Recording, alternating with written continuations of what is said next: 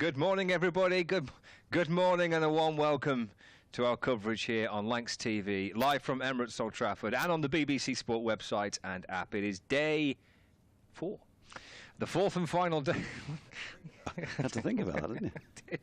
The fourth and final day of Lancashire against Yorkshire, the Roses fixture. And look at that, nice sunshine around today.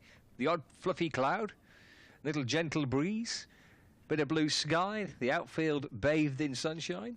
And we're set potentially for a really intriguing day's play with the possibility of a Yorkshire win, with the possibility of a Lancashire win, the possibility of a draw. Could we even see a tie?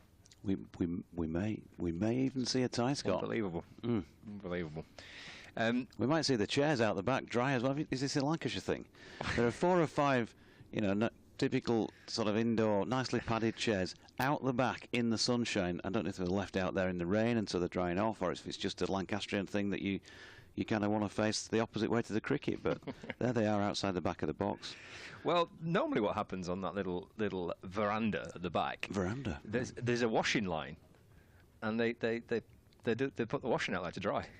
I'm not making that up. That's true. That does happen quite a bit. That's very sort of Coronation Street. I like that. Well, it's absolutely appropriate, isn't it? The Yorkshire players are gathering at the bottom of the dressing room there, with the Yorkshire captain Johnny Tattersall. We saw him bowl yesterday. In fact, it is Tom Kohler-Cadmore wearing the gloves again. So a bit of Johnny Tattersall expected to bowl once more, Jonathan Doidge. Yeah, and we've got a bit. I got a bit. Not blaming you for that. Carried away when he came on, but purely because you don't often see the keeper remove all the kit unless there's been an injury or something like that. Yeah. And maybe that's the only option in a championship game, and particularly in a Roses match. But fair to say, by the way, that Johnny, of course, has bowled in the past. I think he bowled in the 2s, in fact, in previous life with Yorkshire. Had never bowled in a first-team game before that over yesterday. And, of course, took the wicket of Keaton Jennings. I was jokingly saying to him on his interview last night, poor captain, so that you waited all that time to bring yourself on. Why were you not bowling? Or why were you not begging for a bowl against Keaton Jennings before? Seeing as you seem to have the key to get him out. So, yeah, I think he's partly because they're still behind on the over rate. So we did ask if he'd be considering bowling again this morning, just to speed things up in that respect, so they don't lose any points for being behind on the over rate. And I'm guessing that is the decision for keeping TKC with gloves on. Mm-hmm. Well, it makes sense, doesn't it? I mean, the last thing Yorkshire want here is to lose points, to be docked. I mean, they've got themselves is it 5 bonus points each? I think it is. That's right. Apparently TKC's been begging him for a bowl himself for years, saying he's going to take championship wickets, or begging whichever respective skippers it's been. So you never know if Tom takes the pads and helmet off and Johnny puts them back on, we might even see Tom Kohler-Cadmore have a bowl. I'm fairly loose. Are you loose now? About 4 days after my match, Johnny. If you need anybody, and underarms. Should have really got to that state of desperation yet, have they? Well, if I bowled underarms, it couldn't get much worse than 1 or 2 yesterday, could it? So Dom Bess is going to restart. Cheeky dig there from the Brian Statham end, and immediately we see Dane Villas on the attack, and he's hoisted one away wide of mid-on over the top of Will Frayne, who was given chase, and they've got back for 2. Interesting shot to start the day, but I think that says everything about Lancashire's intent, and it should be that way as well. They should be doing exactly what they were doing yesterday, getting some quick runs on the board here, and then turning the screw, putting some real pressure on Yorkshire. We don't know the weather sitch as to if or when any rain or bad light may come around. Dom Bess in, and Villas pushing a single into the offside this time. Speaking to 1 or 2 of the press downstairs, and John Potter, the Yorkshire scorer, differing reports on that front. It might come, it might not come. If it does, some people are saying 3 o'clock, others are saying 5. Who knows? We've had some precipitation that wasn't forecast already in this match. that's interrupted things as Bess's latest delivery. Sees a lovely reverse sweep this time by Stephen Croft, and he's got that away fine for 4 runs. So Lancs straight into it in this opening over. Don Bess, he began the day having bowled 8. He's bowled 8.3, 1 maiden, 2 for 56 now. So already 7 runs scored in the first 3 deliveries of the day. Croft on to 7 with that boundary. Right-handed, of course, he waits as Bess comes in again. Bowls that flatter delivery. Sidearm almost, and this time it brings the first dot of the day. The fielders, well, talking of dots, they're sort of dotted all over Manchester at the moment in a variety of positions, spread out on both sides, lads. There is a slip in place as Croft steps away to leg and cuts that out to Matthew Waite, who's sweeping out on the point boundary. They've got Will Frayne deepish at mid-on. Tattersall himself is at mid-off, not quite as deep. Finn Bean, short extra cover. There's a backward point, Ben Code, Lyth at slip, backward square leg. Patterson, Thompson at short straight mid wicket, as well as a sweeper out on the square or in from the square leg boundary. George Hill. Last ball, another dot, dabbed down to gully. So Croft on 8, Villas on 4, and at Lancashire progressing from 203 for 3 with 8 further runs in that first over of the morning. Yeah, it's an interesting conundrum, isn't it, for Lancashire. Captain Dane Villas, we've got potentially, well, 95 overs, a minimum thereof, to be bowled today. There is this suggestion of the possibility of some rain later. Now, depending on what forecast you look and who you speak to, that might come at 3, it might come at 4, it might come at 5, it might not come at all.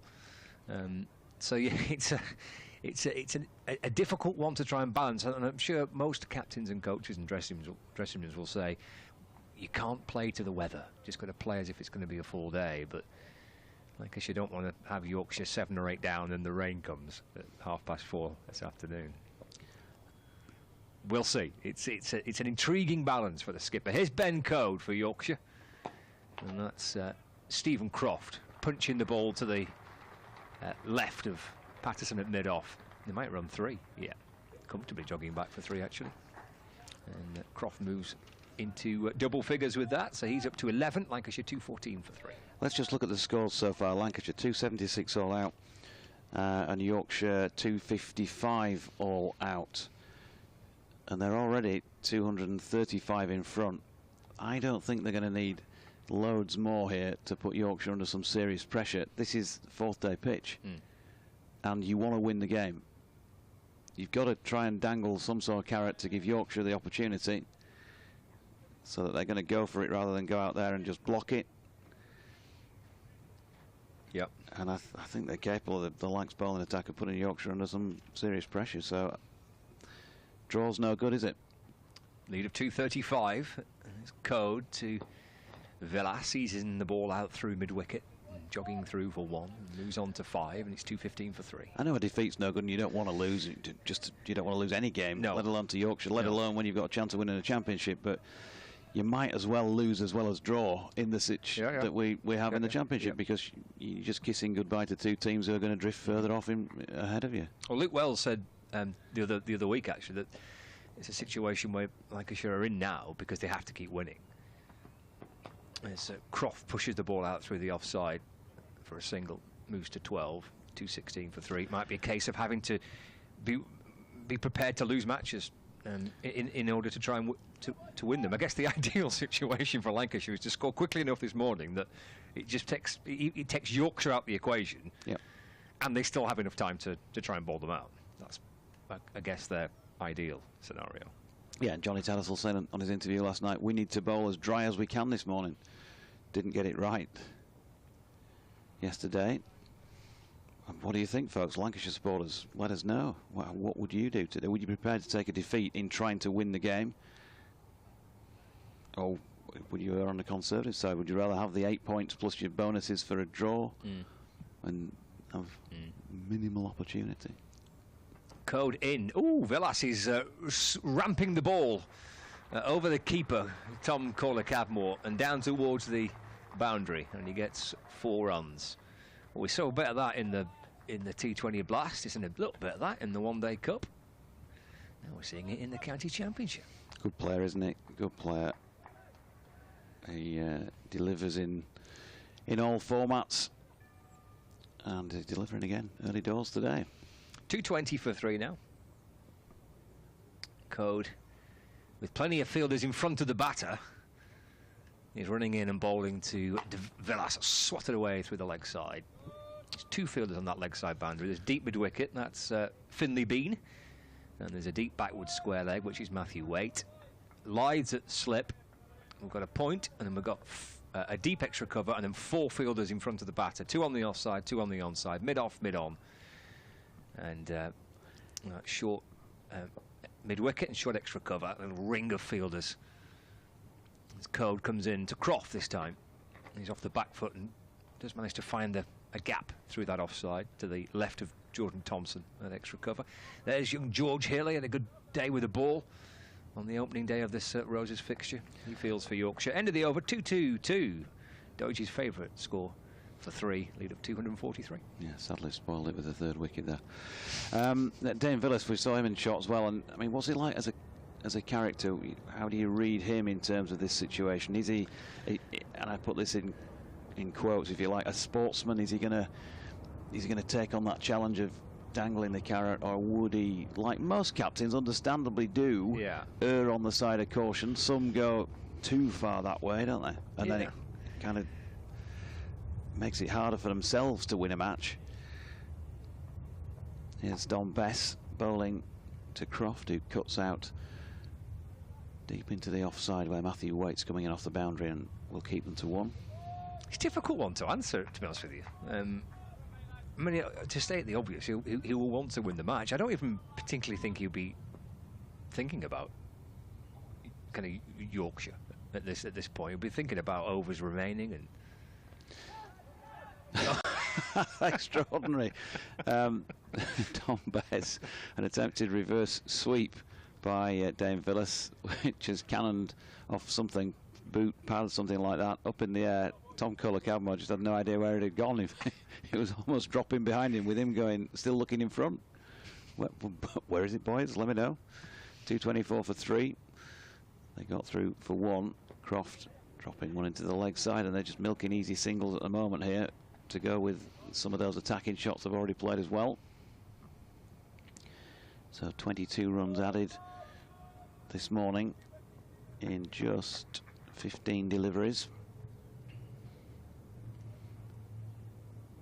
Bess over the wicket, drags that one down slightly.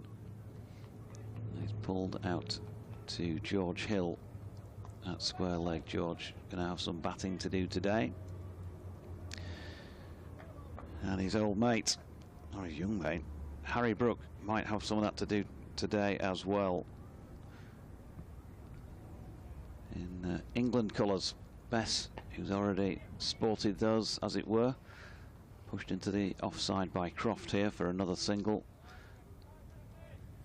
Mentioned Harry on my little morning video, but just to say it again, really wishing him all the best. It's been a pleasure to watch him play, doing this job in the last few seasons.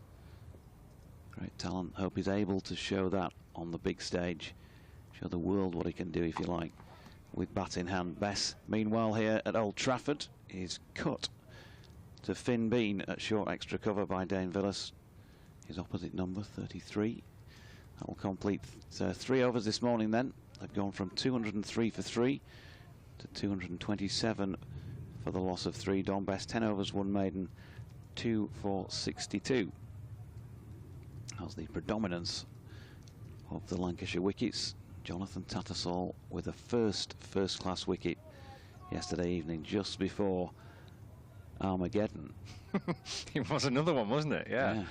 You like your Armageddon skies around these parts? Aye, do at the minute, yeah. It's Code into to Croft. Croft hoiks the ball out through the onside. He'll get 4 runs for it. Great description. That's what it was, wasn't it? It was a hoik. Yahoo! Was. There's a shortish mid-wicket in place there, Don Bess. He's like, oh, that's gone way over my head. Bounces and skips along the ground. You work for years, you know, learning your game as a junior cricketer. You'll be coached into this and that, and leave this, leave that, you know, and then you get one wider off stump, and you just go, get your hands through it, bang, smack it. And that's what Stephen Croft just did. Code into Croft. He tries it again, but this time it's a swing and a miss, and through to Tom Calder-Cadmore. Smack it over there.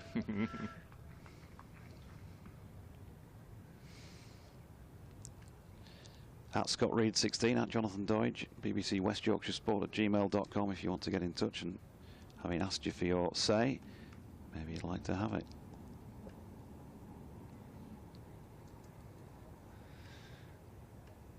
Cody Ken and Croft run it down towards backward point. Adam Lythe was at slip, and he just moved a few paces to his right from kind of slip to kind of gully region. And with that backward point, there wasn't much of a gap there. He's picked out Lythe. He got hit in the nose, didn't he, in the first match? Nice to see that he's okay. It looked a bit nasty when that ball deflected onto his face. That's driven to mid-off. Oh, he's put down. And Croft gets a single. Stephen Patterson, who got both hands to it. Driven by Croft in the air. Oh, no, down it went. 232 for 3. Lead of 253 now. Patterson was having a wry smile about it, but there'll be a fair bit of embarrassment as well. That's 2 that he's put down in this match, hasn't he? That both. Yeah. 9.9 times out of 10 catches, aren't they? Maybe even 10s. Code to Villas, swatted out through the leg side. And that's another 4. Villas moves on to 16. Launched out to the leg side.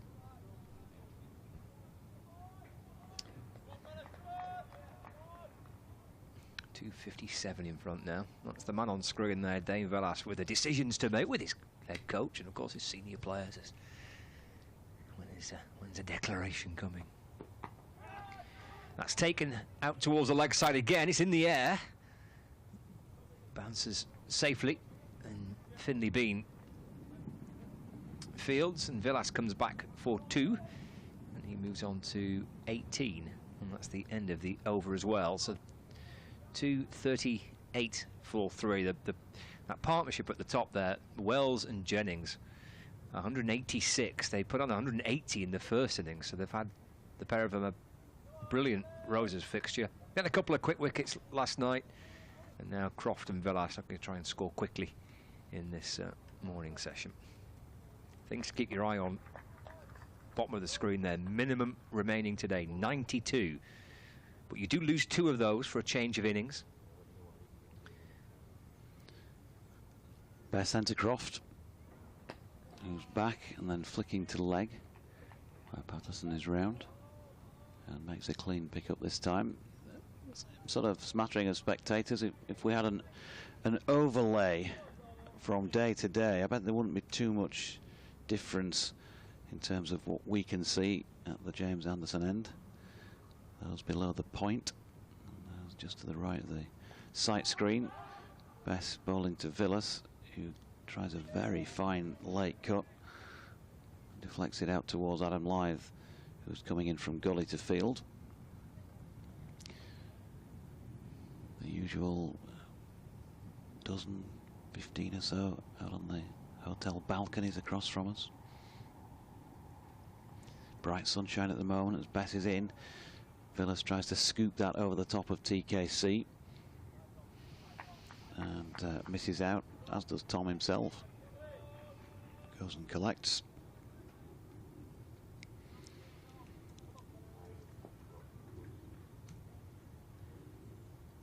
Bess then, that familiar skip in again, tosses this one up, full toss in fact, and cut by Villas. It's given Matthew Waite Chance to get a few steps in. Out to backward point, and they come back for 2. Not so much going on in construction terms this morning. Somebody's having a coffee out there, probably a few buns as well. Yeah, it's not far off 11s, is it? Let's have 11s before we start. As Bess is in, that's another cut by Villas, but top edge this time, down towards Ben Code, who's at short third man. Villas on 20, Croft 22. The lead, 262.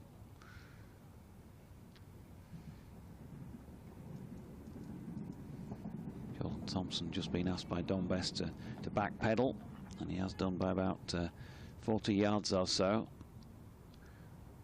Out towards Cowshot corner. And inevitably, Villas steps away to leg and cuts that for 4 down through third man. Nicely played, got it away wide of the fielder. Ben Coates was quite fine at third man, probably through about second slip, that sort of angle. And he gave chase there, but couldn't reel it in down at the foot of the point. So there's the scene. Plenty of cloud cover around. Bit of blue above as well, and general brightness out at pitch level. It's quite warm again, isn't it, Scott? There's just that the last couple of days emerging from the hotel to drive down here. There's just been that sort of nip, that autumnal feel about the morning, but still once you get into 10 o'clock and the sun's shining, I think the car temperature gauge was reading about 21 already. And obviously, as you know, I was slightly tardy in my arrival today, having forgotten to set the alarm. Here's Jonathan Tattersall then. In and bowling, a loopy full toss, which Croft, well, gives it what it deserves, really, which is 4 runs. Swatted out towards deep backward square leg. 249 for 3.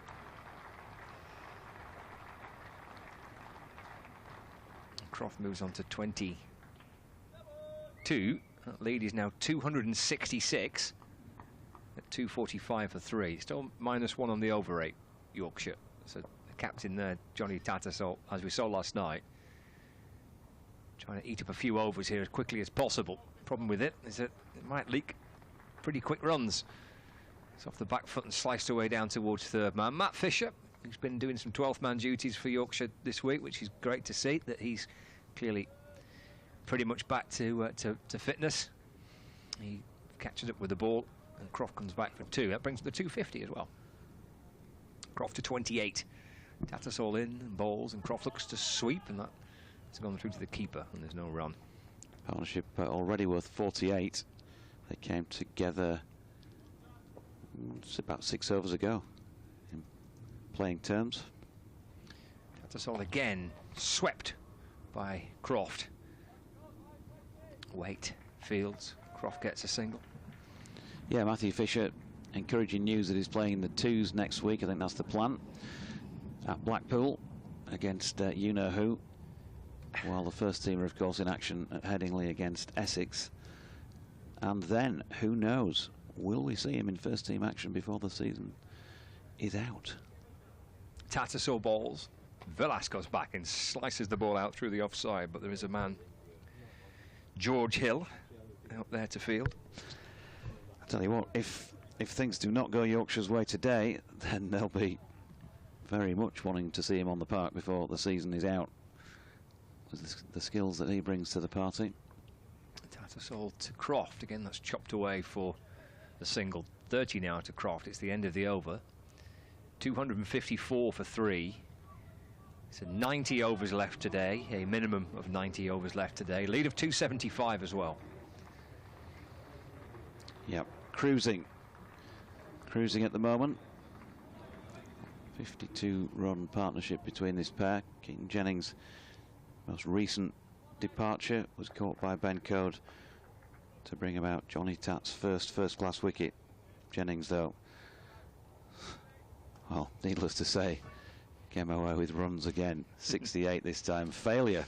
Yes. I'm sure there might have been an inquest in the Red Rose dressing room when he walked off. 200 press-ups, please, Keaton. You didn't provide us with 100 this time. Bess in, and Croft with a strange sweep because it was pretty difficult to play it from wide of off stump, and consequently got an inside edge on it down to Patterson, who was backward of square leg.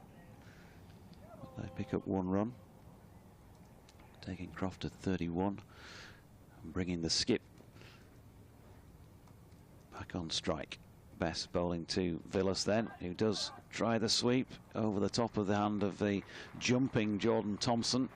Matthew Fisher's round from long on to field. They've got 2. Villas takes on the arm for a 3rd and gets that. Good running between the wickets.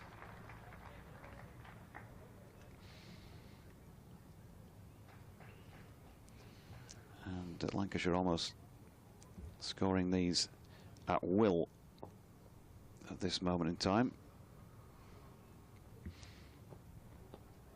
Bess in again and turned around the corner by Croft for another one. 32 to him, 259 for 3. Greetings from Crete, says Howard Chambers. Lovely. As an expat Lanky living on Crete, it's great to be able to keep up to date with a very successful season for Lancashire. Loving the cross-border banter between the pair of you. Let's hope Yorkshire don't get relegated. There are guaranteed points for the season. Bess.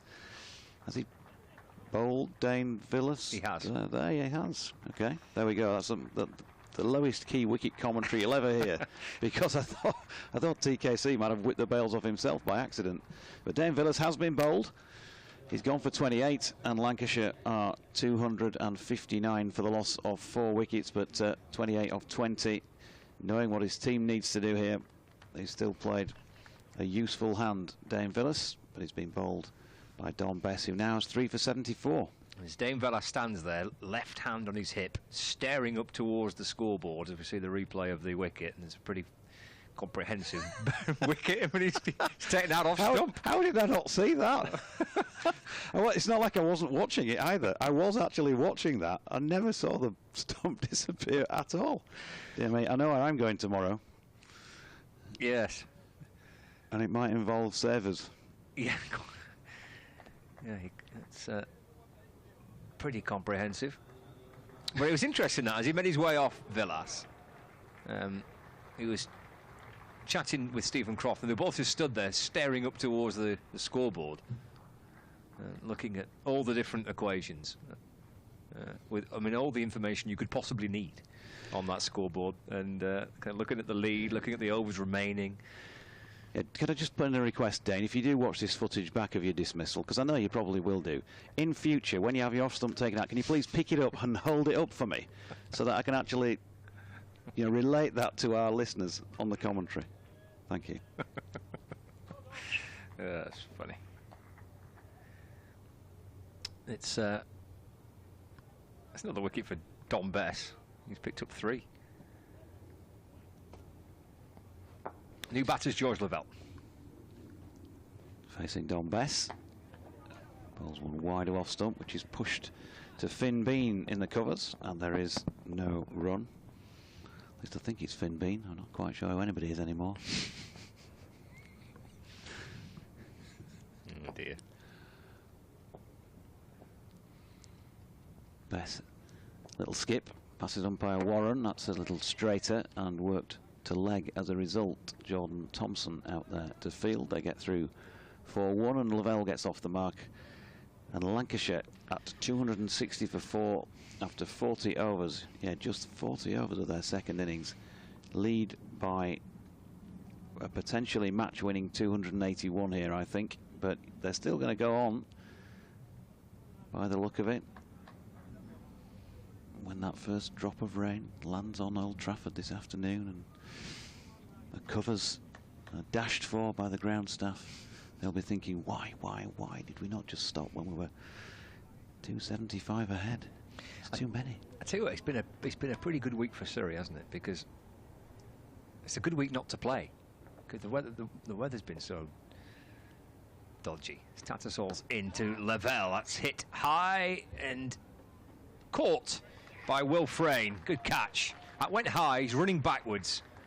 He's quite ferociously backpedaling, Will Frayne, and takes a very good catch. Tattersall picks up his second wicket. Lavelle has gone for 1. And Lancashire are 5 down, but he went for the big shot, loads of height on that, and he's frantically kind of running backwards, and that's to shield his eyes from the bright sky, and he takes a good catch, as Will Frayne. So 5 down now, 260 for 5. But the reason why I mentioned maybe it could be a good week for Surrey, because they're not playing, is this might yet, of course, still be potentially a Lancashire win, or indeed a Yorkshire win. But Hampshire and Northamptonshire haven't got on yet, because that's been delayed due to rain. So Northants are 3 down. They're following on. They're 1-5-3 for 3. They still trail Hampshire. So the Hampshire could be frustrated by the weather this week. That might well be a draw. Depending on what happens here, it might not be the worst week for Surrey to not play the current leaders of the Division 1 table. George Bolson, the new batter. And Johnny Tapp with 2 for 16. Destroyer, the Yorkshire skipper. Good catch, wasn't it, by Will Frayne? Got to say, because it is. There's plenty of brightness up there, and I'm sure the video will be packaging that little clip up and sending a private message to Pato. This is how to do it. Oh boy. So Tattersall's dispatched his 2 men. Frayne, who was at a more regulation mid-on, out to the boundary edge, and now they're both coming back. In, out, in, out. Shake it all about. 260 for 5. No slip in play, so deepish mid on and off, and then closer fielders in that general line either side, just on the wicket ends. Walking in though, as Balderson turns his first delivery, left-handed George Balderson. Backward of square leg, George Hill round and doing the fielding. Croft back on strike, and so this time Frayne and Lythe go all the way to long on and long off respectively. There's a cow shot corner and a sweeper backward of square leg, a sweeper out on the offside as well. It goes by the name of George Hill and fields this for the concession of 1. 262 for 5. Tattersall doing that spinny thing that bowlers do from one hand to the other. Get it to fizz. Needs to fizz when he drops it. Not sure if it did or not there, but Balderson was able to step to leg and just open up point for a single.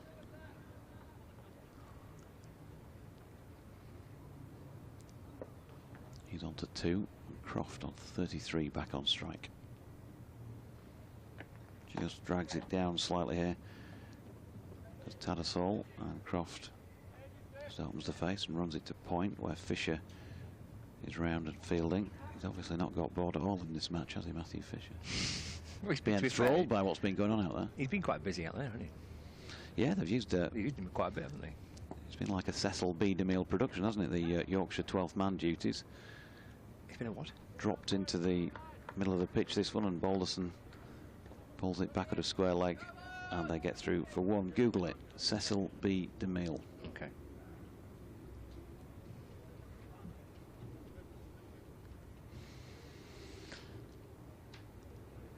Quite a lot of 12th men, I think is what we'll say, Scott. So Croft 34, Balderson 3, 265 for 5. Lancashire pressing, leading by 285. But yet to call time on this. They've had half an hour so far this morning. Match time ticking away.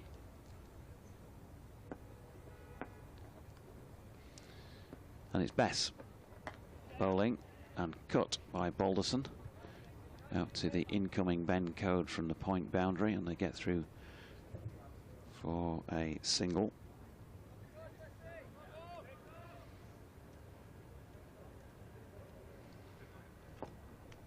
.266 for the loss of 5. Bess again over the wicket, and nicely played this by Stephen Croft. Kind of reverse dab more than sweep really, and he's got it away fine. And Stephen Patterson chasing in vain down towards the point. 4 more. Very deft little dab by Croft. Played it superbly. He's on to 38 from 28, including 4 boundaries now. 270 for 5, the lead. 287. As that is swept. And Croft this time getting comfortably through for 2. Wait a minute, 270. The lead should have been 291, shouldn't it? Yeah, no, 293 now with that 2. Kevin Howells joins me. We've got 3 left in this Don Bess over. Bess floats one up well wide of off stump, and Croft almost dislocating his shoulders to get across and play that. Cloths it back to the bowler. On 40 now, Stephen Croft. Another pretty quick 50 in the offing here for the Lankies. He's turning this one into mid-wicket. Code coming into field. They pick up 1. And 1 to come in the over to the left-handed Balderson, which means again men scurrying around the Old Trafford field. No sunshine just at the moment now. Best switches to round the wicket. Balderson drives him up to Tattersall coming in from long on, and with that single moves on to 5. Lancashire 274 for 5, leading by 295 at the end of the 42nd. Good morning, Kevin Howells. Hello. So the forecast is for rain this afternoon then, is that what you've been saying? And for it to be pretty heavy again about 5 o'clock-ish? Or have you been reading out a different sort of weather forecast? I've just already said that I've been given 3 different stories from about 5 different journalists and scorers. Yeah, it's one of those days, I think, yeah. So if you go with the weather app that tells you what you want to see. Tattersall round the wicket, in bowls driven along the ground. A little bit of venom, but it was only racing away to the left-hand side in the end for Lythe to sweep to his left to pick it up. And it's 275 for 5. It's the lead of 296. We're looking at the number of overs left. Let's, I guess, park up the weather in a while. That one's just played square for a single by Croft. He'll move to 42 and take the score now to 275. 276 for 5, beg your pardon. So the overs left at 86 as well. We're around, what, a run rate about 3 or 4. That was the target. This is in the air, could be a catching opportunity. Is it going to fall short? Yes, just falls short out there on the leg side. About 2/3 of the way out there on that wide boundary to our right-hand side. Score up to 277 for 5 now. But they've got to ignore weather forecasts and the like. There's Tattersall, bowls and sweeps round the corner. Dive there to try and cut it off behind square on the onside. And then it goes down towards the boundary. Doesn't get that far. It's fielded just inside by weight, and the score will move to 279 for 5 now. So at the moment it's a breezy day. There's plenty of cloud around it. It's not particularly high, so it does have that threat about it, but there is also some blue, a bit of everything up there at the moment. Sitting up here for Croft to play behind square again on the offside for once, ticking that board along. The lead is over the 300 mark now. Lead now 301 in front at 280 for 5. Croft has moved to 45, so that board just moving along here. Balderson at a runnable 7 at the moment. Tattersall around the wicket again, looking to reverse it this time. Bottom edge of the bat, down into the ground, doesn't time it properly. Can't get it away. And that is the end of that over. So Tattersall has bowled 4 overs. I hope somebody's taken a photograph of that for him at some point. But 4 overs, no maidens, 2 for 27. And there's the declaration. And there is the declaration. So it's going to be a target of 302 for Yorkshire. In terms of the overs, Jonathan, I always lose track here. Do we lose 2 or 3 now because of the end of 1 over? I think it's 2. 2, I think, yeah. Yep, so down to 84 as the overs remaining. And speaking of overs, Kev, bottom left-hand corner, Yorkshire's over rate still -1 on the board at the point of declaration. I know the scorers will be sorting that sort of thing out, but that means Yorkshire may lose a point here. We're not sure. I'm just saying may. We'll wait for some confirmation on that. But after all that, they may also lose one of those bonus points that they fought hard to get with both bat and ball. So 280 for 5. The target then for Yorkshire has been set at 302, and I think that is going to be a very, very difficult final day with the bat for Yorkshire. Yeah, as I say, let's park the weather forecast up for a second and just take it as it is. I think today, partly because there does seem to be some uncertainty about exactly what we will get and at what time, how heavy it will be. We all know about Lancashire's position and the fact that they've maybe an opportunity here to close a bit of the gap because of Hampshire having got 3 Northants wickets down, 153 for 3 there. But they have got rain again. The start has been delayed due to rain. They declared, did Hampshire at 400 for 9, and then Northants all at 175, and then following on 153 for 3. So we'll keep an eye on that one, obviously, for Lancashire at the top of the table in terms of the title. If you're taking a look at Yorkshire, and yet Jonathan's perfectly right to be concerned about the possible loss of a point there on over rate, although I think Jonathan also probably would agree that the way results are going elsewhere, it's could turn into an okay sort of week for Yorkshire if they just want to make sure that they're not going to be relegated, because Somerset have got all sorts of problems there. Although, again, I'm afraid, I think there's rain there. Gloucestershire declared this morning 279 for 7.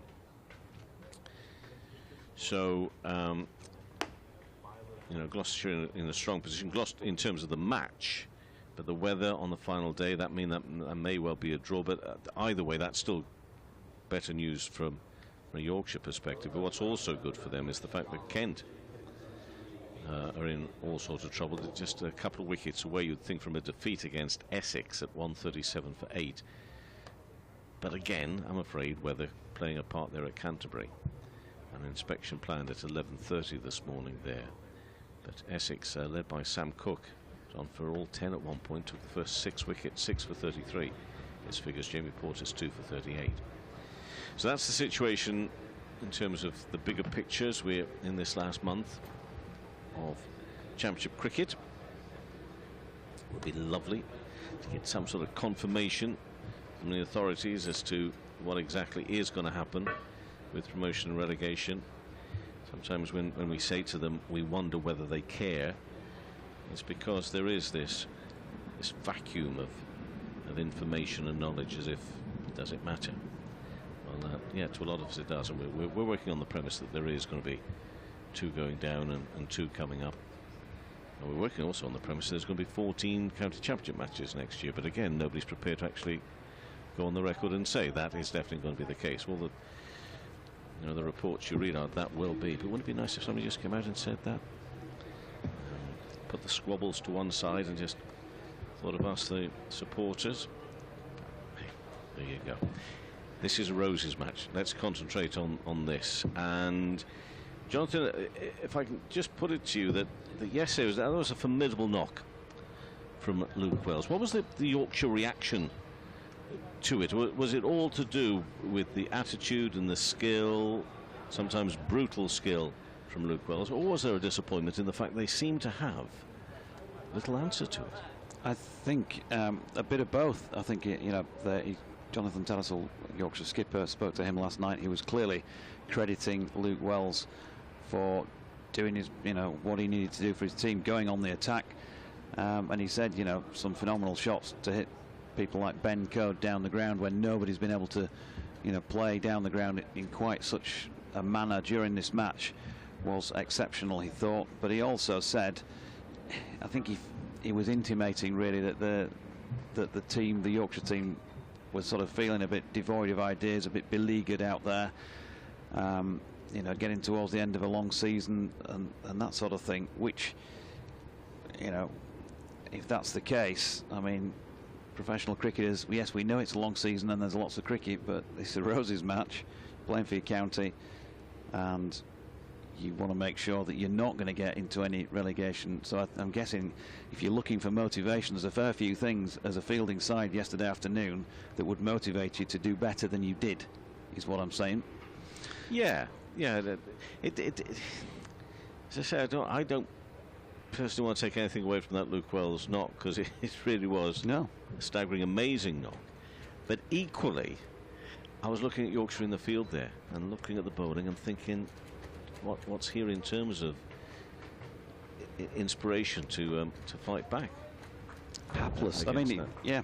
For just maybe just drifting a little. Yeah, absolutely. Drifting just a little bit out. Yeah. There, yeah. When somebody like Ben Coates going at 1 a ball in Championship cricket, you know things are not quite right on the day, don't you? Because that is just such a rarity. So therefore, I'm then looking at the batters and thinking, well, there's plenty for them to zone in on today, surely, within this, to stop their rivals from winning. I think, yeah. There should be clearly and more visible some application here. Yeah, full-on concentration, and from, as you've just been alluding to, there are 4 teams below Yorkshire in the Championship. I've said all along, and I may end up with egg on my face, but when anybody's said to me threat of relegation, I've said I don't think so. I don't think that will happen, and I still don't think that will happen. But today, here you've got an opportunity now.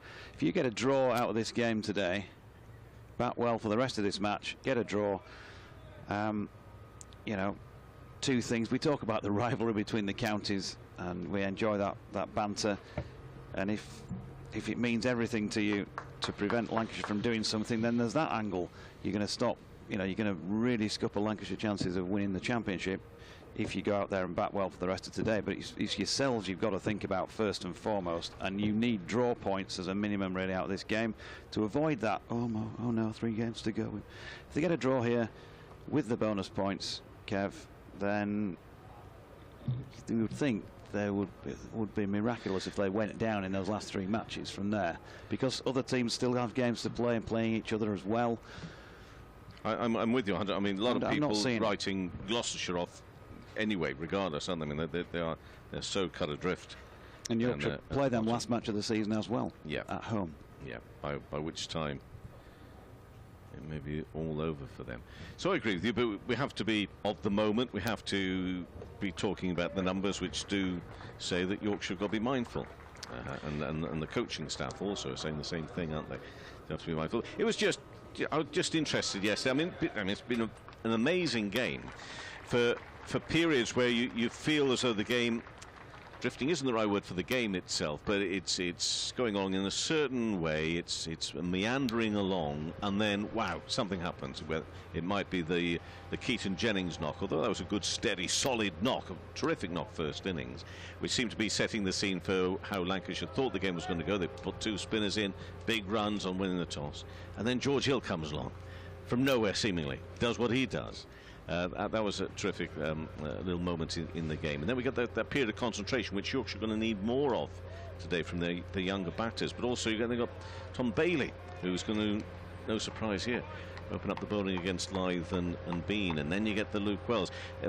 There've been hours or 2 of the game where it's been taking a certain pace, going along quite nicely, and then a bit of an explosion of an individual getting hold of the game. And I just wonder who that individual is going to be here, on whose side is it going to be, and what the impact will be on this match. Because I think there's probably one more, well, that's probably just the dramatist in me, but just one more little performance by an individual here, which is going to dictate the way this game is going to go and the result today. Well, few better than the man who's about to take strike to Tom Bailey, Adam Lyth. Highest individual score he's ever made on this ground, 251. And a very talented player still. And he's going to face then Tom Bailey. And he tell you what, he's just been put down the first ball of the innings at short leg. In and out, straight into the body. Couldn't keep hold of it from Bohannon. In and out. Big let off. First ball. Which is upsetting for Lancashire, but equally encouraging. Got to keep at it now. Adam Lyth just having a chat with Josh Bohannon. Thanks, pal. I'll see you in the bar afterwards, where you'll get half an orange juice from me. He goes back and across, and this time tries to flick down through fine leg. Lavelle with a diving stop. The other thing to say here at the top of this Yorkshire innings is that they're chasing 302 to win. How many overs have been set now as remaining for the day? Let's just check that 84 out. It was. 84. Yeah. Okay. 302 off 84. Not an insurmountable challenge, I think you'd say, in terms of runs per over, especially with the abilities of these players these days playing white ball cricket, as Bailey's latest delivery is wide of Lythe's off stump. So living dangerously early doors here, Adam Lyth. It's a nervy start, Jonathan. But let me wind the clock back just a little while to July, when Yorkshire were at Taunton and Somerset led overnight at the end of day 3 by 373 runs. Harry Brook was part of the Yorkshire team that played down there. Bailey coming in to bowl to Lyth, 3 slips in place. Oh, now then, there we go again. He's looking to play that to leg, and he's played it nearly to point, Adam Lyth. So a very shaky start here for him. But I walked out of the ground on the 3rd night, going back to the hotel with some of the lads, including Brookie, and I kind of mentioned about playing for a draw tomorrow. You'll get a draw in this, and a couple of them jokingly fired back that they were going to win it. And it transpired then in our post-match interview. It was washed out the final day. Bailey coming in, and that one dies on Adam Lyth down the leg side. All sorts going on, but nothing happening in opposite senses in this over.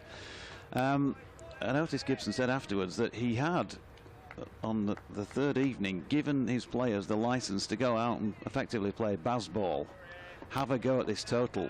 If you die, you know, having a crack at it, you're not going to walk back to the dressing room to hear me having a pop at you because I'm telling you can go and do this. So has he said that to the players now? Is he saying, forget about this draw thing, let's go out and have a go at it? I don't know, but this is an amazing first over. It is, as Bailey comes in and Lyth shoulders arms. So that's a maiden. It was a maiden of some variety, and it was a maiden which Adam Lyth, I think, probably you'd describe as survived. Definitely. First ball dropped. Bailey seemingly, you know, not every one of that over he'll be delighted with, but seemingly picking up with a threat that he certainly showed in that Yorkshire first innings. Just remind myself of those figures in just a few moments' time. But who's going to come on the ball at the top end here? It's going to be Williams, and he's going to be bowling to the man who's on debut, Bean. Now, Finn Bean made a really impressive start to his first-class career. Didn't get a 50, not far off, but he was out there for a long time, lots of concentration. He clearly, in a good way, was satisfied with his performance. He now needs to go and try and repeat it again here, and it's going to be an interesting battle with 3 slips for Williams, the bowler, to bowl from the top end as we look out on this ground at Emirates Old Trafford. That's the Jimmy Anderson end, and this New Zealander comes around the wicket in to Bean, in the bowls now, and solid in defence. Back up to Williams. There will be no run.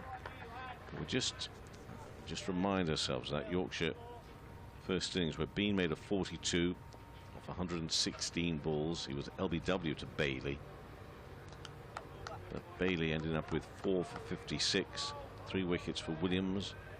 Parkinson with 3 wickets as well. Remember that Tom Kohler-Cadmore battle with the spinners. As again, next ball in, just turned around the corner for one moment. I thought it was going to go into the hands of the man at forward short leg, but it's gone fine down here, and therefore they're off the mark, our Yorkshire, and so is Bean with 2 runs. That's Parkinson with that right arm throw there. But these first few overs, I think, could make for compelling viewing, compelling listening. Only 300 more to win. And Williams again. Come in to bowl to Bean, who's moved on to 2 now. Ooh. Sorry, I should be doing you more of a service than ooh. Just trying to get through, and what I'm oohing at is the fact that these balls could easily just be popping up into the hands of the man there at forward short leg at the moment. That one that he managed to turn around, did well to get it down here, but just The one that's worrying me if I'm a Yorkshire supporter is that man under the helmet there, Bohannon, at forward short leg at the moment. You've got 3 slips in, you've got a backward point as well. You've got the drill joining in as Williams is in. And just to the right this time of Bohannon. This is mightily close. This is terrific Roses cricket here, with Lancashire looking for the win to maintain a good, strong interest in becoming county champions. Sitting in third behind Hampshire, behind Surrey at the top. Want to keep it in their own hands. They have that opportunity with Surrey coming here last round of the championship. But what can they do here today against Yorkshire? Williams in bowls down the leg side. Doesn't get anything on that bean. A little flick down there. So all sorts going on to our right-hand side in terms of the construction. Not reading the room at all well over there, lads, today, to be honest with you. Yeah, tense moments out on the field. Let's start the contraption. It's a big construction work going on there. Bean, though, is facing here for Yorkshire, and Williams comes in, bowls now, and again keeps it down. In fairness, though, keeps it down to the right of Bohannon. He's a 20-year-old. He's on his first-class debut. How is he going to fare? Well, so far he's faced 6 balls. He scored 2 runs. He survived. It's 2 for no wicket here, and that over from Williams. Concedes that 2 runs. Bailey opened up with a maiden. Looking forward to the next, well, looking for the whole day, but I think the next hour and a half or so, or should I say an hour and 5 minutes really, this morning session. It's going to be gripping stuff, I think, here, Jonathan. Yep, described his first innings the other day as the hardest cricket he's played in his young life so far, Finn Bean. Well, I think it's up another notch today because we're getting closer to the end. We know what's gone before, we don't know yet what's to come. But Yorkshire supporters will want him to hang around. And this fella, Adam Lyth, who's just flicked one nicely off his legs, looking much more comfortable playing that shot. And in fact, it's been given as 4-leg byes. Thought he'd got a little glance on it, but it's certainly raced away down through fine leg. He did fly off a leg byes, didn't he? So he yet to get off the mark. Having faced 7 now, and Yorkshire 6 without loss. 81 overs and 5 balls as a minimum remaining in the match. And the tall figure of Bailey in again, wide of off stump. Live this time does get bat on ball, cuts it nicely into the deck. Croft, the inevitable Stephen Croft at point, doing the fielding. Dame Villas doing the polishing at the moment, sleeve over hand. Ball will be in good condition, very good condition in his early stages, and want to keep it that way. Lancashire. Tim Atkinson says surely Tattersall's earned his first team cap now, on the back of further wickets this morning. Lyth pushes his latest delivery up to Matt Parkinson at mid-on. Andy Walker says, quite simple, JD, Yorkshire have got to dig in, get beyond the new ball and see how it goes. Gripping. What test match? Martin Rowe saying that England have won the toss and will bowl. Thought the Yorkshire skipper had brought himself on as a declaration bowler last night, but obviously not, he says. At Jonathan Deutsch, at Scott Reed 16, at BBC Lanc Sport or BBC West Yorkshire Sport at gmail.com, your points of contact, as Bailey's latest delivery is dropped into the offside by Lyth, and there is no run. Tim Broadbent says, greetings from Kazakhstan.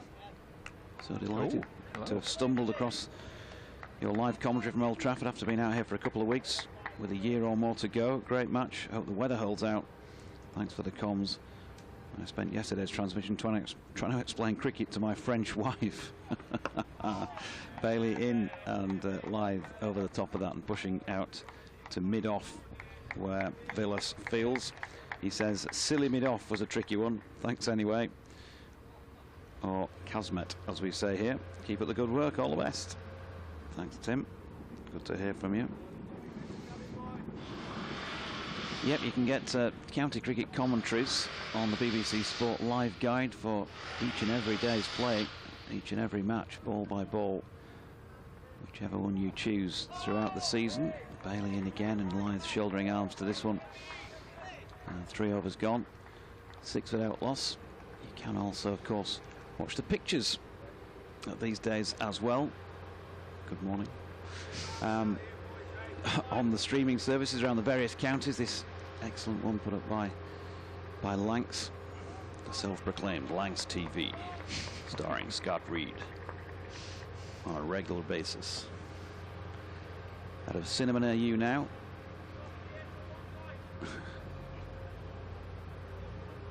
Finley Bean then on strike and facing Will Williams. Indeed, top of his mark, Jimmy Anderson N, 3 slips in place. And it's Williams to Bean. He's off the back foot, and that's worked away down, just backward of point, where Stephen Croft fields, and there's no run. Will Williams kind of has a film star Just a bit, sound to it, doesn't it? Yeah. Kind of like 1960s type film star. Yeah. Yeah. Kind of like a bit of an old crooner type. Lancashire TV starring Will Williams. He's bowled very well. In our latest episode, Will. Oh no, I thought that was it, but there's more, isn't there? Here's Williams from around the wicket to Bean. It's turned away into the leg side, and there is no run. In our latest episode, see Williams walking, turning and running, wearing white. In an absolute blockbuster from Manchester. 6 without loss, Yorkshire in the second innings. Require for the 296 to win from 80.4 overs. Here's Williams to Bean. That deflects away to the leg side. I think off the thigh pad, but it was picked up by Lavelle, the keeper. No run. Yeah, film star. Dane Villas could be Dane Villas. You could see Dane Villas in Fast and Furious, couldn't you? Dane Villas, Fast and Furious. At a cinema near you now. Not quite sure about Matt Parkinson. Is that the film star then? Sorry, Matt. It's just down there. Bean gets in behind and defends this ball out into the offside, and there's no run. Yeah, Yorkshire, of course, they've got their own movie twist on things. George Hill, those discerning film buffs of the 60s and 70s. George Roy Hill, famous director. Butch Cassidy and the Sundance Kid, and The Sting. And Newman and Redford there for you, Scott. Williams to Bean. Just deflects away into the onside. Again, there's no run. Still on 2. Bean from 11. Lyth yet to score. 0 from 12. 1 ball left of the 4th, and 6 runs scored. Kevin and Gail Hill spoiled that, really, didn't they, by going George Christopher Hindley Hill, George Roy. I knew George making a name for himself. In this match as well, with his 6 foot. Williams to complete the over. Has he edged that? Well, Williams was up in appealing. Lancashire were up in appealing. Bean wasn't for moving. The umpire says not out. It's a good ball from Williams. Missed it by a bat width nearly, didn't it? It seemed to be, looking back on that replay. But Will Williams in his latest blockbuster, Mr. Optimistic.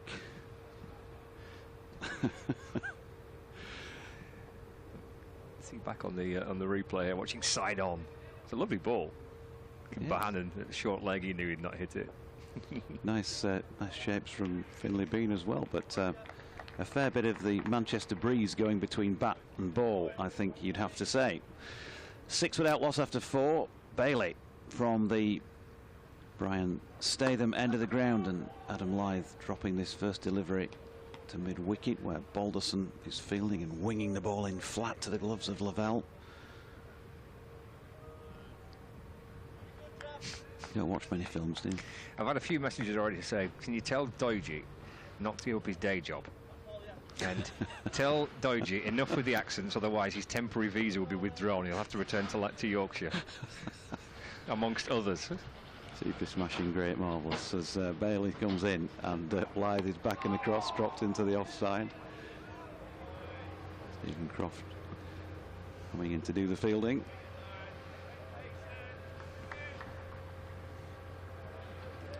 Well, you know, if I can upset a few people along the way. Yeah, it's not been a bad day, has it? Job done. It's not been a bad day at the office.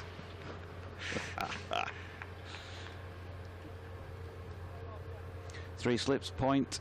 We've got a yawning gap to the covers, which Adam Lyth, if he gets something up there to drive, will very much want to exploit. Plays that extremely well. That's the offside. But Bailey bowling straight here, round about leg, maybe middle and leg stump. Wraps Lyth on the pad. Bohannon, who dropped him, of course, the first ball of the innings at short leg, skips across the pitch to do the recovery work. Mark Parkinson at mid-on. Balderson at mid-wicket. Long leg also.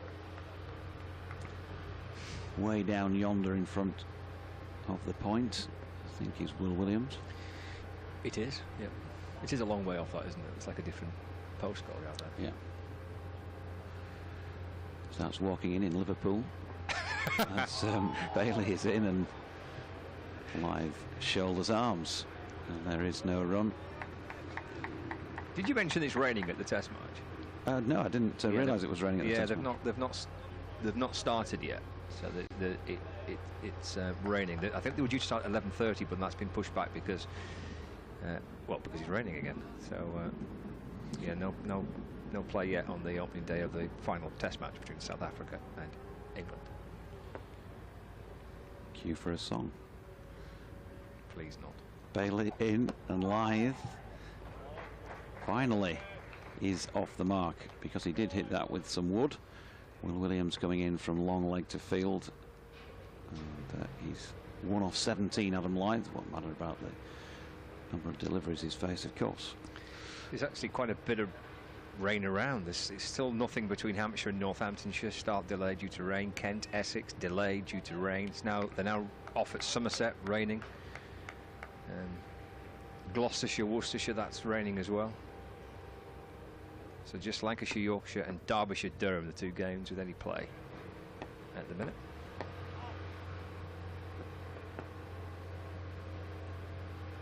Bailey, last ball of his third, the fifth of this Yorkshire second innings. Short ball to Bean. He ducks underneath it. 7 without loss after 5 then.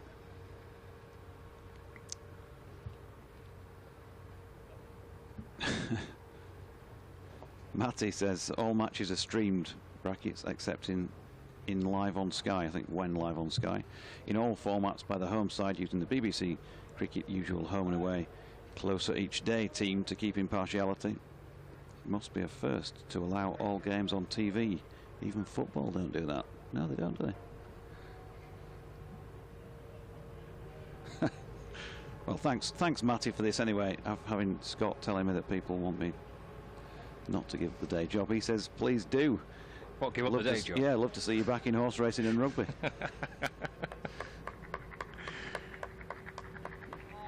Conversation between Will Williams, his captain there, and Tom Bailey before Williams prepares to start his third over, the 6th of the innings.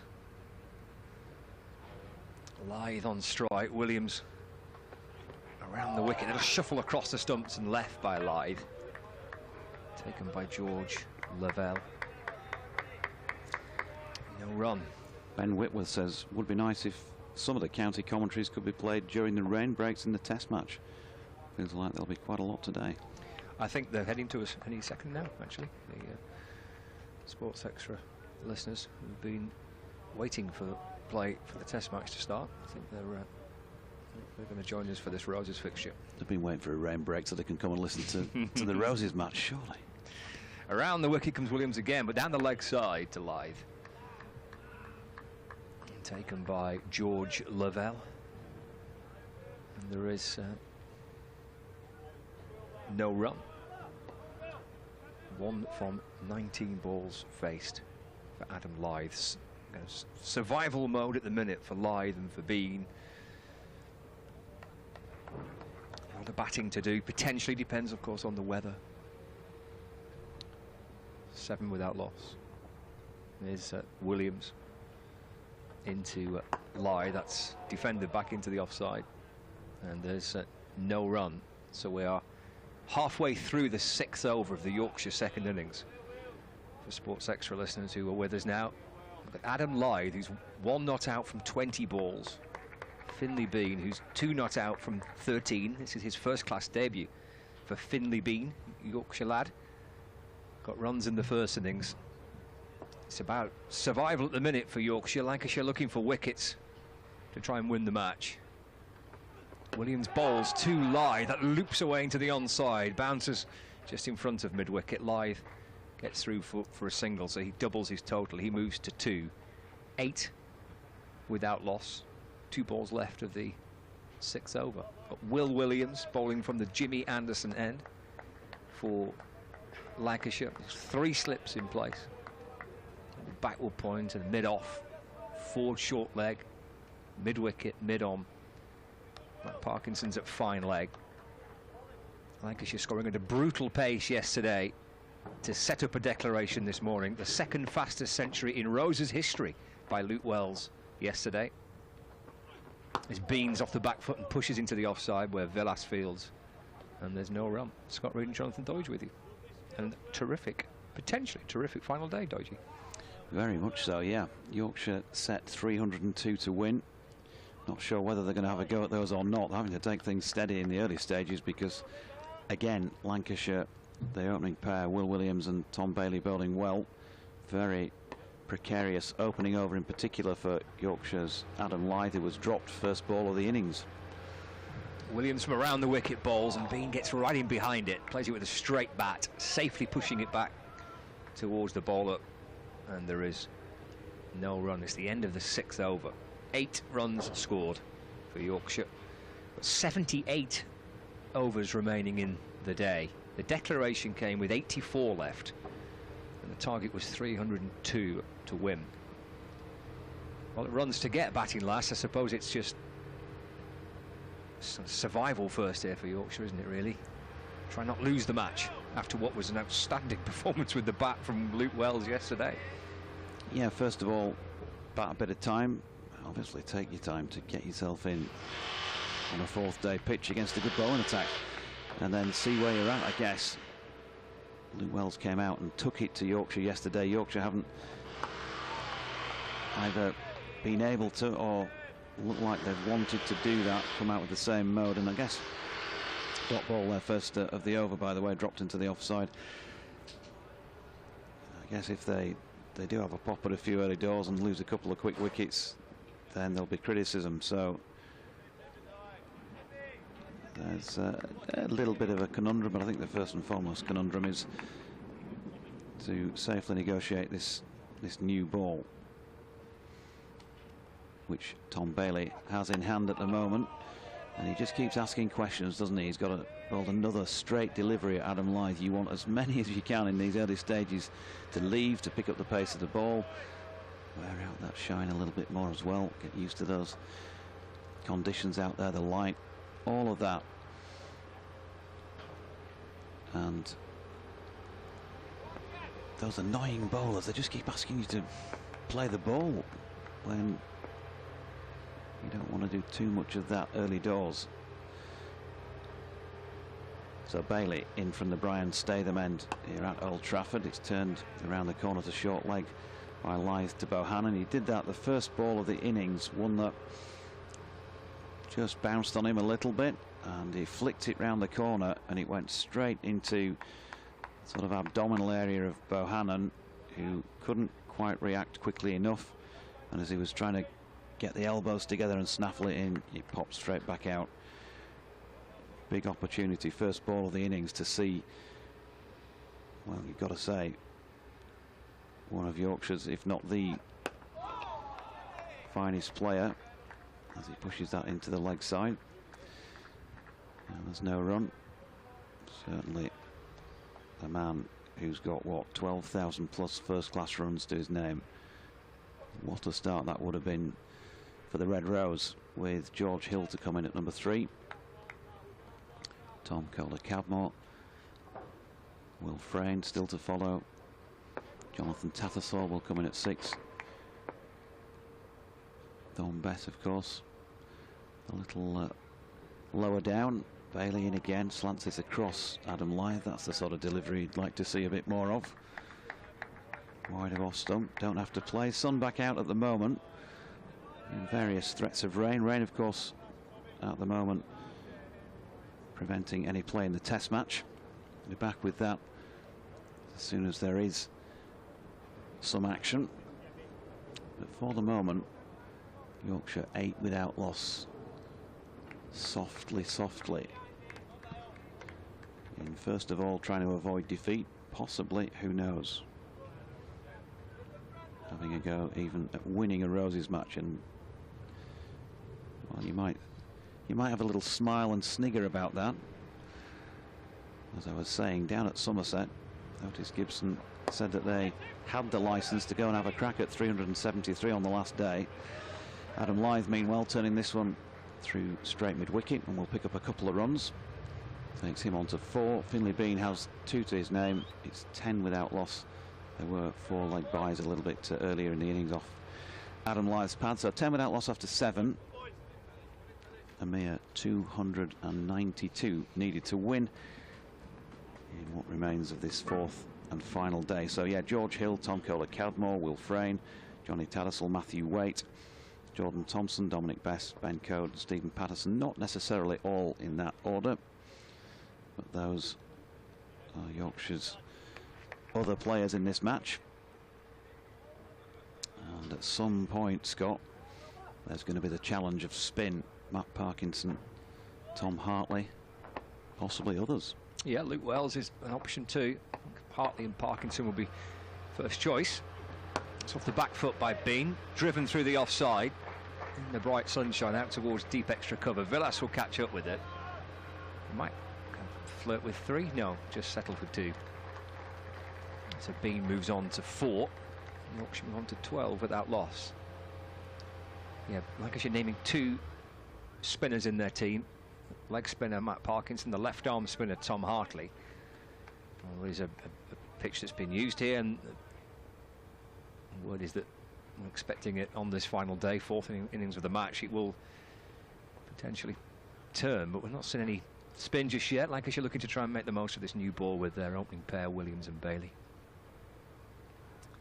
Bean on strike. He's got a forward short leg and 3 slips in position. It's the New Zealander, Will Williams, who's over the wicket to Bean. Gets in behind and defends it towards the Lancashire captain, Dane Villas, and there's no run. Tweet in from Niall 6 minutes ago.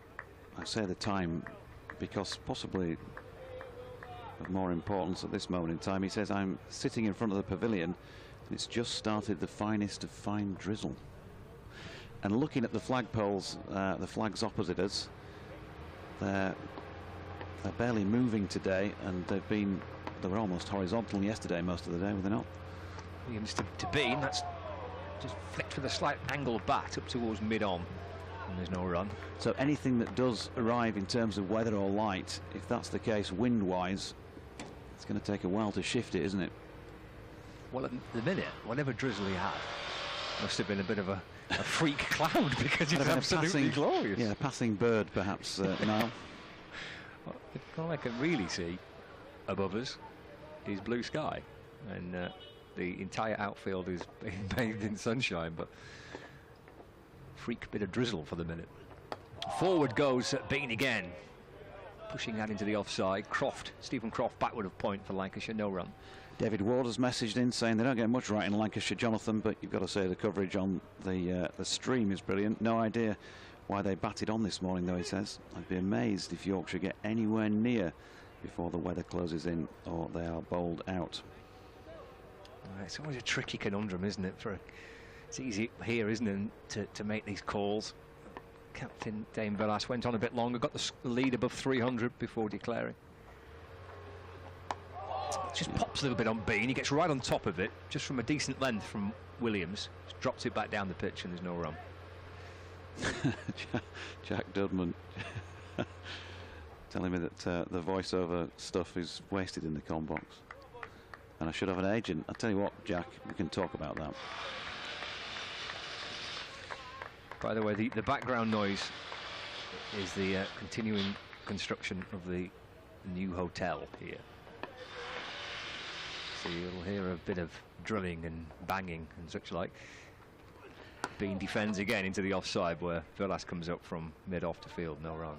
End of the over, that 12 without loss. Tell the truth, it's the physio working on Kev Howells at the back of the box once again. So, still no play in the test match. If that's what you've joined us for, we'll be back there as soon as there is, or we have any further news in that respect. And you're with Scott Reed and myself, Jonathan Doidge, here at Old Trafford for this LV Insurance County Championship match between Lancashire and Yorkshire. Yeah, another Roses clash. It was a draw at Headingley earlier this season. Lancashire, though, they've dominated Yorkshire this season in most matches, although many Yorkies still feel that they should have won the tied T20 game that took place here earlier this season. Those of you with better memories than I have, I'm sure, will recall Harry Brook couldn't quite manage to get the one that Yorkshire needed to win it off the last ball, and was LBW to Richard Gleeson, I think it was. George Balderson, meanwhile, is into the attack at the Brian Statham end. Has just been milked for a single first ball by Adam Lyth, who played that out square on the leg side and will move on to 5 as a result, 13 without loss. And a fair bit of rain around elsewhere. In fact, I think I'm right in saying there is currently no other First Division matches taking place. Start delayed due to rain between Hampshire and Northants. Hampshire won't want that, of course they won't. Still need to take 7 Northants wickets to win that one and move to the top of the table, as Balderson's latest delivery is pushed into the offside by Finn Bean, and there is no run. Inspection at 11:30 in the match between Essex and Kent at Canterbury. Essex needing just 2 further Kent wickets to press home their advantage and win that. And at Taunton also, they're delayed by rain. Gloucestershire against Somerset. Balderson in and bowling to Bean. Good delivery. Finn Bean successfully blocks it, although didn't quite know where it had gone on landing down at his feet. Somerset needing 364 to win that game if they do get any more play, but Gloucestershire more likely. They want the 10 wickets. Bottom of the table and cast adrift, aren't they? But still want to win every game, and particularly against arch local rivals Somerset. I don't think we do arch local rivalry in this part of the world, do we? As Balderson is into Bean, a ball that doesn't bounce, and Bean just feeling for that outside off stump. It bobbles its way through to George Lavelle, who's keeping wicket for Lancashire in this one. Yeah, it did shoot through that, didn't it? Yeah. Actually, saw 1 or 2 from this end through the first 3 days that kept a little low. In fact, when Tom Hart was bowling yesterday, left arm spin, a couple crept through. Balderson in, and nicely played this time by Bean, leaning into that shot, pushing it square on the offside. There's a good effort by Stephen Croft to get a hand on it. Bohannon helps out to field, but they get through for the 1. There is some play in the second division, so just one other match in play at the moment in the Championship, and that is the game at Derby, where also in the last throws, Durham in their second innings 31 even for 1, needing a further 267 runs to win it. I suppose, yeah, there's still potential there, although looking at the scores in the match so far, 306, 223 and 214 for 9, it'd be more fancying, I guess, Derbyshire to take the 9 wickets, as Balderson's latest delivery is worked out to gully by Adam Lyth to complete that over. 9 of them have been bowled in this Yorkshire second innings. Both batters, Adam Lyth and Finn Bean, are on 5, and Yorkshire 14 without loss then 75 overs as a minimum remain today. They need 288 more runs to win. Lancashire to keep tabs on Hampshire, and Surrey at the top of the table need 10 Yorkshire wickets. Yeah, there's the Roses' pride at stake, and there's, from Lancashire's point of view, a bid to just try and keep on the coattails of the top two in Division 1. We've got 40 minutes until the lunch break. It's 12:30 the lunch break. 10:30 starts in September in the County Championship. Williams to continue his 5th over. He's bowling from the James Anderson end. Finn Bean on strike. Williams over the wicket and bowls. He's neatly in behind it. Defends it with a straight bat. It bounces back down the pitch. Gathered by Williams, and there's no run. The game has been set up by what happened yesterday, really, when Lancashire came out to bat in their 2nd innings.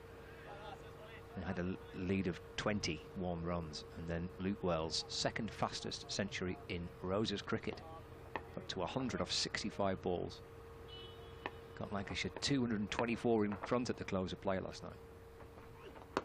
And Bean defends from Williams, and there's no run. And then that little assault again this morning with the bat, giving the lead up to and above 300 to set up this final day. Yeah, Nick Briggs. Morning to you, Nick. He says, hi Jonathan, great to see Harry Brook receive his cap from Joe Root this morning, cap number 707. Let's hope his career really takes off and he flies high for England over the coming years. Echoing that. Yeah, there's a nice article actually on the BBC Sport website and the app about Harry Brook. As Williams is into Bean, defends away into the offside for no run. Harry Brook, the making of England's new batter, by Stefan Schemmel, and a nice little picture of Harry now and Harry when he was younger. Head to the BBC Sport website and the app for that. It's a nice little feature on Harry Brook and how he started cricket and contributions from his grandparents. Is a lovely read. And his chance to play being delayed at the minute by rain in London. Williams bowls to Bean. That's a big appeal for an LBW. He spins round, arms outstretched, the slips are up as well. Looks a pretty good shout. Not been too many actually in the first 10 overs of the 2nd innings for Yorkshire. Too many times that Lancashire have been up shouting and appealing. Yeah, probably. There's definitely an element of doubt. Did it pitch outside leg? Was it missing leg when it got as far as hitting the pad? So I think there's enough doubt. Moving on to benefit of seeing it again for Alex Wharf, who's standing at the James Anderson end to turn that down. Williams to Bean, full of ball, just an off stump. He leans into it and defends back down the pitch, and there's no run. Ian Mason says he's enjoying the comms from Taunton, where the rain looks to be setting up for a draw in the Cider Derby. He says, with both my kids playing in the Somerset age groups, it could save some domestics here if we don't play them for a year or two. This is gripping stuff there to hear the commentary. You know the team can do it, but it's the hope that kills, he says. Yeah. Thanks, Ian. Final ball of the 10th over. Williams to Bean again. Just jabs the ball out into the offside. His hands tucked into his hip. Deflects out to Stephen Croft, just backward of point. No run. 10 overs gone. 14 without loss. Yorkshire in their 2nd innings. Lyth on 5. Bean on 5. Required for the 288 runs to win. We've got 74 overs left today. Clive Parker says, rain. Doidge, it's chucking it down here in County Durham and no play yet at the Oval. How come in Manchester there's no rain? I've no idea, but we've seen a fair bit of it, Clive, in the last few days. At the centre of the wet weather universe, he says. There is a bit of grey, though, and a bit of gloom around. We do have brightness and sunshine on the field of play at this moment in time. And also there is a bit of blue, so it's a mixed sky. But, as I say, the wind, well, it's picked up a little bit. Things moving skyward as Balderson is in. And bowling to Lyth, who opens the face and runs it out to point. And there is no run. Similarly, Stephen Bell says, morning JD and Scott, I'm just musing on the fact that the sun is shining at Old Trafford and it's chucking it down everywhere else. Nevertheless, the comms have been riveting. I think he's referring to the construction work that's going on across there. Oh, that's a good pun. I like that. With 2 men in the cherry pickers at the moment. As you crane your heads around to check on man with hammer, he says, as Balderson's next delivery is just wide of off stump, and Adam Lyth is pretty good at knowing where that particular stump is situated and leaves this. As Stephen goes on, I'd love to see Yorkshire go for these runs provided they establish a platform, and clearly the likes of Lyth, TKC and Frayne are capable of doing what Luke Wells did yesterday. But will they? Well, we're having fun finding out, Stephen, as Balderson is in again, and that's a little wider of Lyth's off stump and therefore an easier leave. There was a man by the name of Bohannon under a helmet at short leg for quite some time while Tom Bailey was bowling from this Brian Statham end, at which our commentary position is situated, but he's now been dispatched out into the covers, so nobody in close, 2 slips in place, a ring field plus a long leg, and this time Lyth running it down with an open face with soft hands, does get it to first slip, but it bounces a fair way short of Luke Wells. Yep. He didn't play it too hard, did he, Lyth? Just a little soft push of the bat, ball bouncing maybe a couple of yards in front. Yeah, you quite often see him do that, and I know people who don't see him play regularly, there tends to be they get a bit carried away that it was an edge, but he does play with very soft hands and an open face. He's clearly trying to get it a bit wider and just gets it a little bit too fine. So his latest push is out into the offside where Bohannon will do the fielding. George Balderson, not sure what he would clock pace-wise. Any ideas? 70 something. Probably, yeah. But certainly doesn't quite have that zip, or that doesn't have the height, does he, of Bailey either, to get that extra little bit of bounce that we saw with that first ball of this Yorkshire second innings when Adam Lyth turned it to Bohannon and he couldn't complete the grab that he was trying to make. Balderson in again, and Lyth running it out once more to Bohannon, coming in from cover to complete that over. 11 now gone. Yorkshire plodding at the moment, but they're not going to be bothered about scoring rates. They are doing the job, these two, of just easing themselves into the innings, wearing away at this new ball.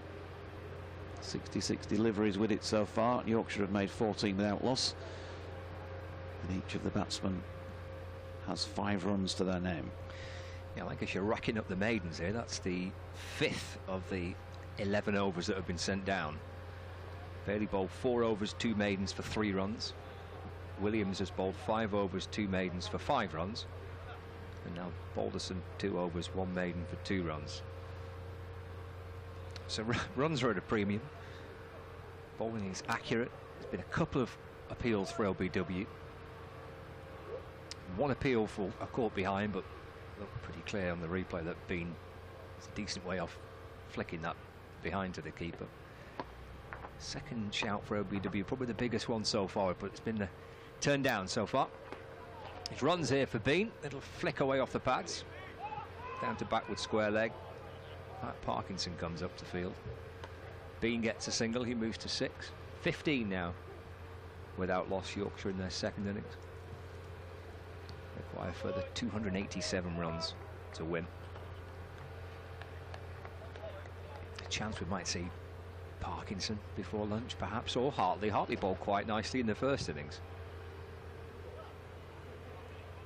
But it was Parkinson that got 3 wickets, 3 for 52.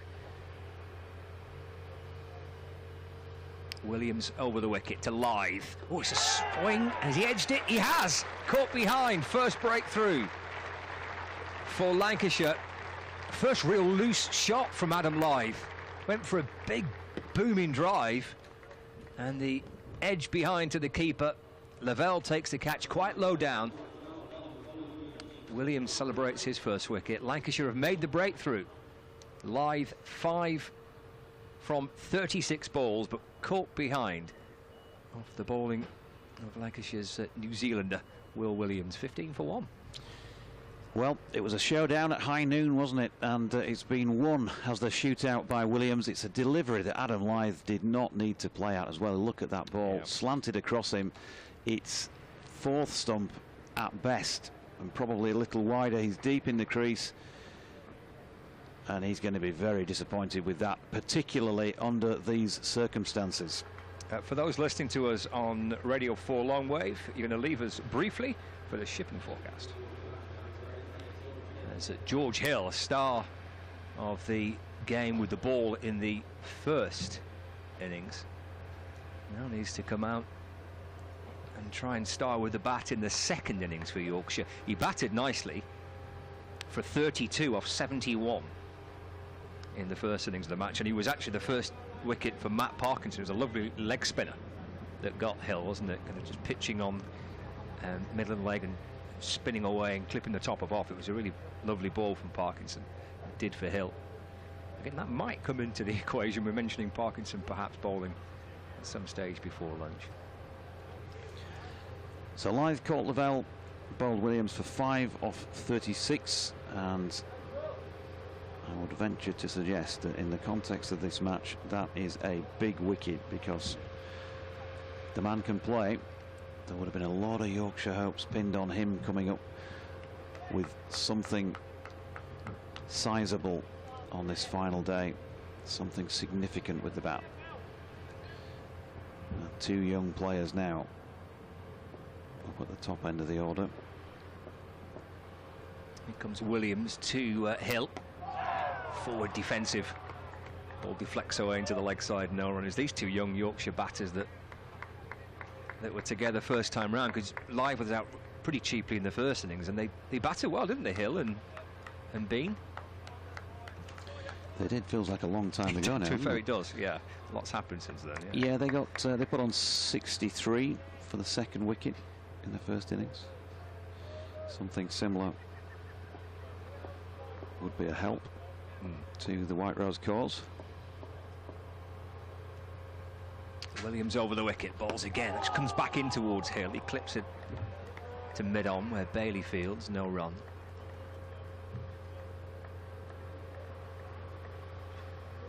He's got a bit of company around him. George Hill has got a forward short leg. Josh Bohannon, 3 slips, quite tight in those 3 slips, you know. There's been a couple of edges that have bounced short in the match. Backward point, mid-off, mid-on, mid-wicket, long leg. Williams to Hill, again in behind, and defends the ball away into the offside, picked up by Croft, and there's no run. George made 151 not out earlier in the campaign at Northampton. That was back in April on a pretty benign pitch. Very good knock. Of course, you can't take anything away from anybody with 151 runs against their name on the board. But I have to say, his 131 that he made later than that in June down at the Ageas Bowl, and the losing cause against Hampshire, against that bowling attack, probably worth at least as many. And he's driving here into the offside. Villas is quickly down and on that, and offering to throw down the stumps at the bowler's end, but doesn't do so. But Will Williams, the first wicket of this Yorkshire second innings, 9 more needed by the Red Rose to win this match, as we welcome back listeners to Radio 4 Longwave with the news that Yorkshire are 15 for 1 second time around. It's 12 overs into this second innings. Adam Lyth caught Lavelle, bowled Williams for 5 from 36 deliveries. The man to have fallen in the previous over. George Hill yet to get off the mark. He's in at 3. And Finn Bean, who made 42 first time around,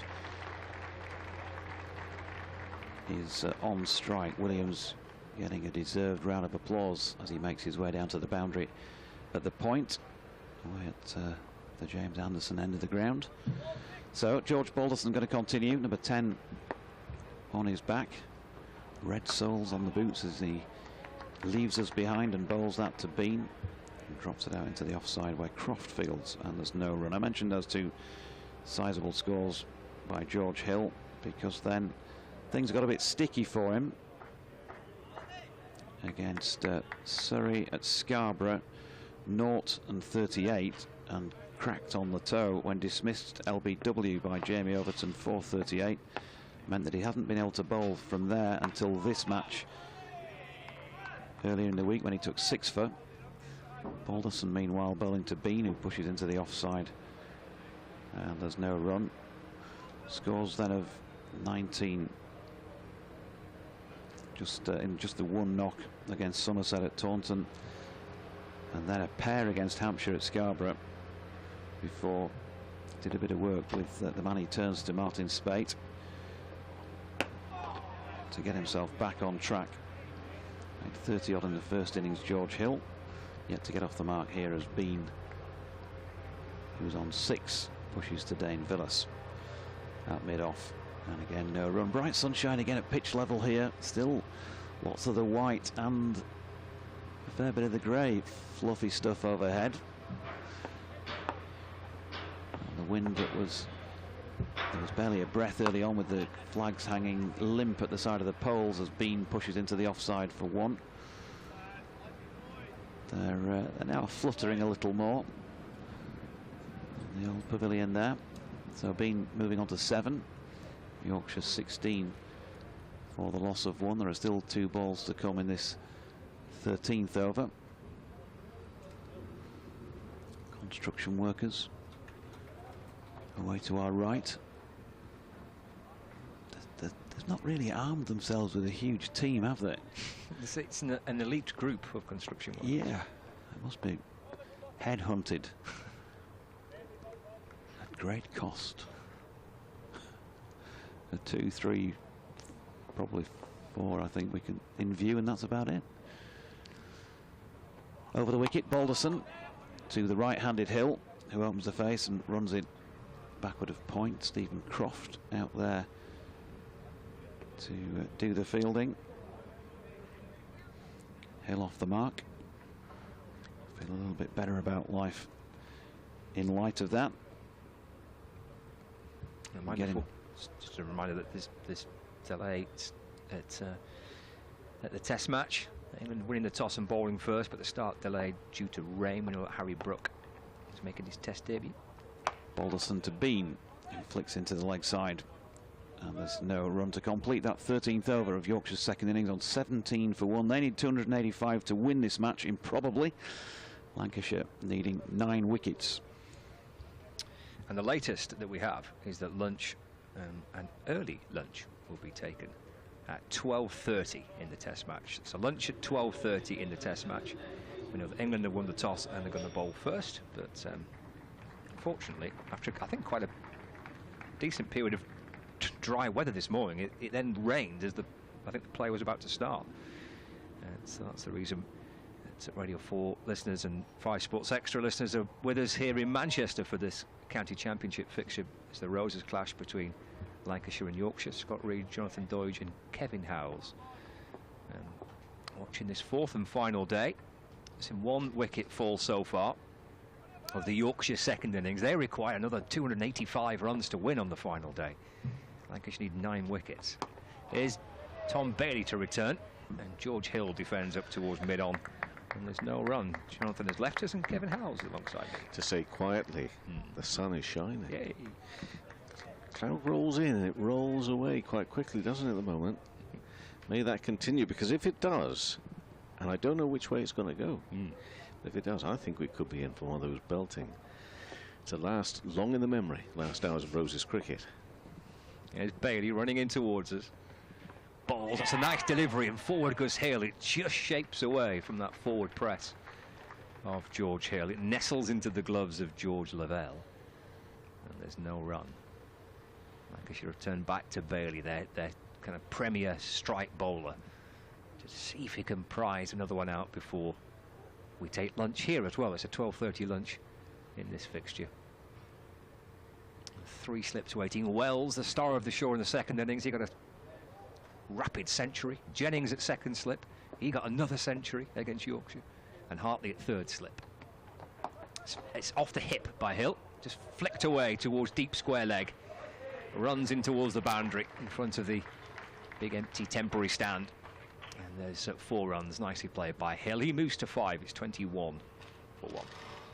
Yeah, George Hill one of those performers out there the last few days that made something happen. That little spell where he took, was it like 41 balls, took 5 wickets and ended up with 6. Terrific bowling. And from this pair, great concentration, as was required in the first innings, and it's required and some more here today. And it's going to be a very serious challenge for these two. Almost as big a challenge as it is to find that ball, which has disappeared under a bit of a, what was that, a bit of a camera platform down there? There's 3 of them down there. It's starting to look like scenes from a club game. Yeah. At the moment, because there's nobody down there to, oh, look out, there's some going over the top, there's some going down the back. We may never see them again, as long as we get the ball back. Oh, that is a picture. I hope somebody is taking a photograph of that, and I'm afraid I'm going to have to do it myself. I mean, forgive me for this, it is the modern age, Scott. Somebody's going to have to, and by the time I find my camera, I think they're all going to be back up again. They've lost the ball. He's gone underneath the temporary stand, but it's like a giant kind of McConnell set up underneath that stand, and they can see it. I could see George. That's what we need, the big broom. Who's brought the big broom out there? That always does the trick, to get the big broom handle. Oh, I think he's found it. I think they can see it, they just can't reach it. Oh, I see. I think so. Maybe, I mean, this ball must be pretty special to them, because well, we know what happened when the ball fell in the puddle the other day, on the first day. All sorts of. He's got it. Well done. Oh no. I think he's found another one. And that does happen again in club cricket at the weekend. You're all excited. You found the ball, but it's not the right one. It was one that was lost 2 weeks ago. But anyway, I think the umpires have got a ball out of the box now. He has found the ball, but it's not this week's. it's one from a couple of weeks ago that was lost. Maybe in the test, who knows? If I was, I can't identify him.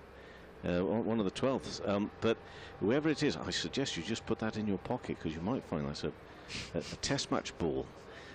Anyway, back to the live action with another ball, and Bailey in bowls and pushed into the offside for no run here.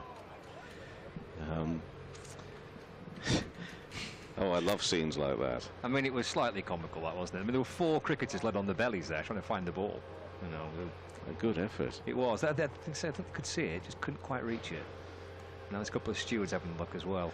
No, well, they could see a ball, but now I'm thinking it was the wrong ball that they could see. Yeah, maybe it was. Maybe they spotted the wrong one.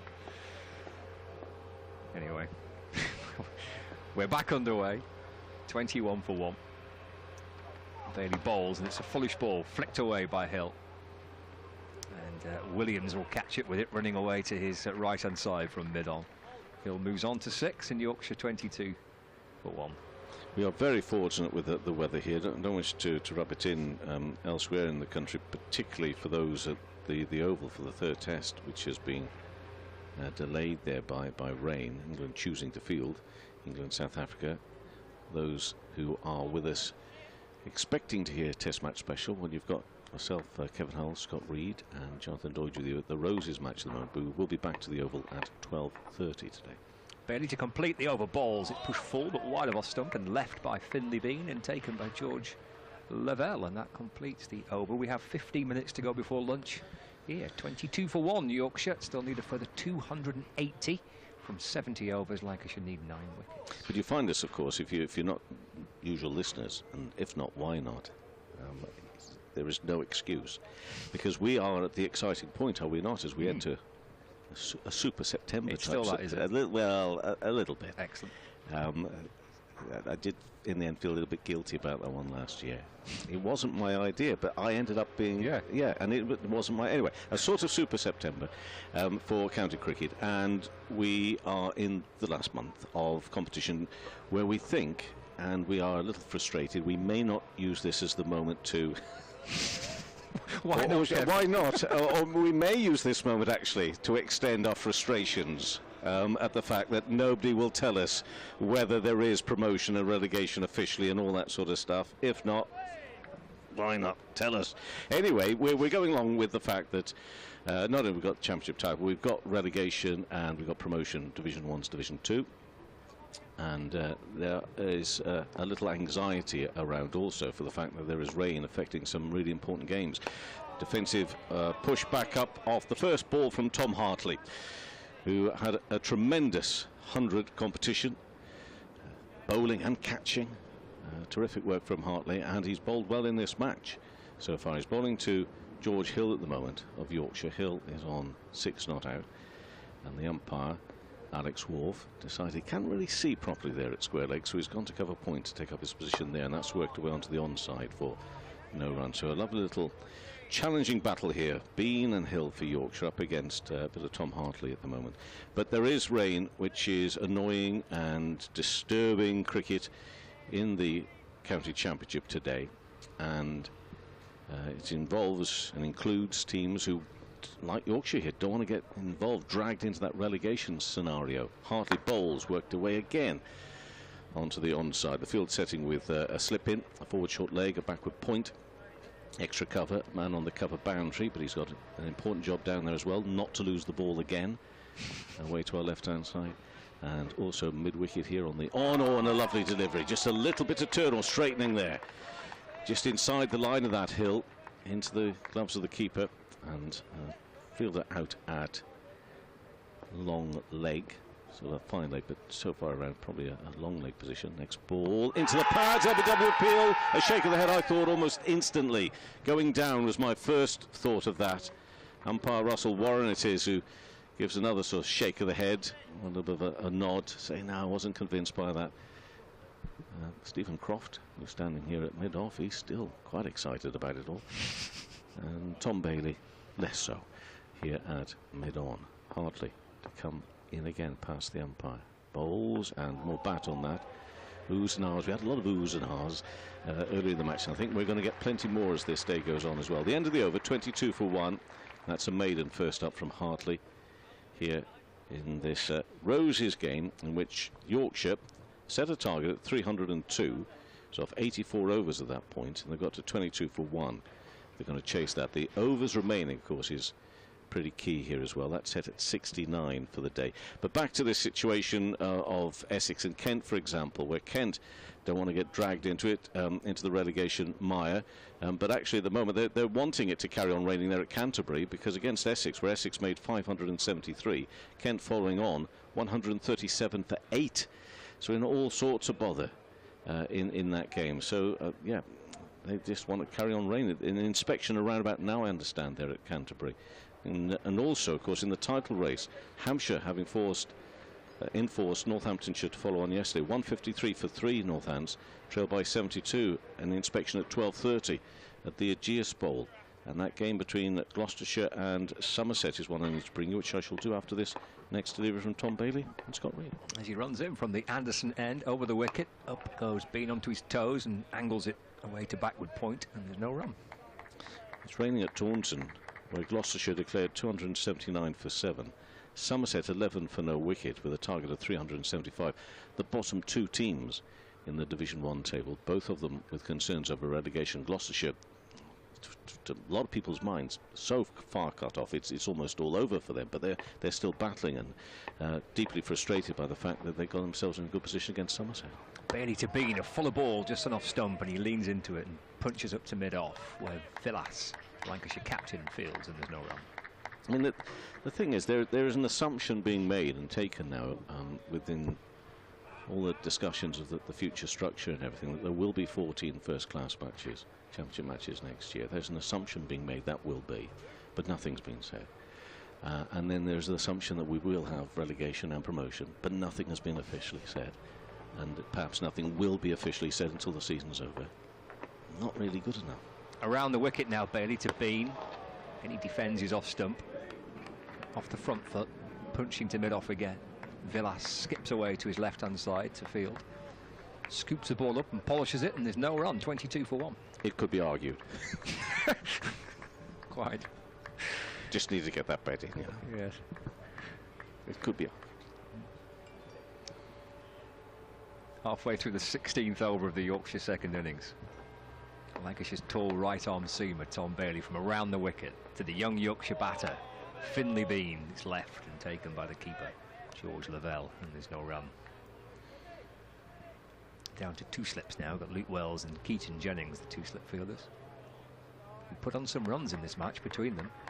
180-run partnership in the first innings and 186-run partnership in the second innings. Jennings this season, 1,000 runs in the championship, opening the batting, averaging 72 with 5 centuries. And behaving very strangely right now at second slip. What on earth is he doing? I'm quite sure.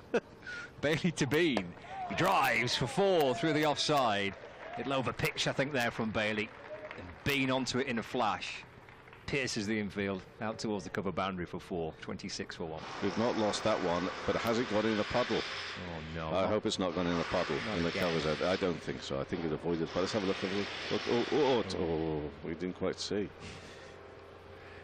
We had a puddle problem in the first innings of the match. The ball landed in a puddle. Yorkshire changed it and then picked up 6 wickets for about 20 runs. And from that moment on, all the bowlers were searching up for every puddle they could find.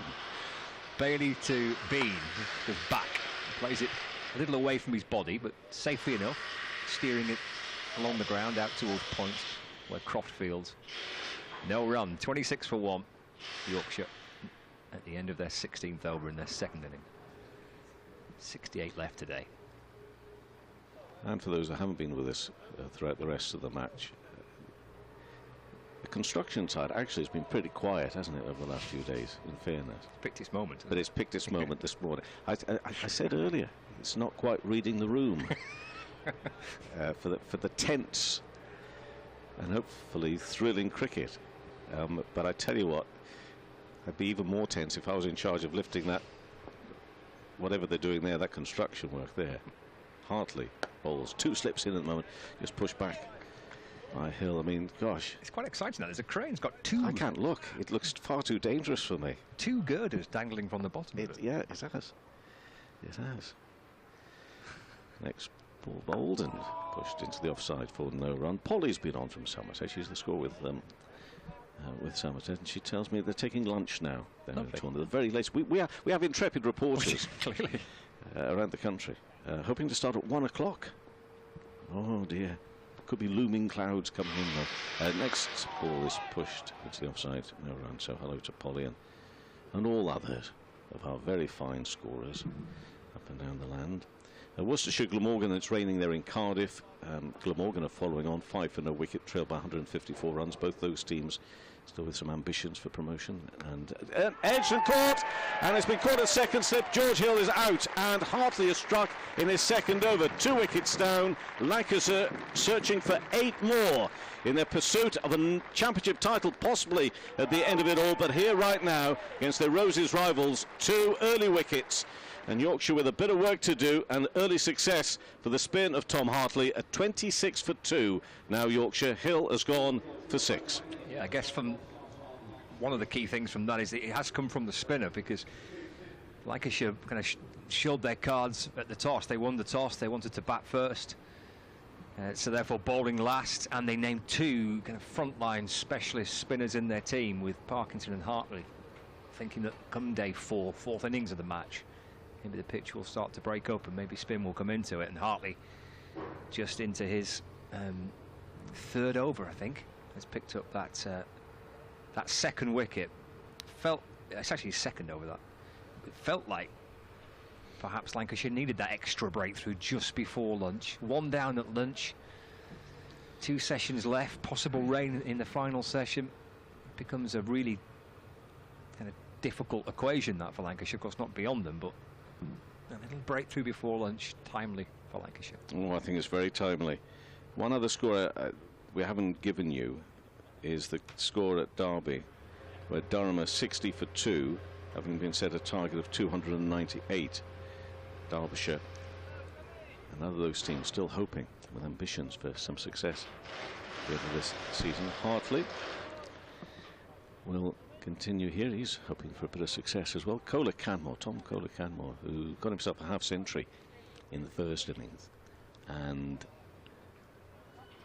the battle and the challenge that we saw in the contest between him and Hartley was something to really enjoy, which is that one first from Hartley to Kohler-Canmore was pushed into the offside. And in the end, it required a Hartley catch off the bowling of his spin twin partner, Matt Parkinson, to get rid of Kohler Cadmore. But Kohler Cadmore was trying to get the balance right between attacking and positive. What's he going to do here? Well, he's going to be defensive here into the offside. Different story, second innings, of course. 26 for 2 then. We've perhaps got an over or two just before lunch, so Jonathan Deutsch will come back in and join you, Scott. In the middle of that wicket taking over for Tom Hartley, it was a wicket maiden for him as well. That Crane has magnificently managed to manoeuvre into position 2 girders. One was kind of facing east-west, the other north-south, dangling off the wire. 2 girders slotted expertly into position. I mean, I can barely parallel park, and who was in charge of that Crane has managed to dangle those girders expertly into place. He's barely from around the wicket again to Bean. That's turned up towards mid-on, and there is no run. 26 for 2. What a task ahead for Finlay Bean. What great experience this is, whichever way it goes. Talked about that 42 in his first innings. Lost to the game for a couple of years, and then that 441 in the second team match earlier this season, on the back of which he gets a contract. He's got 53 runs in this Roses match to his name, 11 of which in the second innings. There's Bailey to Bean, angled in towards him, just nudges the ball away off his hip. Bobbles out towards the leg side, picked up by Will Williams at mid-on, no run. But as we know, Scott, there may be bigger games at certain times in terms of what it means, championship wins, things like that against other counties, but as a Yorkshire-born player or a Lancashire-born player, whenever this game comes up, it's a big one, isn't it? And so the pressure is on here. Let's see what he can do. He's 11 not out. Trying to fit this one away towards the leg side. Bailey's up asking the question for an LBW, but he's got no help. Not even from his captain at mid-off. Nothing from the keeper of the slips. I think it hit somewhere on his kind of hip or thigh pad. Bobbled out towards the leg side. It's a solitary appeal from the Lancashire bowler. Being 11 from 47. Can he get to lunch and then go again on the other side of it? Tom Kohler Cadmore cutely comes down the pitch to slow things down a little bit here. 2 minutes to go before lunch. Bailey to Bean, forward in defence. Off the front foot, guides the ball up towards mid-off, and there's no run. I wonder if inquiries have been made about flying, Harry back from the Oval for a couple of hours just this afternoon if he's not going to bat today. That'd be handy, wouldn't it? Freddie Jones said, afternoon chaps, listening in from a wet Mumbles in Swansea. We've got a new neighbour in former Yorkshire and England bowler Paul Jarvis, top lad. Full ball driven by Bean, beats the dive of extra cover. Velas is tearing after it, slides down on the grass, scoops it up about a yard in from the boundary, and they come back for 2. And Bean moves on to 13. It's 28 for 2. Freddie asking if Paul Jarvis is still the youngest player to have represented Yorkshire, which is no longer the case and hasn't been since Matthew Fisher made his debut. Paul was 16 and some days. Matthew Fisher made his debut against Leicestershire in a Yorkshire Bank 40 match at 15 years, 212 days. Around the wicket for Bailey to Bean. Again, neatly in behind, just defends the top of his off stump. Ball just pops away into the offside. Bailey collects his cap. That's the end of the over. 28 for 2 Yorkshire. Still need 274 to win. It's 29 minutes past 12. It might just be time for one more over of spin. James Weston says, just had a very heavy shower here in Bury, 10 miles north. Although that was a little while ago. But it doesn't look like it's incoming here at the moment for those who want a bit of rain, and they're very much more likely to be of a Yorkshire persuasion.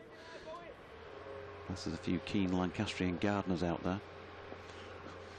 Tom Hartley then to bowl what will be the last over before lunch, and he's bowling the first ball of it to Tom Kohler Cadmore, who works it out on the deck towards Cow Corner.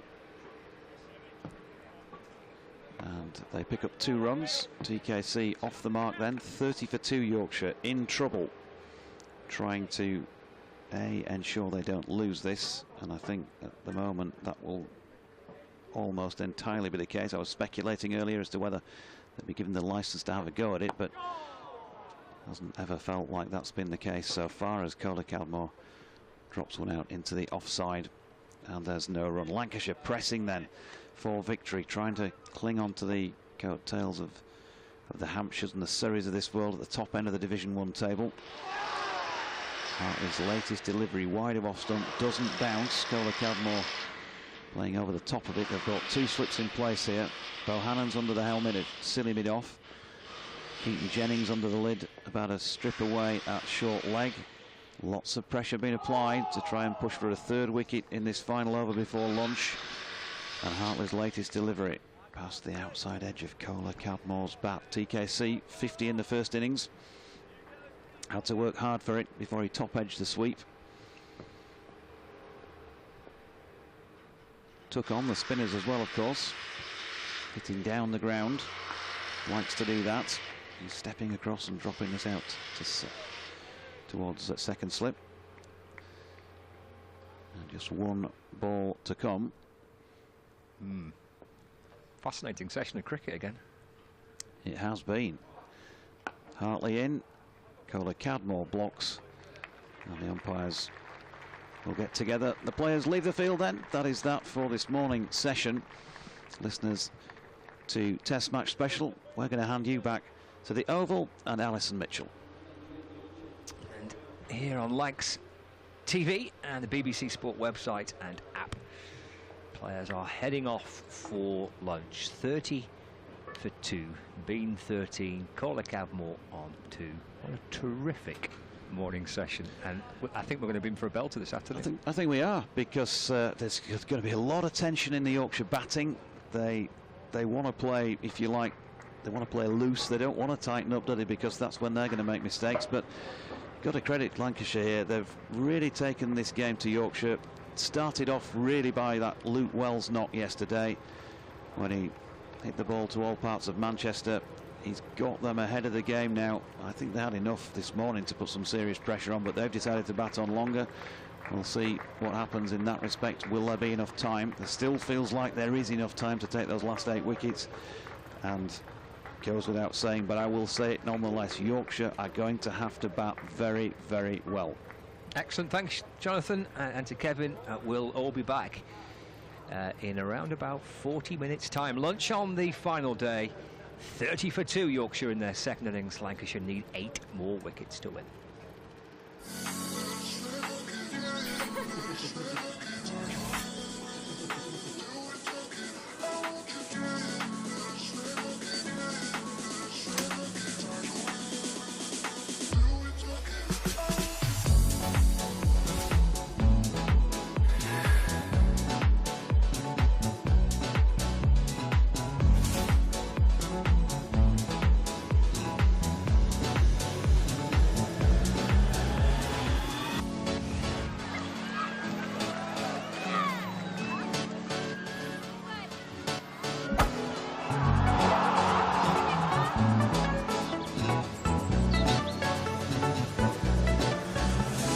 When you want the best seats in the house, it matters where you stay.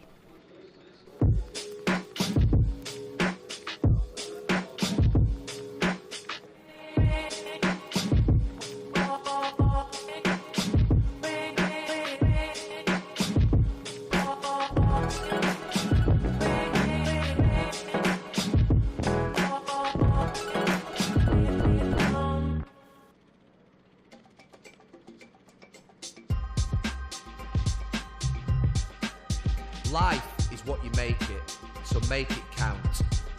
Make it better, make it greater. Make it have a purpose. Make it worthwhile, make it faster. Make it work for you. Make it loving what you do. Make it your passion. Make it happen. Make it in media, make it in sport, make it in business, make it in digital. Make it possible. Make it easy. Make it your way. Don't just make it through each day. Make it pay. Make it for real at UA92.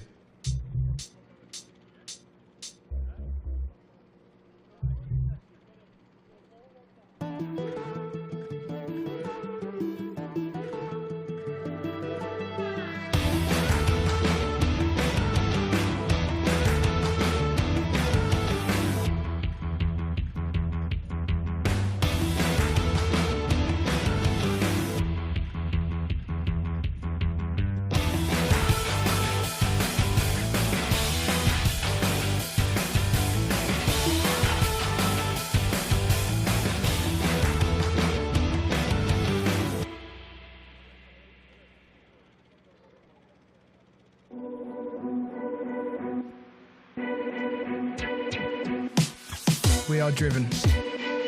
We are passion. We are the fans. We are the future. We are equal. We are Manchester.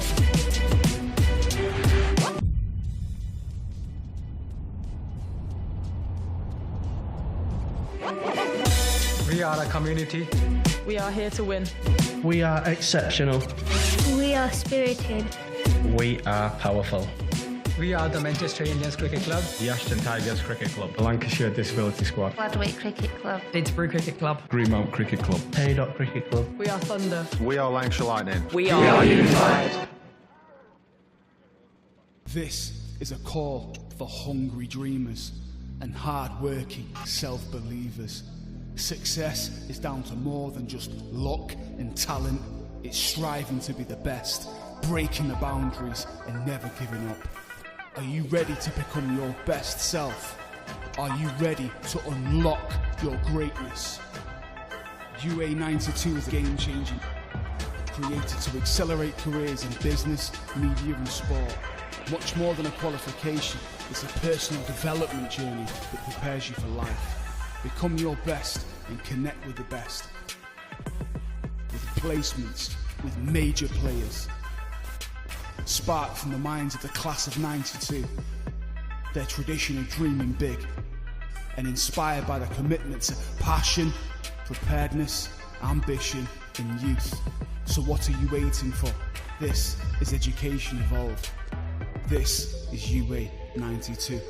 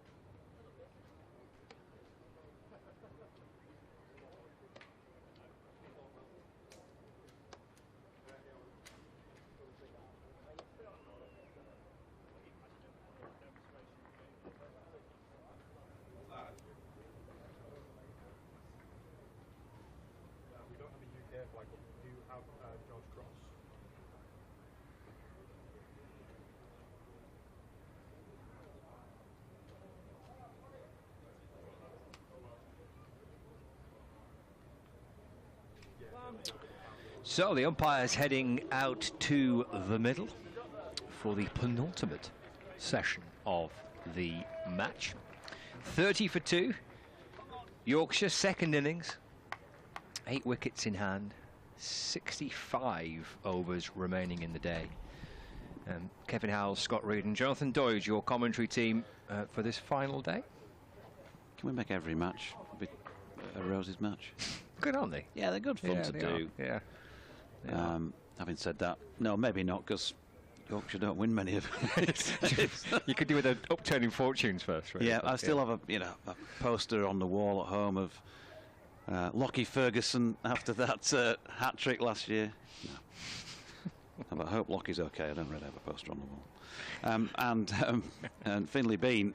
Well, there might be a few posters of him on the wall if he can bat for a long time here among the Yorkshire supporting contingent. 13 off 50. Coley Cadmore 2 from 8.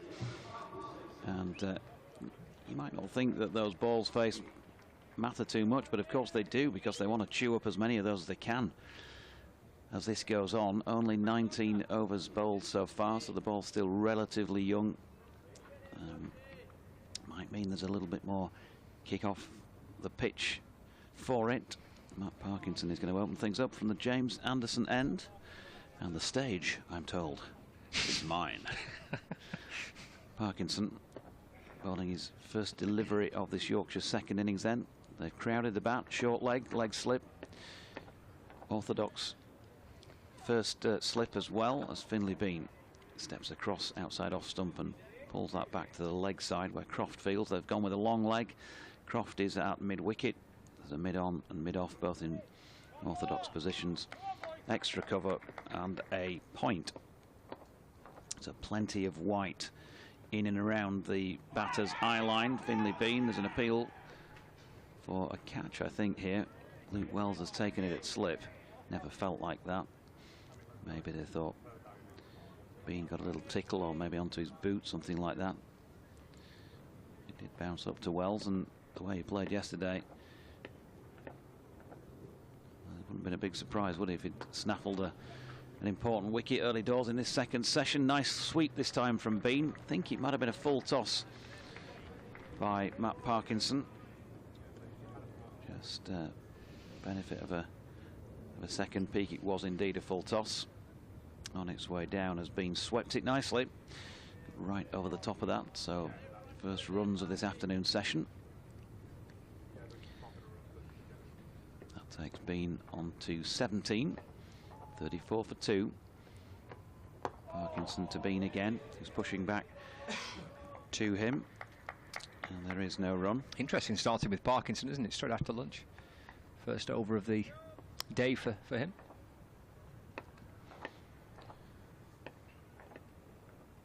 Yeah, signals from Villas as to what he's thinking. Bean dropping it into the leg side this time. Keaton Jennings fields. James Green.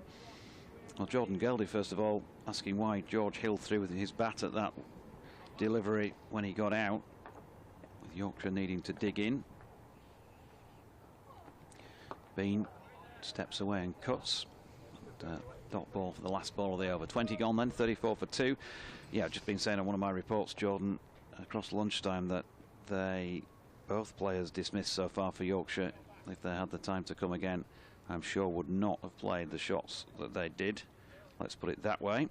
James Green, he says, but I'd like to hear your views on the players Yorkshire released. Sullivan bowled as well as any spinner. That's Harry in his spells for Yorkshire this year. Loughton's looked promising with bat and ball. Now we've got several similar, but considering the deals handed out, they're surprising. How can they justify keeping Gary Balance when he's clearly unlikely to play, and offer a 3-year contract to Lyth, who's been hit and miss this year? Is beyond me, says James, especially at his age. TKC and Waite let go, and we looked to have scraped the barrel with whom we've recruited. Not impressed then, James Green. Tom Hartley, so it will be double spin straight after lunch. Hartley, left arm spinner from the Brian Statham end. He's around the wicket to Coley Cadmore, who plays forward in defence, and there's no run.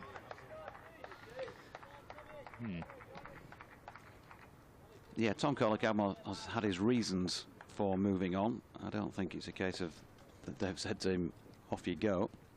Hartley to him. Getting forward, just jabbing the ball back down the pitch, no run. And that was a decision made, you know, some months ago now, a couple of months back, something like that.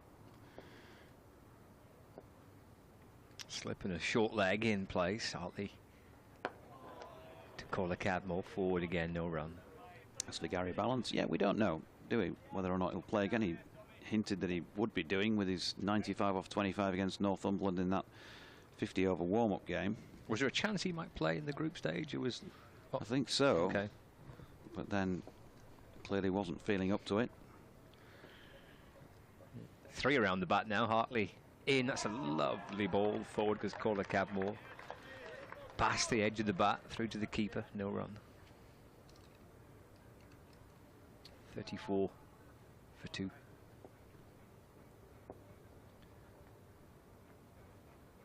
Goes back this time and cuts the ball away. Actually, might get 4. Parkinson's chasing after it. No, he'll get to it just in time to flick it back. And they've run 3 instead. Kohler-Cadmore with that moves on to 5, and the score moves on to 37 for 2. As regards the younger players, mentioned Harry Sullivan, both Sullivans, in fact. Josh and Harry being released, and Tom Lowton as well. They are the 3 that was announced, I think, yesterday. And I think they've had opportunities. Not sure what numbers, squad numbers, Yorkshire are going to be working with next year. There have been suggestions that the squad, in terms of its number, will be reduced. Over the wicket, Hartley this time. Bean leaves the ball through to the keeper. No run. End of the over. 37 for 2. 21 gone, which means there's 63 remaining in the day. Kohler-Cadmore 5, Bean on 17. As we get into the afternoon session on this 4th and final day. Live on Lancs TV and the BBC Sport website and the app for the LV County Championship Roses fixture. Final one of the year. Been some belters too. They have. Ooh. There are always some belters, and somebody's been belted at the back of the box there. What's that? It's thundering, folks. I must call a halt to play. Definitely thunder around there. Did you hear that, Alex Wharf? Alex Wharf standing at the James Anderson end, and it's going to be Matt Parkinson then, spinning the ball from one hand to the other, who comes in and bowls his leg spin to Tom Kohler-Cadmore. We got some thunder last night, didn't we? And lightning, actually. We did. It was pretty grim, wasn't it? Absolutely pounding it down last night. It was just the lager that you were partaking of, young man. 37 for 2. Kohler-Cadmore on 5. Parkinson in again, and TKC right over the top of that. They've taken out the leg slip when Kohler-Cadmore's on strike. Understandable. Right-hander against leg spinner. They've still gone with Keaton Jennings under the lid at short leg, and his fellow giraffe, as he calls him, Luke Wells at first slip, who's doing a little bit of an excited jump in the air. There's a yelp of an appeal to that latest Parkinson delivery. It looked as though it pitched outside leg, even from behind the batter.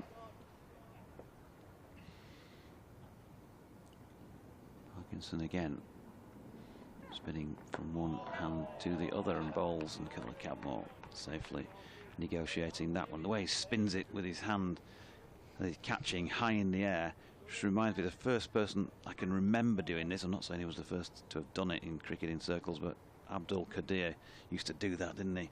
Spin it from one hand to the other. Superb leg spinner. Matt Parkinson's not a bad one either. And Kohler-Cadmore is pushing this latest Parkinson delivery into the offside, and on the back of that, Bohannon, who was probably about 15 to 20 yards from the bat in a short extra cover position, he's got the pads on underneath his whites, and he's now been thrown a helmet by Luke Wells, and he comes in now to encroach on that batter's personal space at silly mid-off. Parkinson in, and Cola Cadmore gets a delivery down the leg side. Having made the fielding position, that's not Matt Parkinson's best, is it? And Cola Cadmore's been able to run it down to fine leg and get away for a single. So he's on 6 and will retain the strike. Finley Bean watching on from t'other end is 17. 38 for 2 after 22. Lancashire still pressing for the next of the 10 wickets they need to win this. They've got 2 of them. Yeah, Hill and Lythe, 5 and 6. Runs respectively. Williams and Hartley with the wickets. Frayne and Tattersall with weight. The next 3 due in for Yorkshire.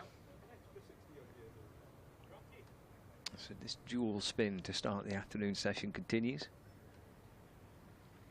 It's Hartley left arm round the wicket bowling. Williams coming up from backward point to field. No run. Still 3 around the bat. Silly point, slip, short leg. Off the front foot and push back to the bowler.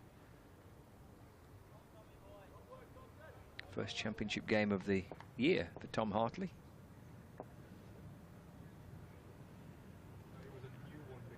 Forward again, Cola Cadmore.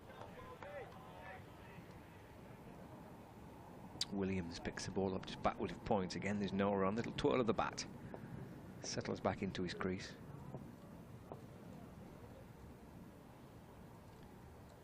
Hartley glides in and bowls. And just jabbed away into the offside. And there is no run. 23rd over of the Yorkshire second innings.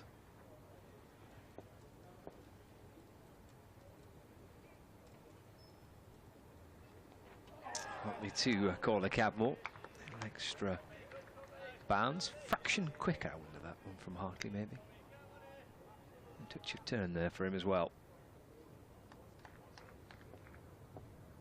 Final ball for Hartley. On the brink of another maiden for him. And he gets it too. Stopped by Will Williams at backward point. 38 for 2. 23 overs gone. Clouds have drifted across, but clear at the minute, and the floodlights not yet required. I say not yet because they have been used for all 3 days so far. Yep. Saving energy. Well, it's good to see, isn't it? You get those day-night one-day games in the middle of the summer when it's bright at 9 o'clock and the floodlights are on. Well, it's daft, isn't it? Rule needs to be changed.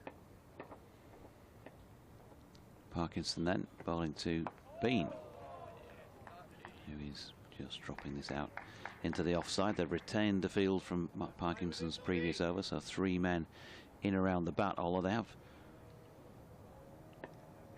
got Bohannon at leg slip, Jennings at short leg, and Wells at slip. Bohannon, of course, has been feeling it silly bit off last couple of deliveries when Cola Cadmore was on strike. Parkinson just asking his point to go just backward of square. Has been tentatively pushing forward at 1 and pulling it a little wider, I think, towards mid-wicket than he seemed to be playing the shot, and that has induced a little walk down the pitch by Cola Cadmore for a quick word. Maybe something he spotted about that, or he spotted about the way that Finn Bean played it, and he's just trying to help him with. Parkinson round the wicket. Obvious turn in towards the left-hander, who deals with that comfortably enough, dropping it out to Will Williams, who was the man who was moved to backward point. Halfway through the 24th then. Yorkshire plodding in terms of run rate, but lots of work to do in terms of seeing deliveries off, and another one ticked off there as Parkinson just gets his angles wrong. Dropped it there about leg stump, and it went fading away down the leg side of Finley Bean. Parkinson again, and again Bean turning that in front of square on the leg side. Keaton Jennings down on one knee under the helmet at short leg. It can't have been too far away from his right hand. Tell you what, you would need lightning reactions to have caught that, though. Parkinson floats one up this time, and Bean pushes out into the offside, and there's no run. 38 for 2. At the end of that, I say lightning reactions. You'd need the sort of reactions that would have meant a false start in a 100 metres race, wouldn't you? If you'd have managed to get your hand out and do that, you'd have kind of been anticipating where the ball was going. It would have been such quick work. But what it does do is, again, just gives the bowler, the field inside, that confidence that a chance may be coming. Keep working, we're not so far away. He could really be maybe a little more attacking still, possibly here, Dame Villas. There's been no indication whatsoever from Yorkshire that they're trying to change the game. Will there be a player? Will it be Tom Kohler-Cadmore who takes it back to the opposition, makes the field spread a bit, eases that pressure? At the moment, it's locked on. Hartley in to Kohler-Cadmore. There is 2 slips now, as well as that silly point and a short leg. So 4 circling the batter. Full toss, actually. Hit down the ground, and that'll be 4 runs for Tom Kohler-Cadmore. Low full toss from Hartley.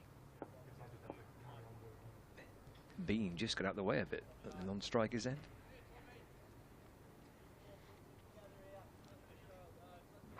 Takes him to double figures. Yeah, a bit of positivity. There you go. Need a fair bit more than the 1 shot, but an early sign. Forward again, ball bouncing down in front of Bohannon. He's one of 2 fielders under the helmet. Around the batter, Keaton Jennings there just behind the batter at short leg. 2 slips in place as well. Just patter back towards the bowler, no run. There'll be a bit of chat down there, won't there? Bohannon, Jennings, Wells, Villas. Bit of chit-chat going on. Hartley in, forward again. And there's no run. Want to get out now, lads? It's last Roses match.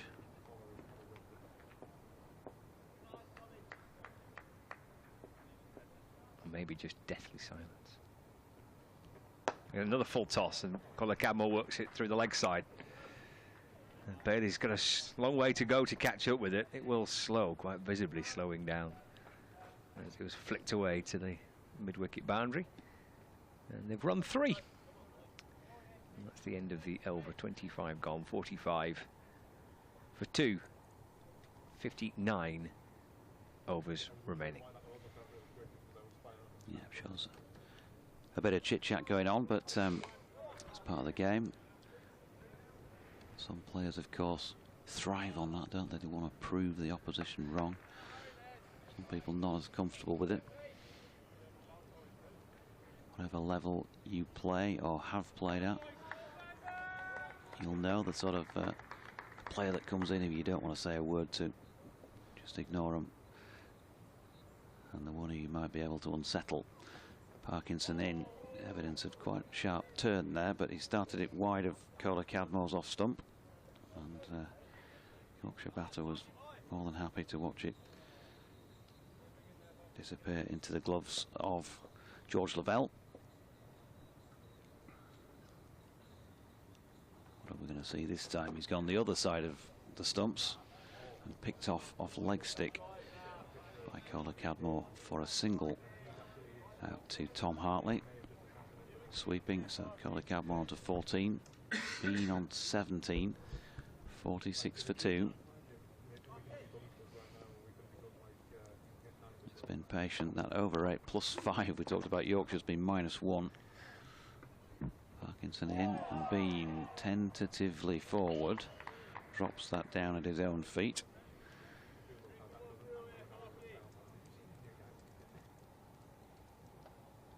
He's at 64 deliveries so far, Finn Bean.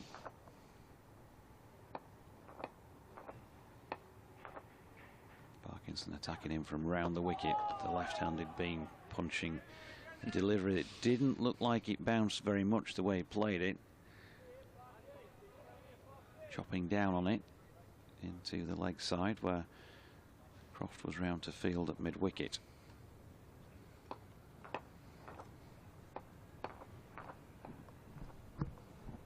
Bean waits. Straighter ball this time by Parkinson. There's an appeal.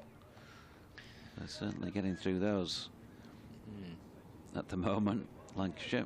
Well, he's tossing the ball outside that off stump, isn't it? The left hand, the ball spinning back in towards him. And good challenges for Bean, isn't it? It's a terrific effort as well. 66 balls through 17. Pushing forward again to one roundabout off stump. Another dot to complete the over at 46 for 2. He said in that interview the other day after he got his 40 odd that he describes himself as, you know, a patient player. Of course, he said, I like to feel bat on ball, and I think I've got some, you know, strong scoring areas, but I don't think he does anything in a rush if he doesn't have to. He's got that sort of temperament, and he said that that would be one of his attributes if he had to nominate them. Good temperament. Going to need that today. He's showing it so far. Absolutely. Yeah. And in the first innings too. Batted really well, didn't he, on his debut? I mean, 17 balls for his first run, but then just eased into the innings, batted really nicely.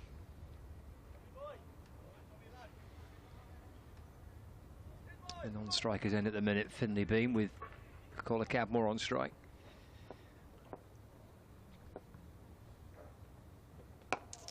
Right forward in defence.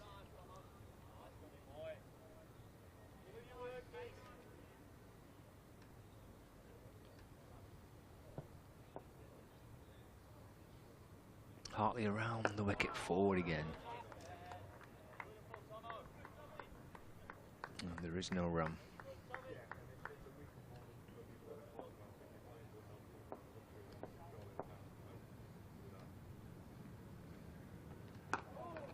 Set up onto his toes this time. Guides the ball away into the offside. Balderson fields. No run.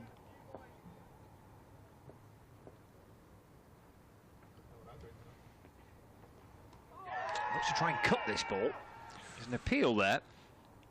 There's a bit of bounce about it. It was, yeah. Compared to some we've seen in this innings, that really did kick on. Tall man, Tom Hartley.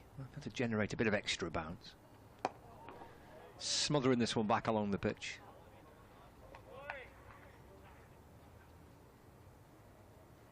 It's going to have a maiden on its way. 5 dot balls so far. Final ball. It's a bit quicker, a little flatter, angled in towards Caller Cadmore. No run. That's very kind of him. It's somebody from a rather large company named after a river in South America has invited me to work part-time for them. Lovely to get a random text like that. Thank you. Get your comments in at Jonathan Doidge, at Scott Reed 16, or your points of contact, BBC West Yorkshire Sport at gmail.com. 8 more needed for Lancashire. They've got 57 overs left in the day. A lot of cricket to be played still today. Nigel Ashton has emailed in saying, poor Scott being too young to know about the $6 million man. Now, if you've got the technology to rebuild Mr. Howells, then either patent this or at once or go into hiding. Parkinson bowling to Bean, who works one off his legs to Bohannon at leg slip, no run. He says, bit gloomy here on the Wirral, about 50 miles away, with nothing forecast until mid to late afternoon, so hopefully enough time for Lancs to clean up and take the points for a win. Nigel Ashton on the Wirral. Short ball by Parkinson, smashed away through mid-wicket by Finley Bean, so he has been watchful. We've also seen him take a couple of opportunities offered up by Parkinson already in this afternoon session. First one, a sweep of a full toss for 4. This one, a little bit further in front of square and pulled that right out of the middle of the bat for 4 more. So that takes Bean into the 20s, 21 off 69.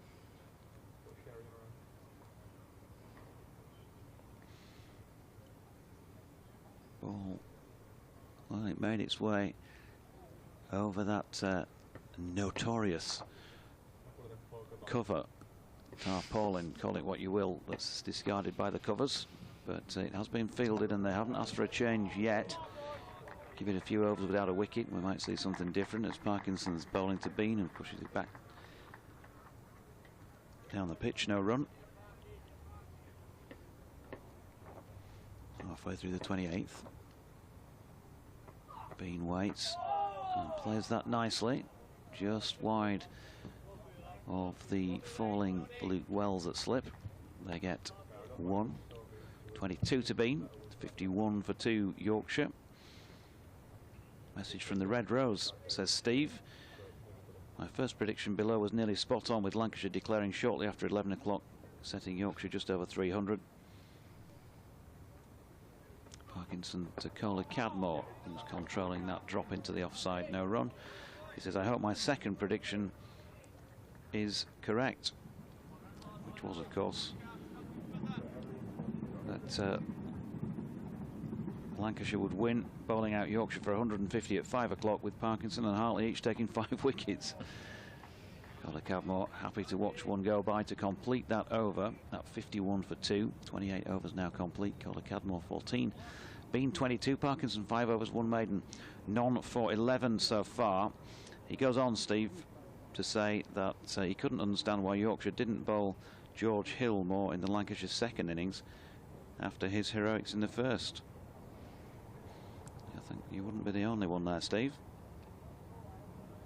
Yeah, and he bowled 3 overs. Second time round, Hill. 3 overs for 22 after that wonderful first day for him. 6 for 26 from 16 overs. So 50 up for Yorkshire. It's an appeal for an LBW. With Bean just going back to the first delivery from Tom Hartley, following it over the wicket. Waiting outside the line, though. Yeah, I think that was the indication given by Russell Warren.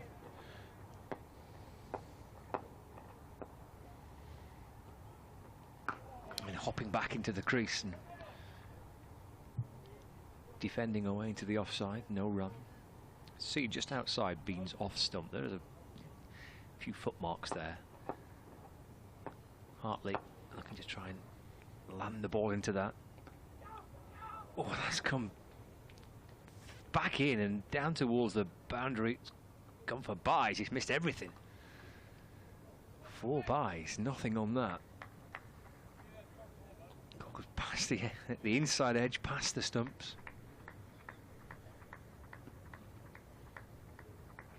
4 byes given. It's 55 for 2. Turned quite sharply.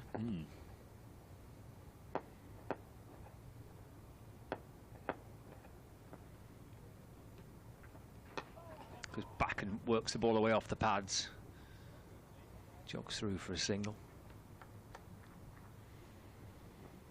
Moves to 23, not out. 56 for 2. Yeah, clearly strong off his legs, isn't he, Finn Bean? He was just waiting for that straighter delivery with the turn to get offside of the ball. Forward goes Coley Cadmore and defends. Blocks the ball away into the offside. Some really loud clapping from Keaton Jennings. That was a solid round of applause from Jennings. Marvellous delivery, Tom, marvellous. Final ball of the over. Coley Cadmore off the back foot. And keeps it out by working it out towards point. 29 gone. 56 for 2. Coley Cadmore 14. Bean on 23. 55 overs left, so they've got through 10 of the afternoon session pretty quickly, with spin at both ends. That's going to continue with Parkinson as well. Yep, the obligatory between-over chat between the batters. It's going to be Finlay Bean who is on strike. They still have the 3 men round the bat. He has been patient and waited for opportunities to play his shots. We've got no reason to believe there'll be anything otherwise. When you see what happened with the strokes played by the 2 dismissed batsmen so far, then you take your hat off to him for his own patience, because I can't recall a rash shot by Bean, who's flicked one off his legs down to fine leg first ball of the over. And we'll move on to 24 with that single. 57 for 2. First ball of the 30th over that was. Skywatch, well, the decreasing amount of blue overhead and an increasing amount of grey as Kola Cadmore steps away to leg, opens up the offside and crashes that one quite nicely into the covers. Would have been 4. Unfortunately for him, though, Stephen Croft standing right in line with it. Ball back in the hands of Mark Parkinson once again, bowling over the wicket here. Wide of Kola Cadmore's off stump. Now then, no appreciable turnabout that. TKC having to ensure that he's got his off stump covered. Has a little smile at, I think it's Josh Bohannon who he's having a chat with at silly mid-off. Parkinson in again. This is a more leg stumpish, and drops into the leg side where Keaton Jennings does the fielding. Parkinson again spins it from right hand to left, then grips it in the right. Kola Cadmore right over the top of that. David Bates has sent us a photograph in of yesterday's stadium tour to Wembley. My partner and I doing the press conference in the amazing press conference theatre. Sadly, the Lionesses didn't come in singing "It's Coming Home." Kola Cadmore pushing forward to one that turns and goes past the outside edge to complete that over. He's been handling things pretty well out there, to be honest. When you think back on his innings so far, 48 deliveries, he's looked more in control, I think, in this innings than when he got the 51 in the first. Yeah, he got kind of tied down a little bit, didn't he, in that first innings? And there was a period where I think it was Williams and Bailey were bowling to him, and he just seemed a bit itchy and a bit keen to try and get on with it and trying to force it. I think he scored 2 runs in 10 overs at one stage, and he was, the way it looked from here, like he was getting a bit frustrated, but he's got the more calmer approach, or it looks that way. And that comes back in towards Bean and deflects away down to backward point, leg by. Yelp again from the bowler and the slip fielders, but yeah, he's not far off getting that line spot on, is he, Hartley, to Finlay Bean? We saw in the last over the ball that beat everything. We've seen an appeal where it hit him outside the line. That one, I think, would have missed off stump. And then when he tries to just get it right, he's a little bit too straight, and he got picked off for the single by Bean in the previous over. Into Kola Cadmore. That's the question again. He's trying to whip it away to the leg side. A little smile on the face of the umpire. Missed it out there, really, TKC.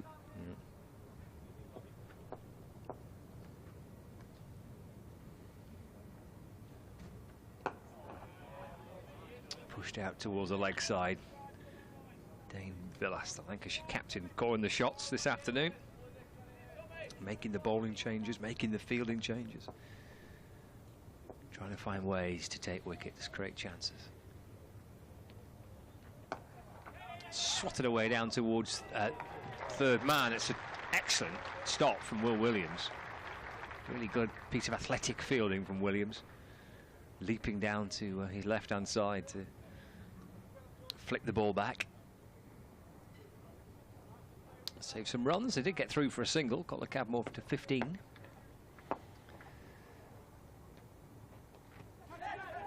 Tries to catch it again. That ball turns back in towards Bean, loops away to the leg side.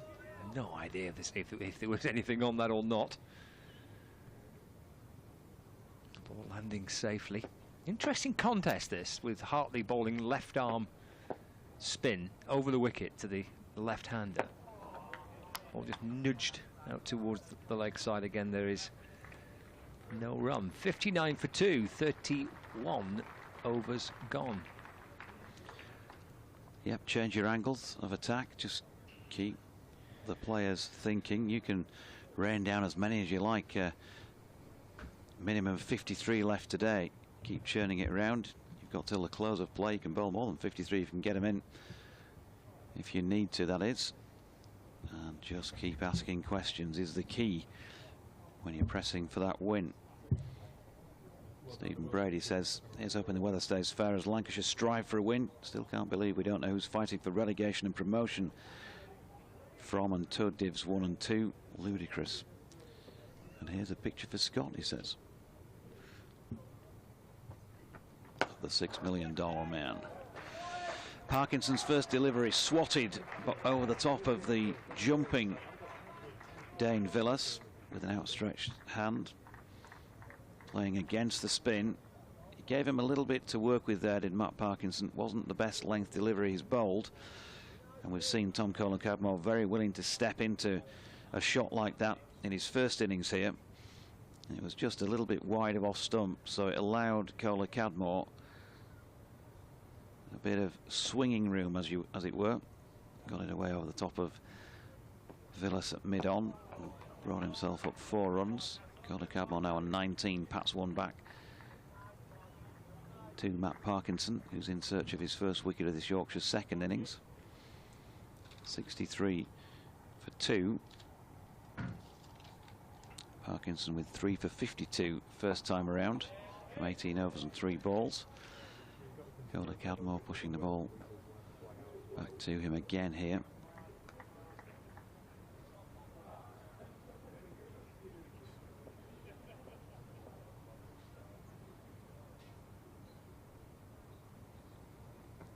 TKC waits and right over the top of it as Parkinson again delivers him a good length ball.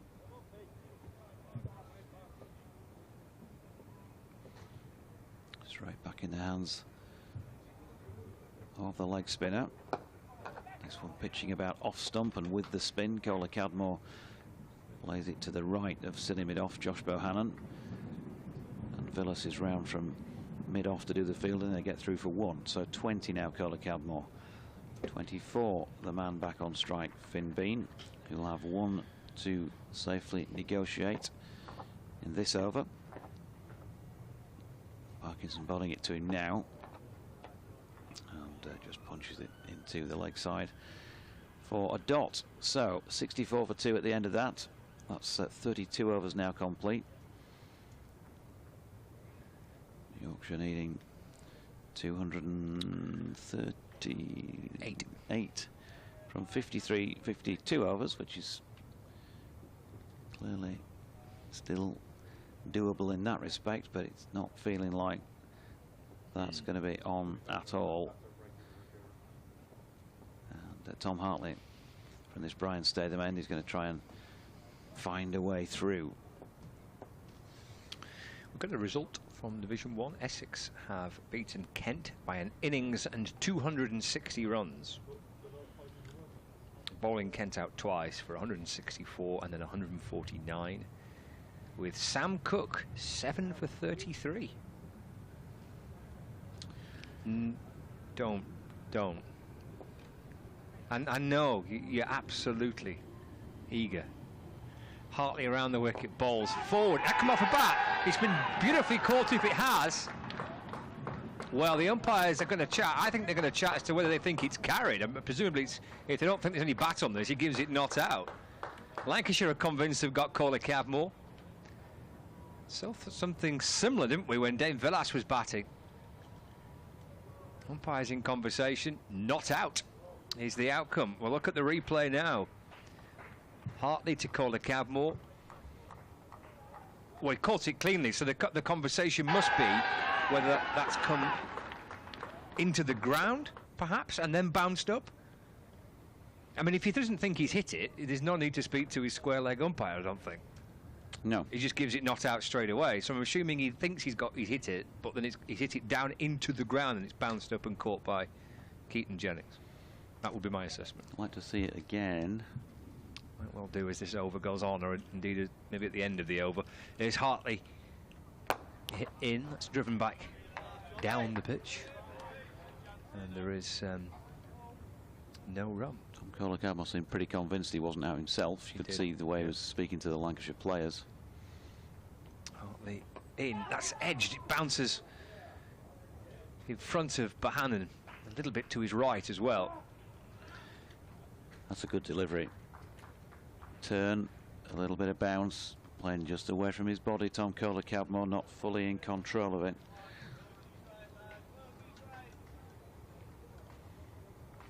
He's bowled well here, hasn't he, Hartley? Yep. Good spell.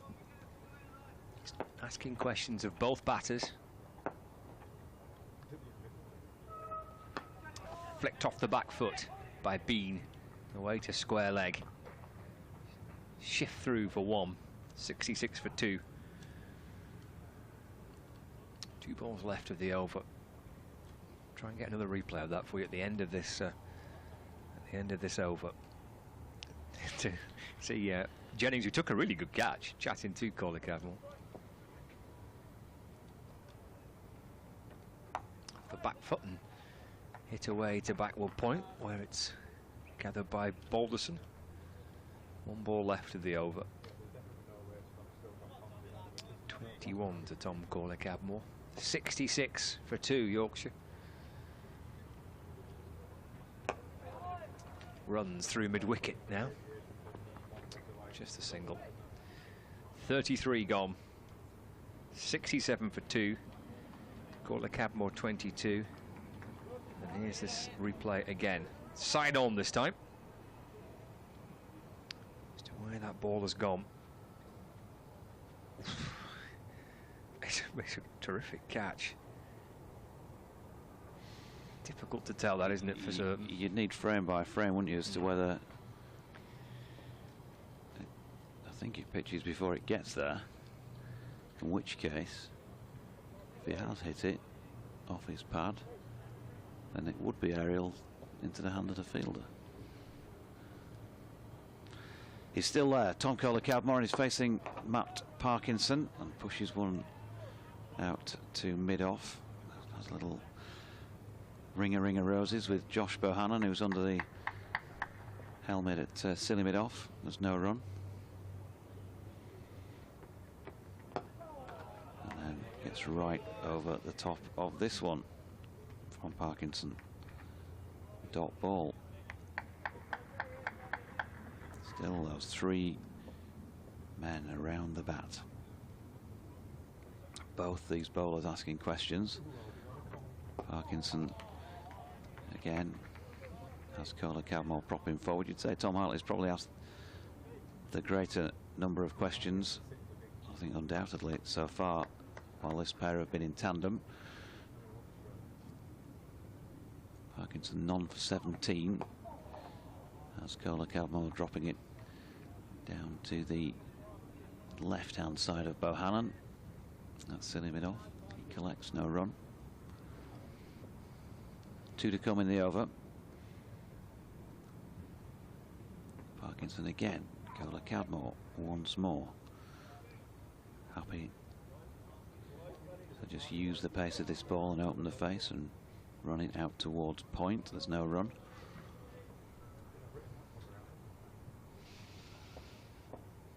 Is it getting darker? Parkinson again. Kohler-Cadmore works it up to mid-on. Villas does the fielding. That will complete a pretty good set by Matt Parkinson, but he couldn't induce a false stroke from TKC on that occasion. And I think it's fair to say, Scott, that Tom Hartley asking more questions at the moment. Not saying Matt Parkinson's bowling badly, he's not, but Tom Hartley looking the more likely of the pair to get this next wicket. Yeah, it's a good spell this, isn't it, from Hartley, starting with spin right the way from through the afternoon session so far. Straight after lunch, Parkinson one end, Hartley the other. Bowling in tandem, leg spinner and left arm spinner. Another conversation here. Dame Velas and Tom Hartley. What do you reckon? Where we move? Push him there, move him there. That bloke up in stand there, just move a little bit. Is distracting me. I'm not sure Dame Velas speaks with you. Yorkshire accent. No, probably not. Might do a good impression though. Nothing's actually changed. Hartley in. Has he edged it? He has! Bean's gone. Stubborn resistance from Finley Bean. He can be mighty proud of his efforts on his first-class debut in this Roses fixture, both in first innings and second innings. But his work is done for the day. And Hartley strikes. You feel as though it's been coming.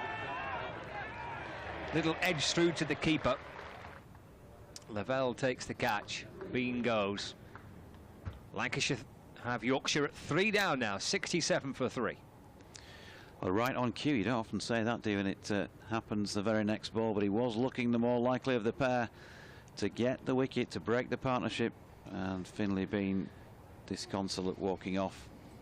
As Scott called it, he has worked very hard. 25 off 82 deliveries, and if his calling card is temperament, then he's certainly showed that to good effect in both these innings here. He'll have faced the better part of around about 200 deliveries in the match for what has been 67 runs in total. So good effort, but the left-hander is gone.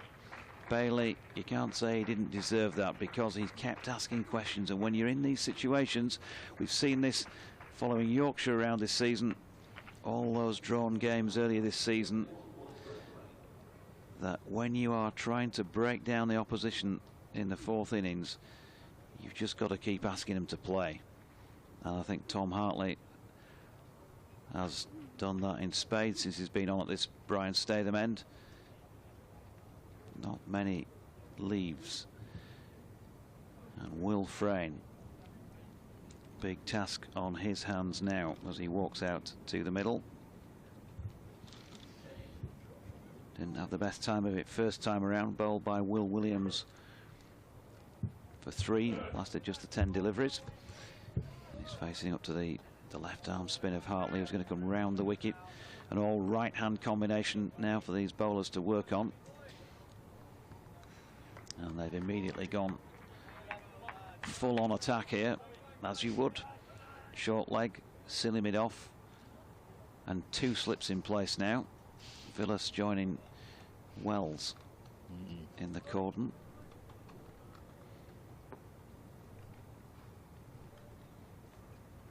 Hartley bowls then to Frayne, new batter. Wicket with the first ball of his 11th over for Hartley. You called it, Doige. You kind of queued it up, didn't you, that Hartley was looking threatening. He's bowled beautifully. Cries of catch. He kind of loops back down the pitch. Bohannon and Jennings both on one knee. Ball bouncing in front of Hartley. Left arm round. Frayne off the back foot. Angles it away to Williams, back with a point, no run. 49.2 overs, 7 wickets.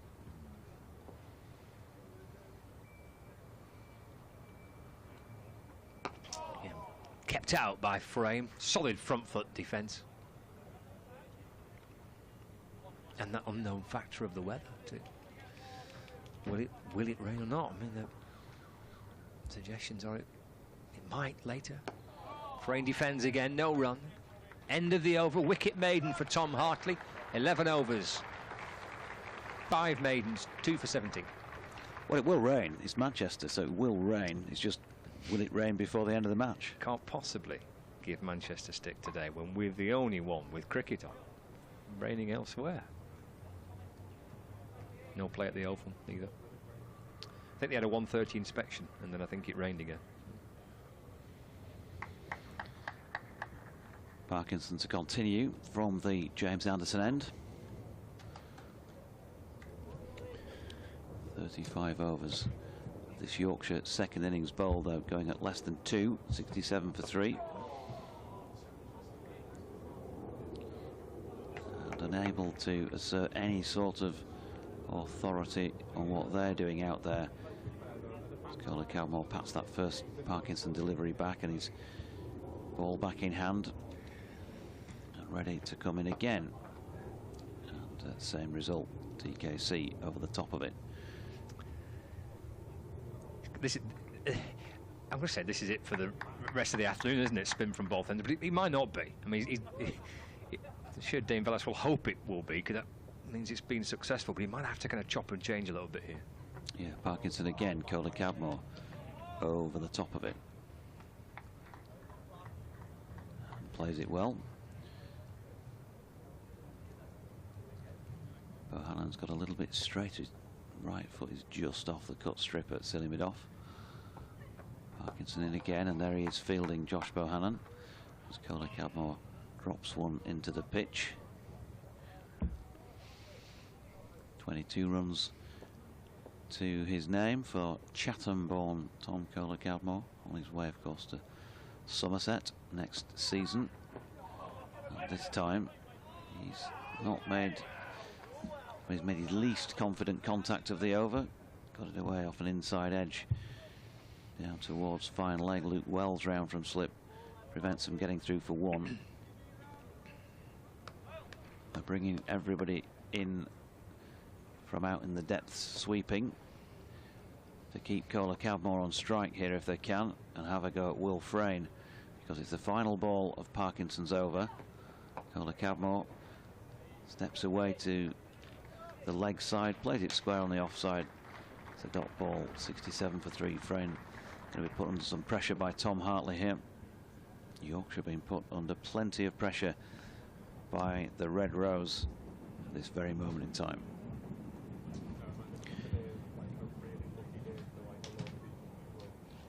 Hartley then going to continue, as will the pressure around the bat on Will Frayne. 4 players around it. Jennings still at short leg under the helmet. Bohannon at silly mid-off, 2 slips. Mid-on, mid-off, extra cover, point, and a man backward of square leg on the 1 as Frayne gets a short ball. Poor delivery from Hartley. I think that's the first time really we've been able to say that in this Yorkshire second innings, and dealt with by Will Frayne, who gets off the mark with a lovely played cut shot for 4 runs just in front of square. There were hands on head there from the chasing fielder, because the ball did bobble over the rope onto the folded sheets out there. May have got wet again. Dane Velez is certainly giving it a bit of care and attention now before he hands it back to the bowler. Meanwhile, Scott has handed to Kevin Houses alongside. Thank you, Jonathan. Yes, very good afternoon to you. Hartley just checks in his run-up.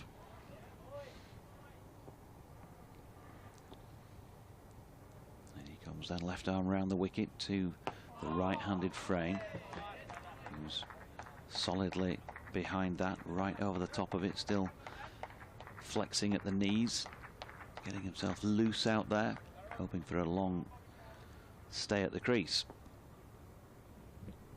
71 for 3 as he's over the top of that and pushes it firmly up towards Stephen Croft. Always a feature of Will Frayne's play. Powerful striker of the ball.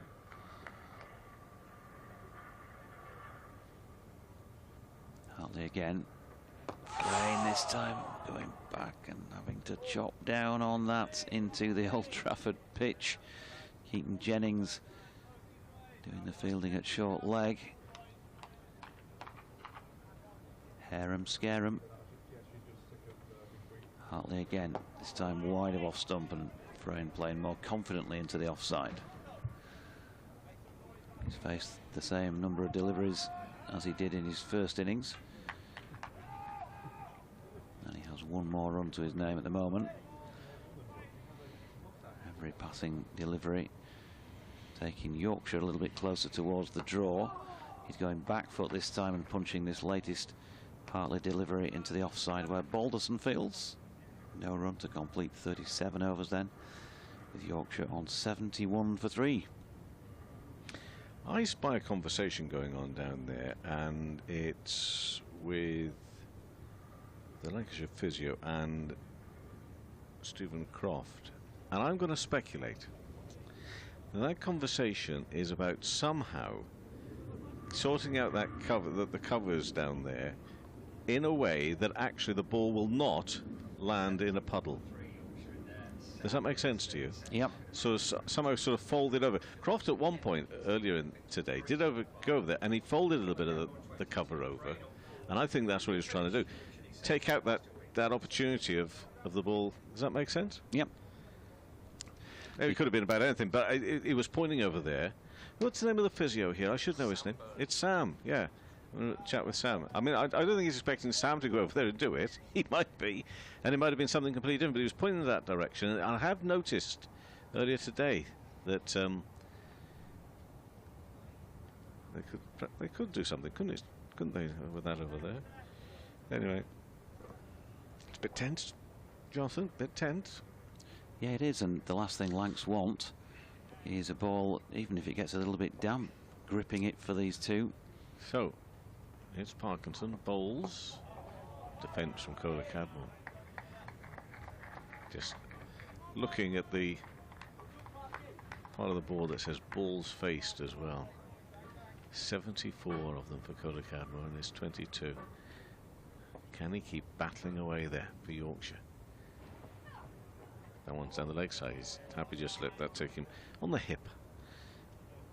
Glamorgan will move second in Division 2 after their match with Worcestershire was abandoned as a draw today. Got a game against Middlesex come up next week, of course. That's going to be a big game for them in the promotion. Story, Parkinson bowls again on the leg stump or wide of that, and just having to sort of pad it away or hip it away. A little bit of a shimmy, Doji. So you see the ball off there. Hip it away. 22. Hey? Hip it away. Hip like it that. away, yeah. Hip, hip. Oh. Now I think maybe something was said there because heads have dropped as he walked away there of Wells at slip. Perhaps he realised he said something at just the wrong moment. Next ball, bowled. And he really does put his side into that. And every bit, it looks as though he's in rehearsal for Strictly. But he isn't, as far as I'm aware. I think they've all been signed up, haven't they, for this year? Maybe next year for you, Tom. So it's all change here now, because Parkinson's going to come over the wicket. Right-handed Kohler Cadmore, and a man's been put right in front of his eye line at City Point there. And it's played square out there to his left, and that will be a single. Kohler Cadmore to 23, and the score to 72 for 3. One ball left of the 38th over of this innings, but the overs that we're looking at are those remain, and that's going to be 46 at the end of this one. 7 minutes past 2. Final day of this championship match, final day of this Roses match.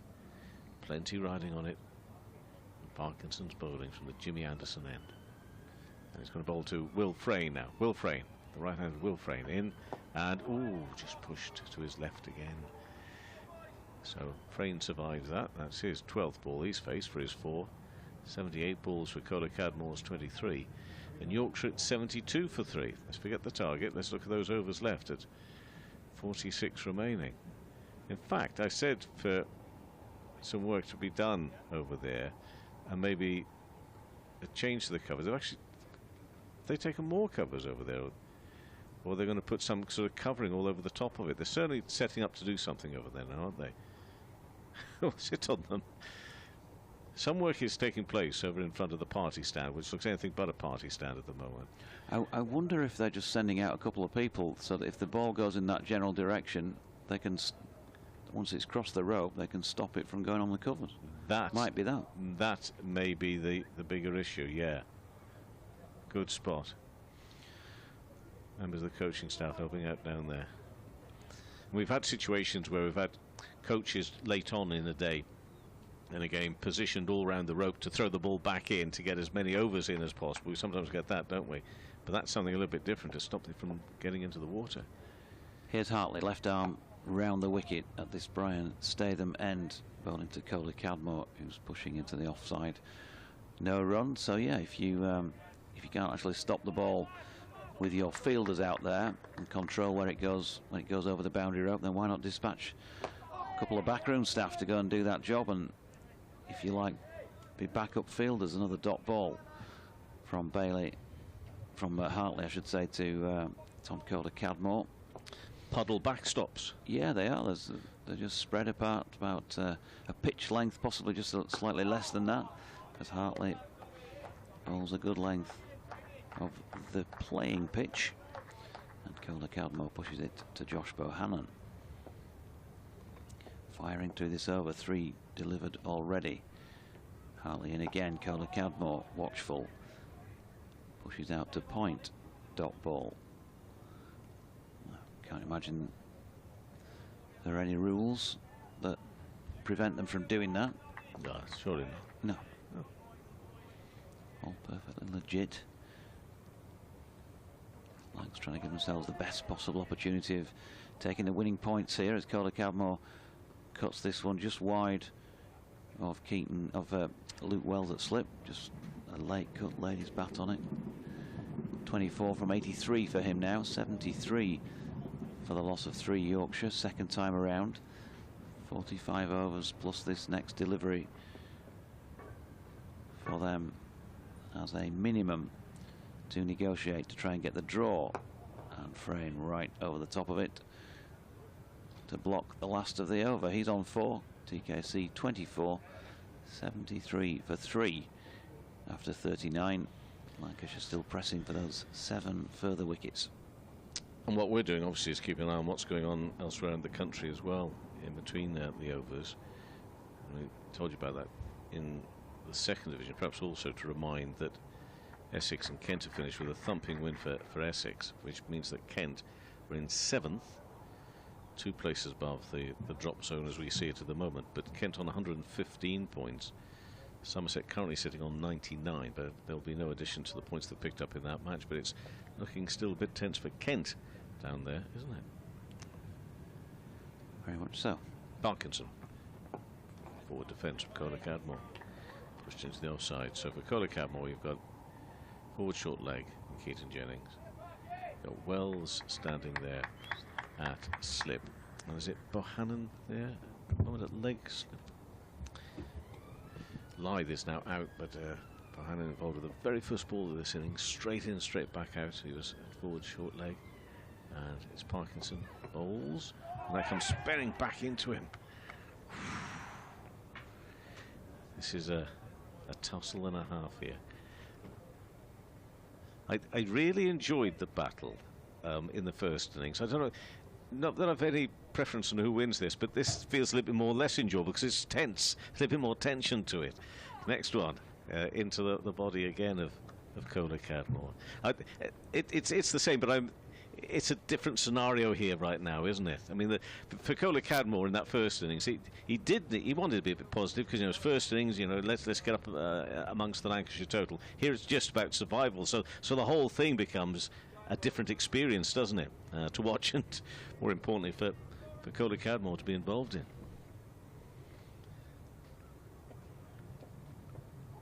And it's Parkinson again, past umpire Wolf.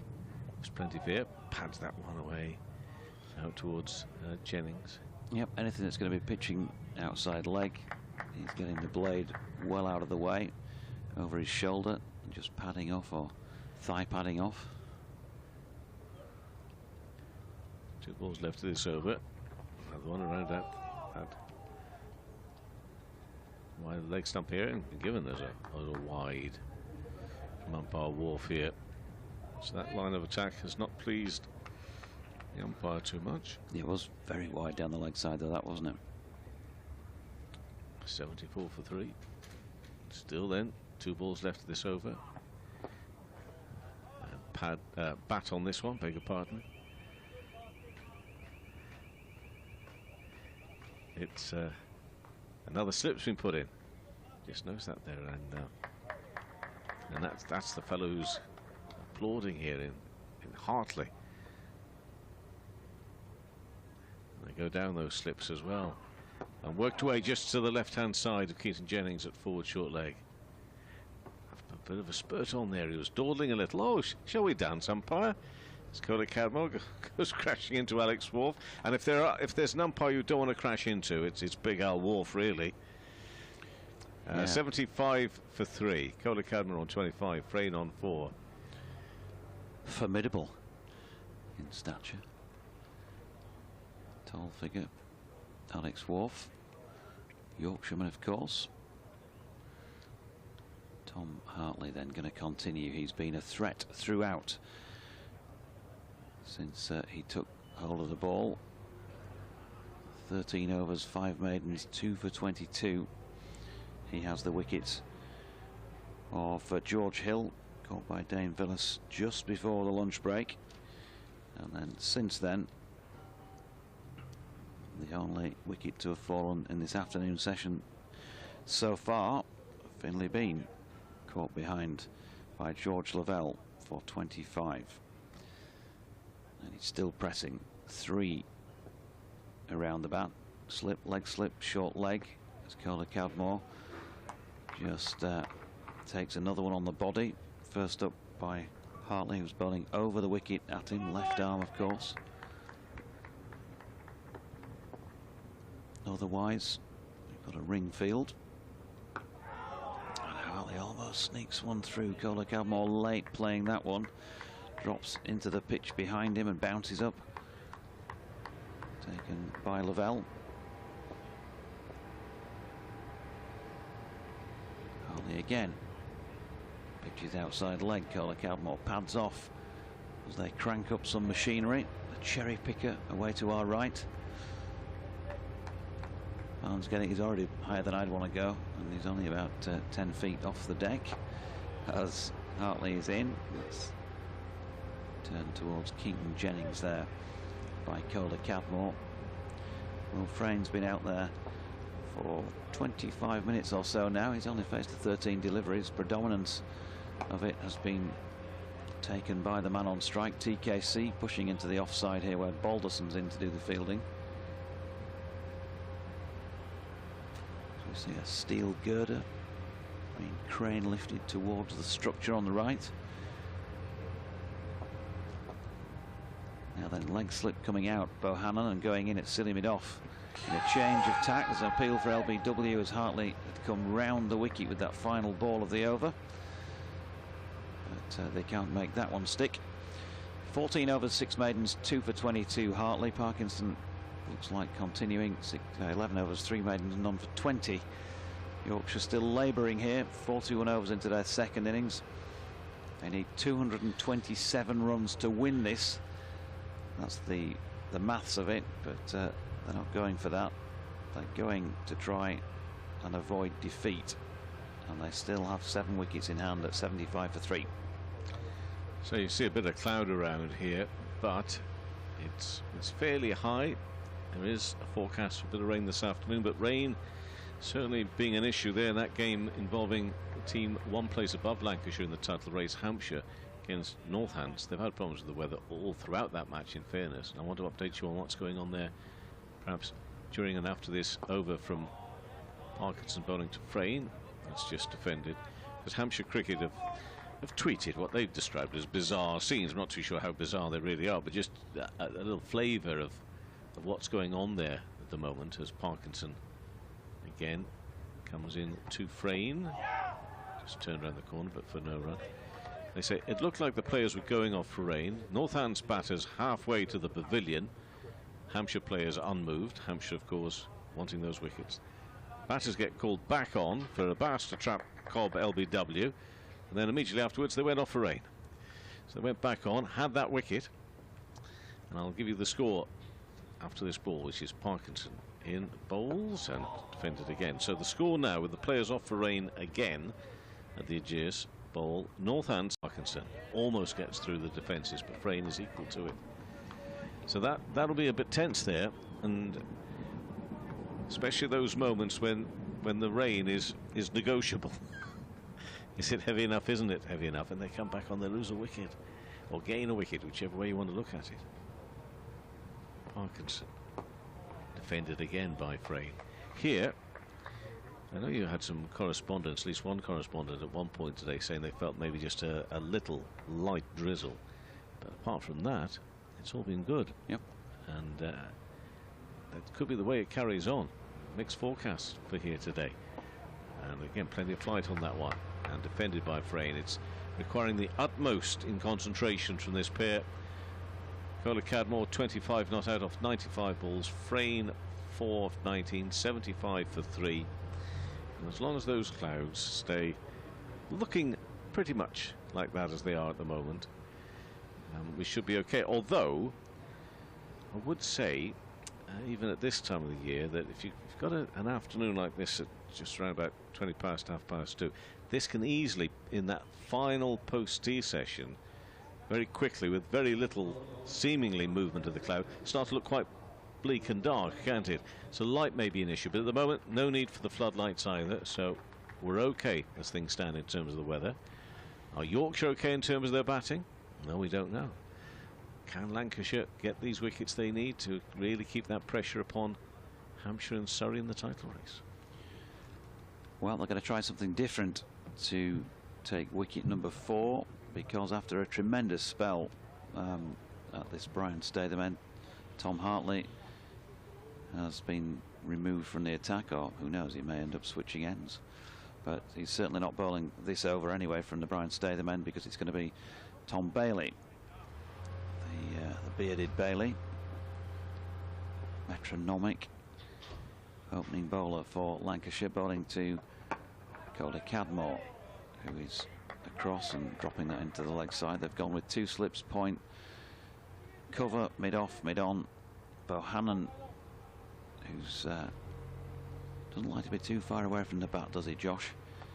He's been brought in at a short, straight mid-wicket, be about 2.5 strips from the bat. So in a catching position, there's a man just in front of square leg, plus a long leg, as Bailey is in again, and Kohler Cadmore takes a ball short of length and cracks it away square on the offside. But Stephen Croft, I said inevitably earlier on today with him, because he's always there at point and he often gets in the way of them, as was a case in point there.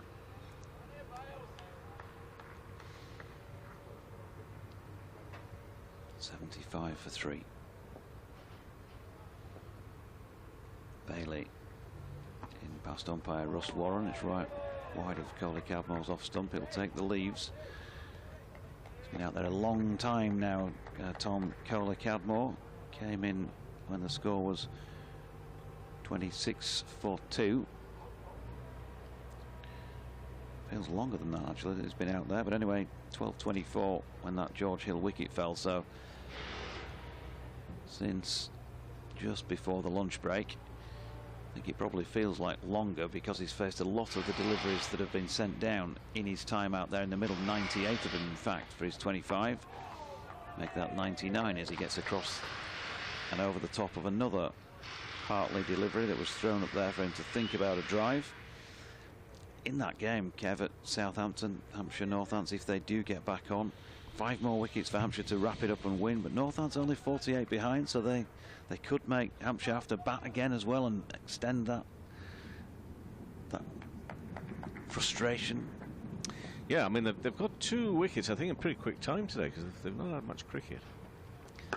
Now then Hartley in, and again inviting Kohler Cadmore to drive, and he just drags this to the onside of straight. Bohannon is round from that fielding position to do the catch, to do the collecting, I should say, not the catching.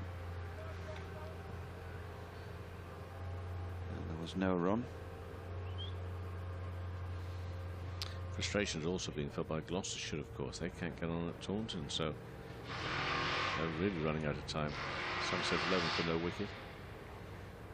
Bailey in again, wide of TKC's off stump, and this time more than happy to watch it go by. So 75 for 3 still. 43 overs gone. Time still ticking. Yorkshire have got it down to a minimum of 41 overs remaining today.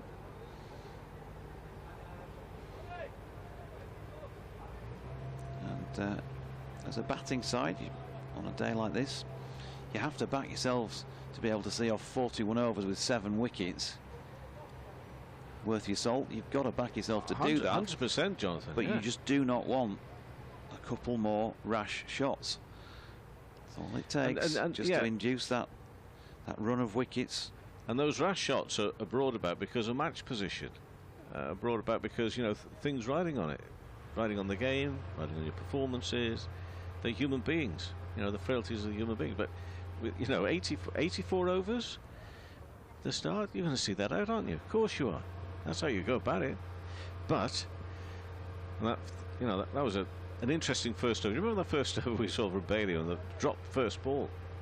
You know, straight away. You know, question marks, questions.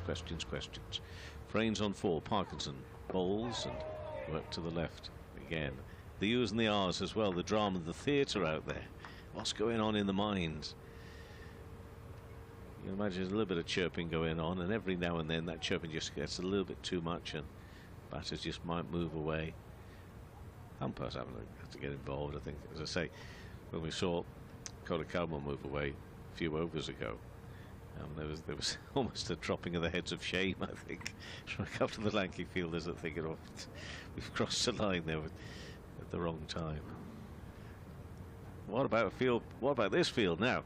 So you got square at forward short leg, then at more of an angle, then you got in that silly point, that position right in front of the eye line of the batter as well, and at slip, crowding round to Frain, who just pushes it down in front of him, and he goes off for a bit of a wonder. And this is why it isn't just as straightforward, Jonathan, is it, as seeing off, you know, 41 overs, 84 overs, when Lancashire can instill this sort of pressure around the batter at the moment, and the batter is Frain, and he drives it straight back to Parkinson. But I have to say, initially I thought he was looking to drive it in the offside.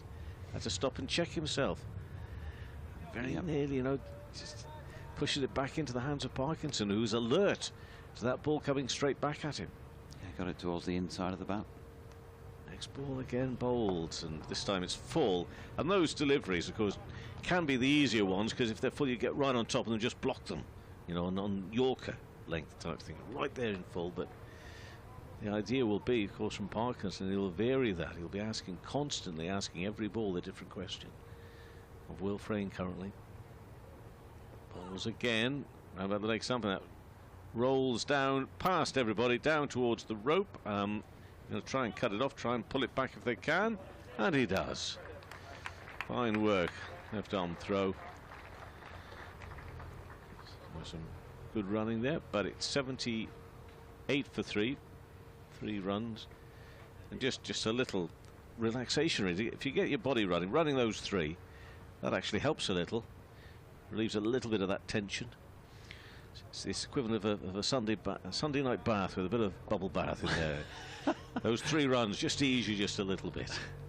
78 for 3. Cody Cadmore's 25. I think they must have been given us byes, were they?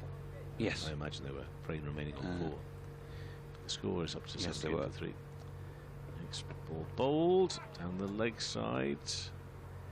And that is the end of that over. But it's going to be that sort of remainder of the game, isn't it? That, you know, we know, everybody knows what should happen here. The Yorkshire should be able to defend this, should be able to fend off the best that Lancashire can throw at them, because there is just the 40 overs.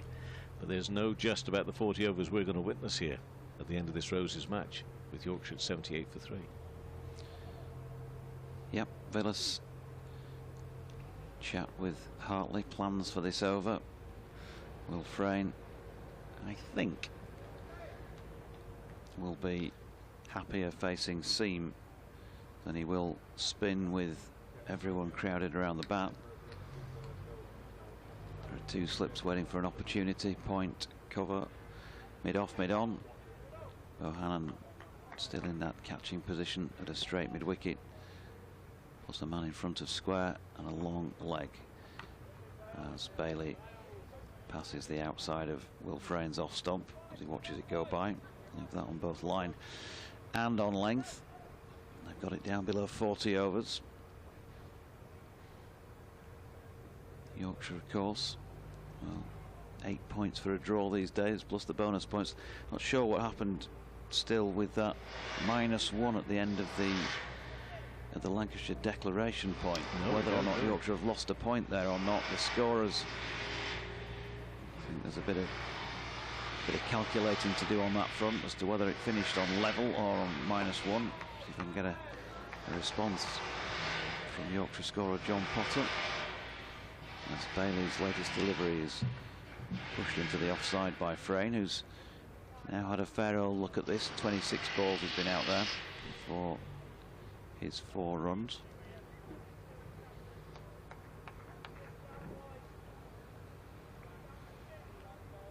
Just carefully places his back foot, his right foot. Slightly open stance. High back lift, wide of off stump by Bailey. And no need for Will Frayne to use his bat on this occasion. He's approaching 1,000 runs in first-class cricket now, Will Frayne. Needs 22 more of those to tick that box.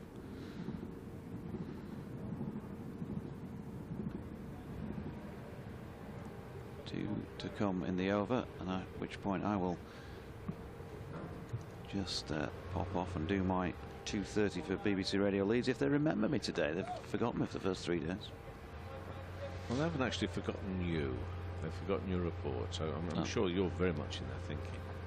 Bailey in good delivery this time. It's closer to Will Frayne's off stump, but also good leave, I think you'd have to say. Got across and covered the stumps. Didn't use his bat.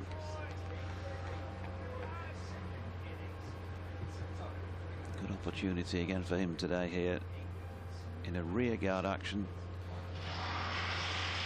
to show his capabilities. We've seen him before with his century at Scarborough. Had a good half-century in difficult circumstances a couple of matches ago as well. And this one nipping back in on him, and he's solidly behind it, having to use the willow. That will complete, will it? No. 1 ball to come in the 45th. Well, it says 44.6 on the board. No, it says Have I missed something? Ah, right. So I didn't see a no ball signal. I think that the umpires themselves think they may have miscalculated, but anyway, I think we're going to get another ball regardless.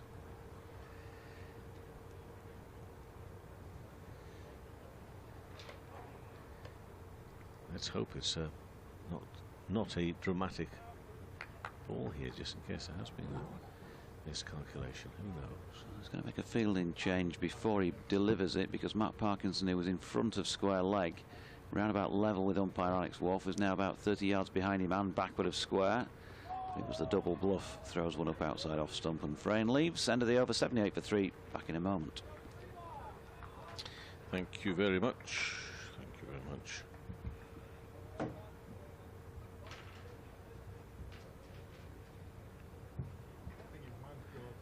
$78 for 3 then. Kohler Cadmore 25, Frayne on 4.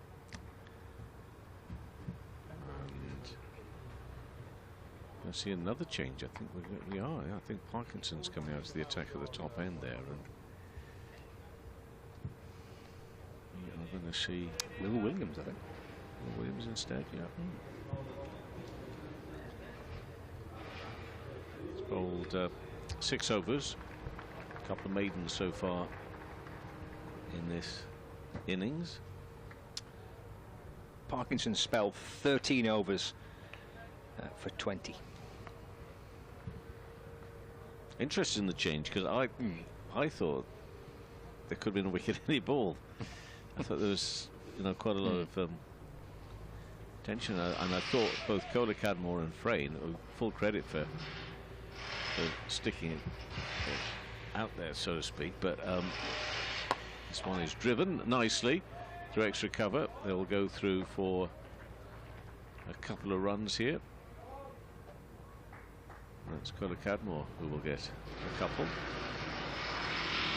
he'll move on to 27.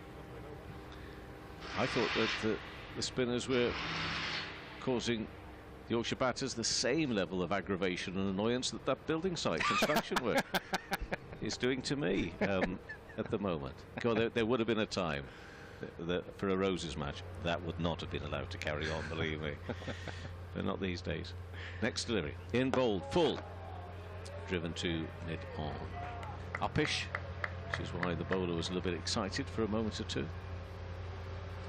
I'm quite excited because that the metal gird has been lifted up into place. I'm pleased for the. Albeit this one, is it just one this time? Yeah, just one. I like the bit when he had, she had two dangling off the cable. Good. I'm pleased for you. Yeah. Williams bowls and drilled back to the bowler. He's full of energy. There's Williams out there. He's got 1 wicket so far. 1 for 8 from his 6.3 overs. You couldn't really do that on a windy day, could you? I presume. No, I don't suppose you could, because it'd be swinging from side to side. It'd be very dangerous. Health and safety would go absolutely crazy. Stop that immediately. Yeah. Colin Cadmore facing. He's on 27. Williams bowls now and driven to mid-off. I've missed the U's and the R's. Pleased to have them back. Were they in harmony? Have they been in harmony? Not so much this innings. No, it's been a little. Again, the whole thing has changed really. This is just a little bit more tension. It's a little bit more after the watershed type cricket we're watching here now, where it's just for adults only, really. This. Because there's so much riding on it. The first innings, well, it's okay. There's a lot of cricket still to come. But here, this is the real pinnacle of it all. Williams bowls into the pads. It's in the air off the pads, and they were going for it. I'm not too sure whether it was entirely off that pad. It must have had some bat on it. The way they looped up, certainly I'd love to see it front on here, but I swear that there was a mixture there together. There must have been some wood on that. Let's take a look at that again. Well, it did, and it flew up in the air and reaching for it. I mean, the excitement there must have been that they were convinced that was going to be given had they got to it. Was that Croft moving to his right-hand side? Bohannon. Well, he's powered in. Extra enthusiasm now. Colin Cadmore facing and defends that one back up to Williams. Oh, they have got a bit of bounce about them, quite literally. Here now. That completes that over. 2 from the first ball of it, and then all dot balls and a little bit of life and excitement in that penultimate ball of that over. 80 for 3. Colin Cadmore on 27. Frayne on 4. And Williams has bowled 7 overs, 2 maidens, 1 for 8. We do hope that the noise and all the kerfuffle is not spoiling your enjoyment of this afternoon. As I say, not really reading the room, because it should be all quiet and tense and a bit of drama out there. What's going to happen? Just as you're getting into it.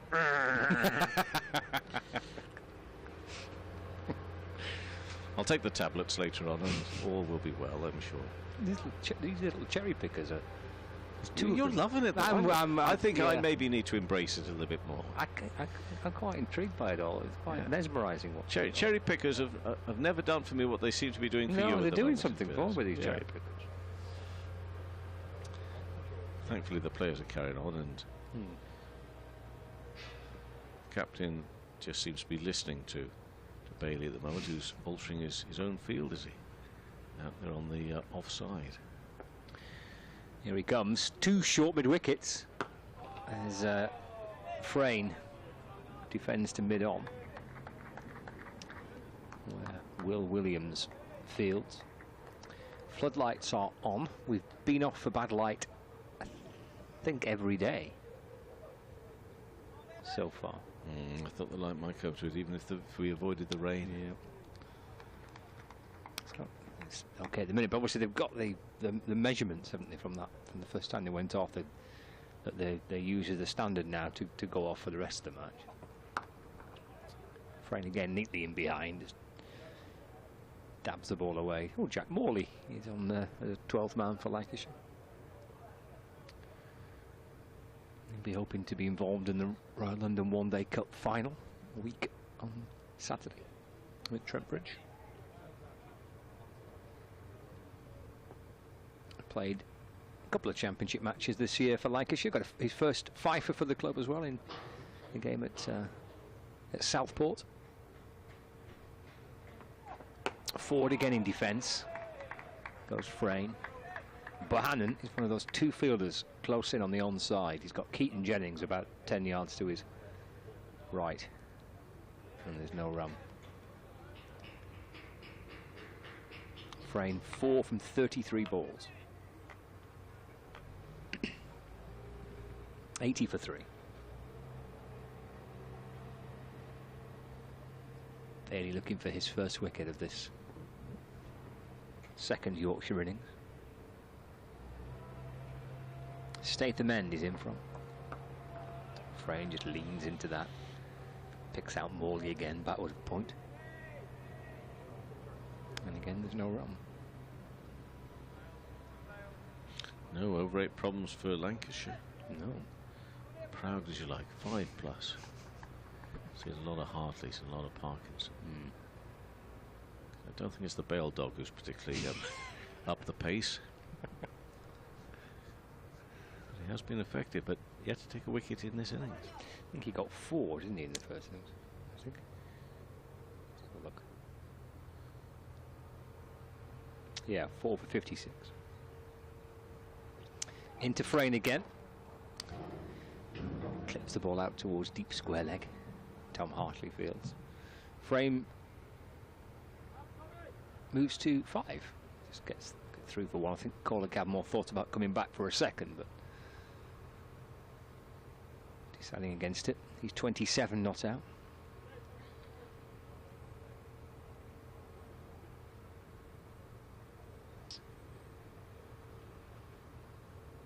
Chattering away to his captain, Tom Bailey. Just pointing at his forehead. Yeah, you say, look at all my worried furrowed brow here. Cadmore waits forward in defence. A couple of step overs from Stephen Croft. No run, end of the over. 81 for 3.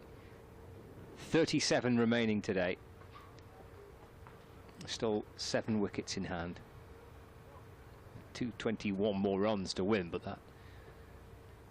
Are you saying to forget that now? Well, I would think that's probably sensible. Because if you tell me to forget it, I will. I shall instantly forget it. Don't No, forget I will. it. I will forget. I'm forget it. looking at that 37 overs left. Okay. I'm looking at those 3 wickets. I'm still wondering why they took the spinners off. But then again, I suppose I've seen a couple of half chances there, but I just thought that Kohler and Cadmore and Frayne, all 3 of them out there,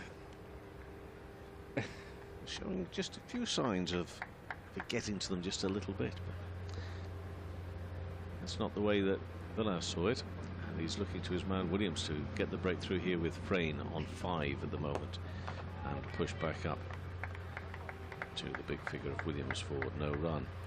And he's certainly using the imagination with the field settings here. So you've got Luke Wells standing alongside the keeper at first slip, and then you've got a gap so no second, and then you've got Keaton Jennings in the third. You've got 2 short mid wickets, 2 catching out there on the offside as well, and then you've got mid off, mid on, and down here at fine leg as Williams bowls, comes back in, good delivery, which Frayne had to be alert to punch it away on the onside. But the cloud certainly building away to our left-hand side from where it came yesterday. Might have caused 1 or 2 dramatic pictures, but also led to the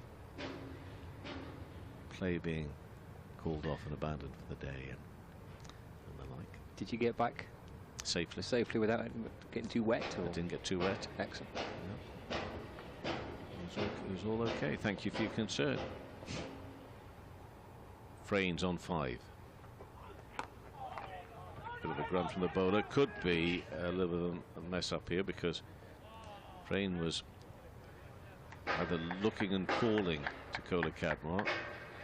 Not so sure whose call it would have been, just behind square on that offside, but seemed to be a little hesitation between the pair. Frayne eventually turning round and getting himself back in. So it's all quiet, but we've seen periods of this match where from nowhere things have happened, dramatic events which have turned the match in a different course. Now Williams was coming in, and I think was stopped by the umpire, but presumably there's something that was to do with the players, unless Big Al just wasn't ready. Maybe not ready. Yeah. Back you go, mate. Yeah. He's got his shades on as Big Al today. Looks pretty cool, doesn't he? He always does. There's Al Wolf. So do you, umpire Warner. Don't you feel it left out there? Williams bowls back in. Good ball.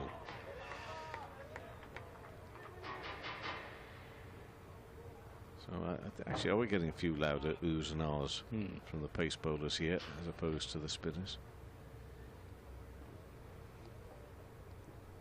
Certainly Frayne doesn't look totally comfortable. Being the last man out for 25. Scores on 67 then. Coming up to 81 now. And Williams comes in. Full delivery back in towards the big frame of Will Frayne of Yorkshire. But he's equal to it again to push it out. Composed, concentrated. Battling away here for Yorkshire. That's the battle for Lancashire. Is to try, if they could, just take advantage of the fact that Hampshire themselves can't get on. Are they still off there? No play. I'm going to bring you the very latest any minute now. Please do. Williams past the umpire in the bowls and pushed into the offside. No run. They've taken tea. So Northants 5 down, 177 for 5, trailed by 48 runs. And I'm going to presume that there was a weather rain enforced tea break. I tell you, he's had a good week. Who's had a good week? Surrey. Oh yeah, I see what you're doing there. Yeah, they've had a great week. They've had a good week without actually doing anything. Yeah. And they're playing Northamptonshire next week at Northampton. You able to join us next week for that one? It's one of your favourite grounds. Oh, hang on. Hang on. I think we're going off. Are we going to go off? Oh no. New ball. Change of ball. I just saw the umpire waving towards the boundary, but it's a change of ball. Is there a protest? It's a protest. There's a protest. No, I don't think I'll be with you in Northampton next week. You'll be missed.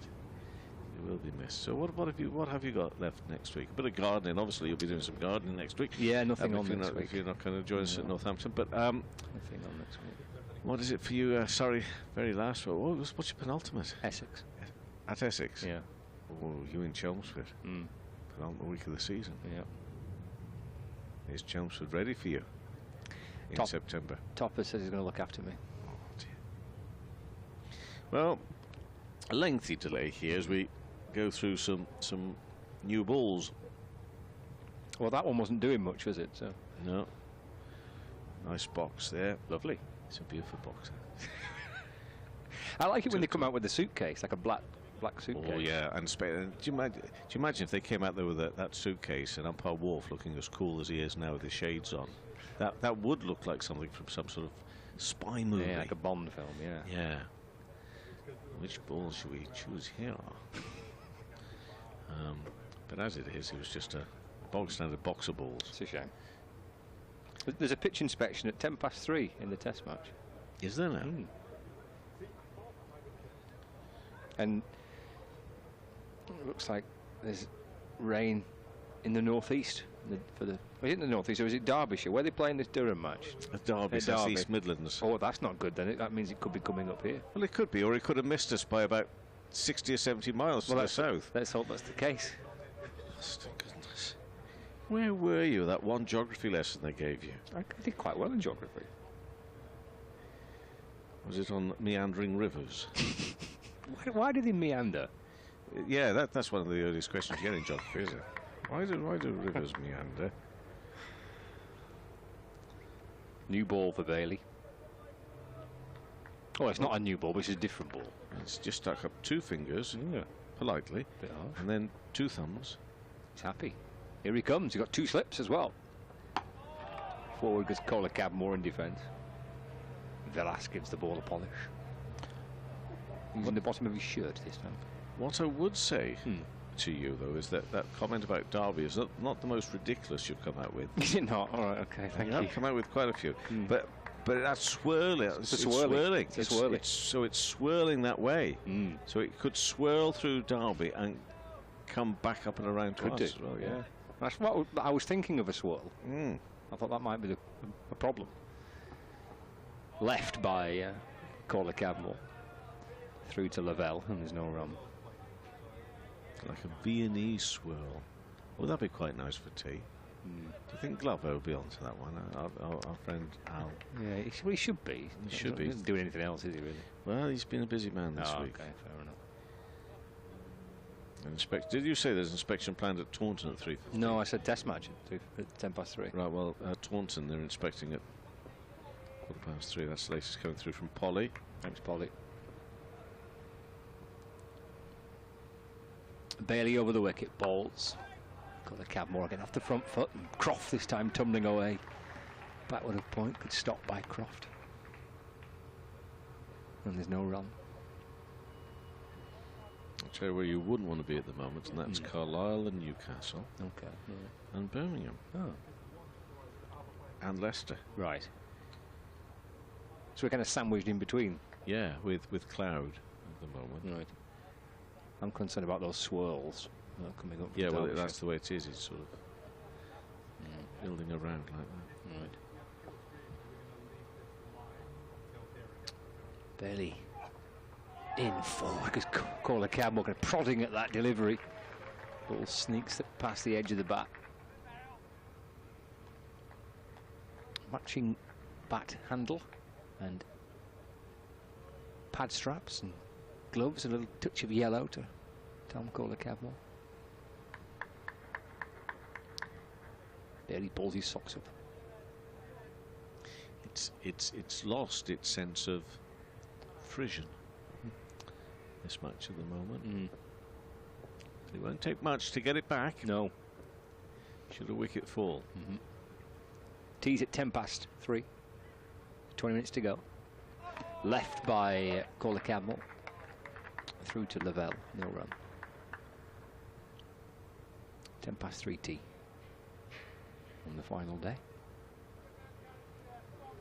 Can't make up any time today for overs that were lost yesterday. We had 16 overs lost yesterday, but half of them were being made up from the day before.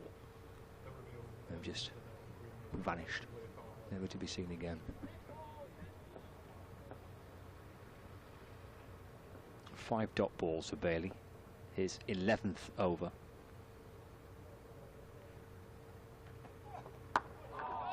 Pressed into the offside by Kohler Cadmore. They kind of think half-heartedly of a run, but there isn't one there as the Lancashire captain comes up to complete the fielding, and there's no run. He's a big fan of using his shirt to polish the ball. He had seemed to have an extra long sleeve the other day. He was using his sleeve. Going for the shirt this time. End of the over, 81 for 3. We've got 35 overs remaining in the day.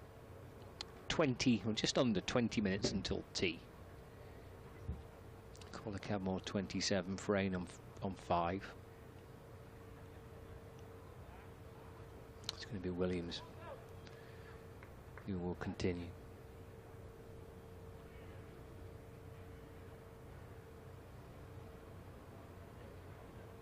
Down to 1 slip.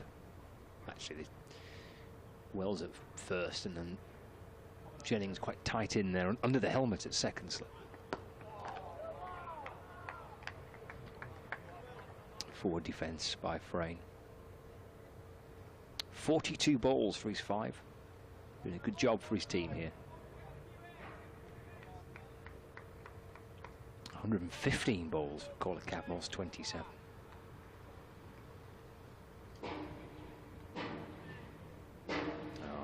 Looks like they're banging another girder into place.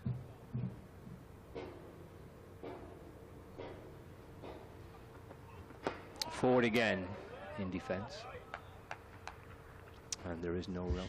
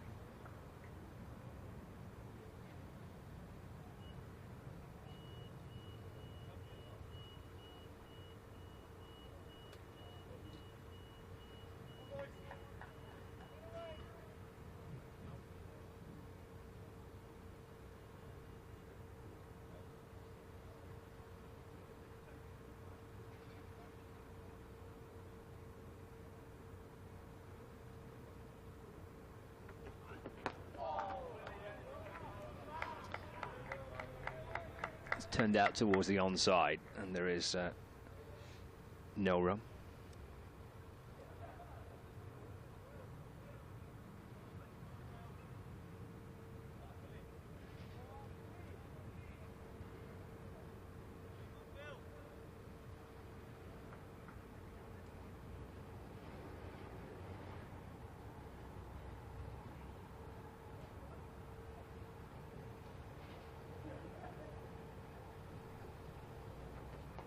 Oh, it's a bouncer this time. Don't see too many of those from Will Williams. Kind of dug in short. And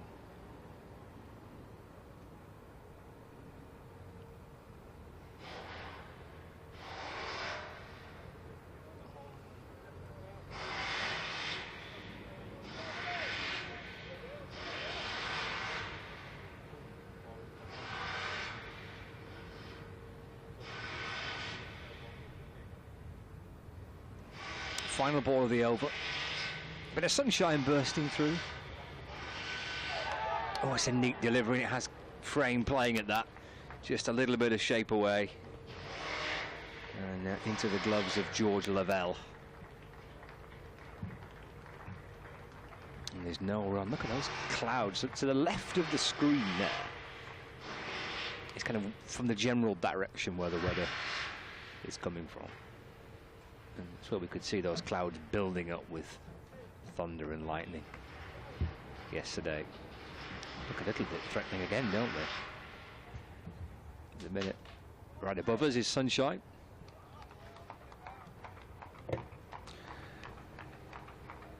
It's okay. It's Hello, okay. Jonathan. It's fine now. It's okay. Calm down. I have returned. Good. And here's Tom Bailey. Yes, in the sunshine at Old Trafford with Tom Kohler-Cowdmore shouldering arms to a delivery wide of off stump. Very patient stuff by Yorkshire. Lancashire now just starting to feel a little bit like they're running out of overs with 7 wickets to take and with some darkness around overhead despite the sun at pitch level. It's a strange old scene, isn't it? It's like somebody's overdone the contrast button on your television set. Do not adjust your sets. Kohler-Cowdmore waits, Bailey in, and TKC just getting up towards the inside of the bat to Will Williams, wide of mid-on. He'll get through for another one. He's made a very valuable contribution, Tom Kohler-Cowdmore, in this match with his 51 in the first innings, 27 in the second, and has looked, strangely enough, more assured, I think, about the way he's gone about his business second time around than perhaps he did in that first innings.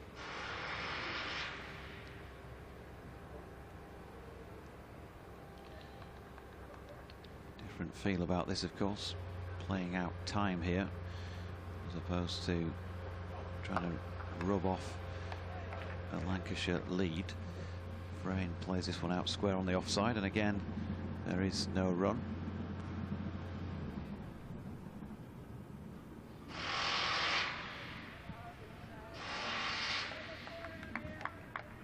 Two slips, point.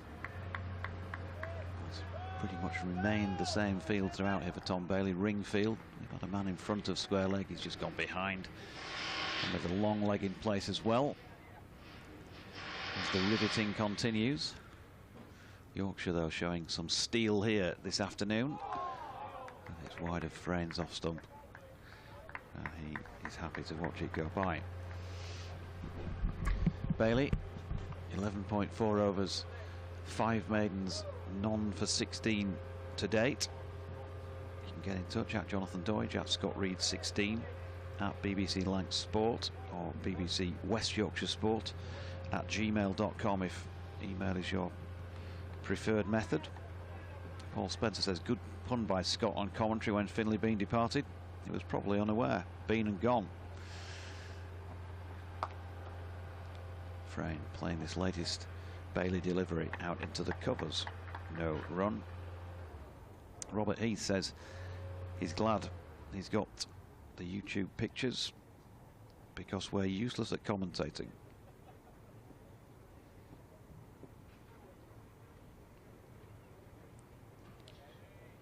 There we go. Can't please all of the people all the time.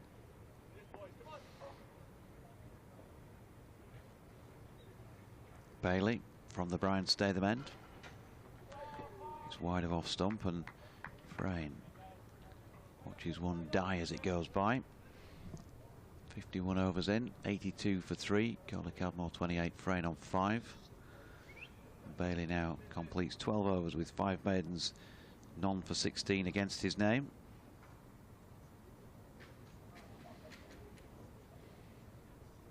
And so a minimum of 33 today. Yes. But what time are we at now? We're 3 o'clock now, and tea 10 minutes? 10 minutes, yeah. And that's fixed today, tea, so... So the way it's going then, 10 minutes, they're going to get through more. They're going to get through, what, another couple, maybe 3 overs here. Yeah, 3 overs you'd have thought. So a minimum 30 in the final session. And if they bring the spinners back on, they could get a few more than 30 in. Yeah, they could. Before 5:30, unless, of course, they get to the stage where they also accept that. That's, yeah. Yeah, that's that. In which case we could get an early handshake. And of course, is that, as you watch on Lancs TV, top left of the screen, those darker clouds, but just had a look on the forecast, and it's not saying there's a huge percentage chance of rain just yet, but these things obviously can change. A little forward press by Tom Kohler Cadmore. It's the innings today from Kohler Cadmore. It just feels utterly in contrast to what we saw from the first innings. I mean, he got himself a half century, didn't he? And he batted well, but it felt a little bit more of a struggle in the first innings. Feels like a much more calmer approach this time around from Kohler Cadmore. Never really felt massively like he was in too much trouble. He felt like in the first innings he looked like he was trying to force it maybe a little bit. Does that appear from here anyway? In behind this next ball to defend away into the offside for no run. Yep, just been saying that really when you were out of the room. Okay, he's definitely a different feel to the knock. It's almost like not that he wouldn't know his purpose first time around, but as if he knows it better this time. Yep. 82 for 3.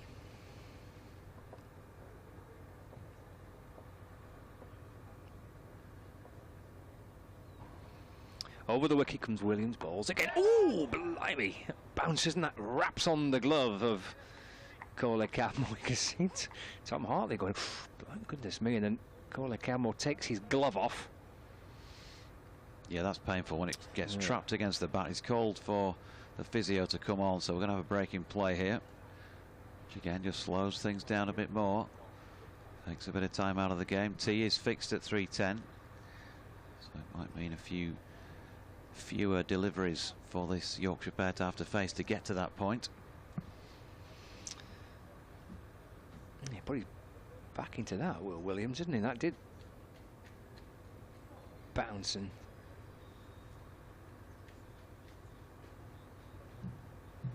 yeah, ring in the hand, Tom Kohler Cadmore, as he waits for the Yorkshire physio to make his way out there. Give him a bit of treatment. Might want a bit of freeze spray, something like that on. Lancashire therefore take the opportunity to bring on the drinks. So looks like it's the thumb. Tom Kohler-Cadmore, right hand. That is the problem here. Wolfram taking a drink at the same time. 6 minutes to go before tea. 3 balls left in this Williams over. Could they? Sorry, Doji. So could they stretch out this injury kind of for another 6 minutes? I mean, it's possible, I suppose, isn't it? Main thing is you don't want Kohler-Cadmore to be injured too badly here. No, that's the thing, isn't it, really? He's going to have to receive the treatment whatever time it happens. It just happens to have hit him at this point a few minutes before tea. He's had a good inspection of it, the Yorkshire Fizz, and Kohler-Cadmore having a good drink from the water bottle, but it doesn't look like he's applied anything apart from checking out that nothing's broken. There's a bit of flexion in there for TKC.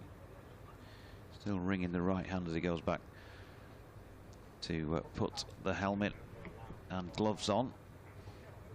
5 minutes now before the tea break.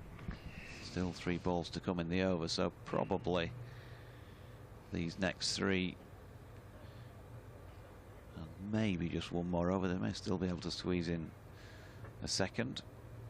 See how the umpires work with that one.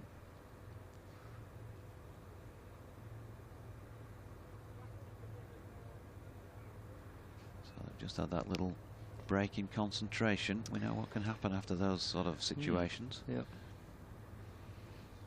Lancashire with 3 slips widely spread here.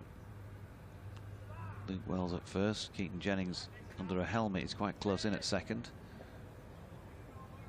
and Tom Hartley at third, a little bit closer to him. Here is Williams. Kohler-Cadmore just feeling for one outside off stump. It's a shame those slip fielders aren't in numerical order. We've got Wells number 3, Jennings number 1, and Hartley number 2, squad number 2. Yeah, but it's not in the right order, are they? Could have a Ted Rogers, couldn't we?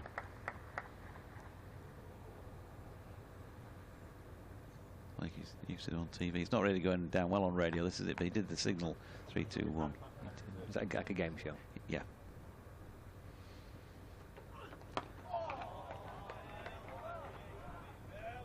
Williams in, Kohler-Cadmore pushes into the offside. 3, 2, 1. No run. So what did he? Yeah. He went you can do it really slowly, 3, 2, 1, but he did it really quickly. The thing is, if he did it wrong, it'd be quite offensive. Yeah. Yeah. Maybe not for the television cameras. Glad they didn't cut to us while we were doing that. Could have been a disaster. So Williams, final ball of the over, coming past Alex Wharf, right arm over the wicket, and Kohler-Cadmore pushes into the offside, and that's fielded by Bailey to complete the over. 52 now gone in this Yorkshire second innings, 82 for 3, needing a further 220 to win. I think that's off limits. Minimum 32 overs remaining in the day.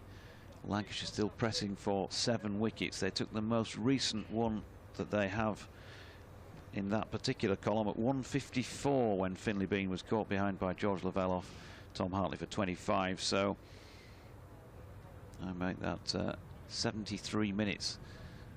Kohler-Cadmore and Frayne have been together. Will Frayne chewing up some balls here. 51 deliveries. He's been out there for just the 5 runs. Tom Kohler-Cadmore doing the same. 123 he's faced for 28. Plane either leaving or taking off Manchester Airport. That coming into land, or sure. Someone's returning from somewhere warm or going somewhere warm. It looked like it was. I don't know. I can't make my mind up.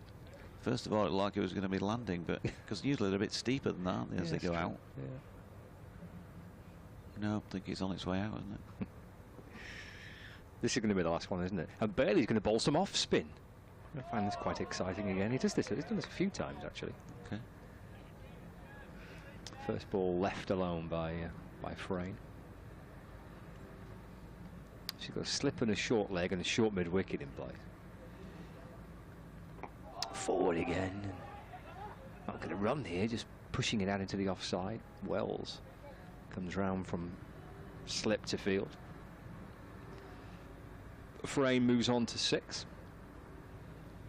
So Colin Cadmore there just taking guard again because Bailey has decided to bowl off spin,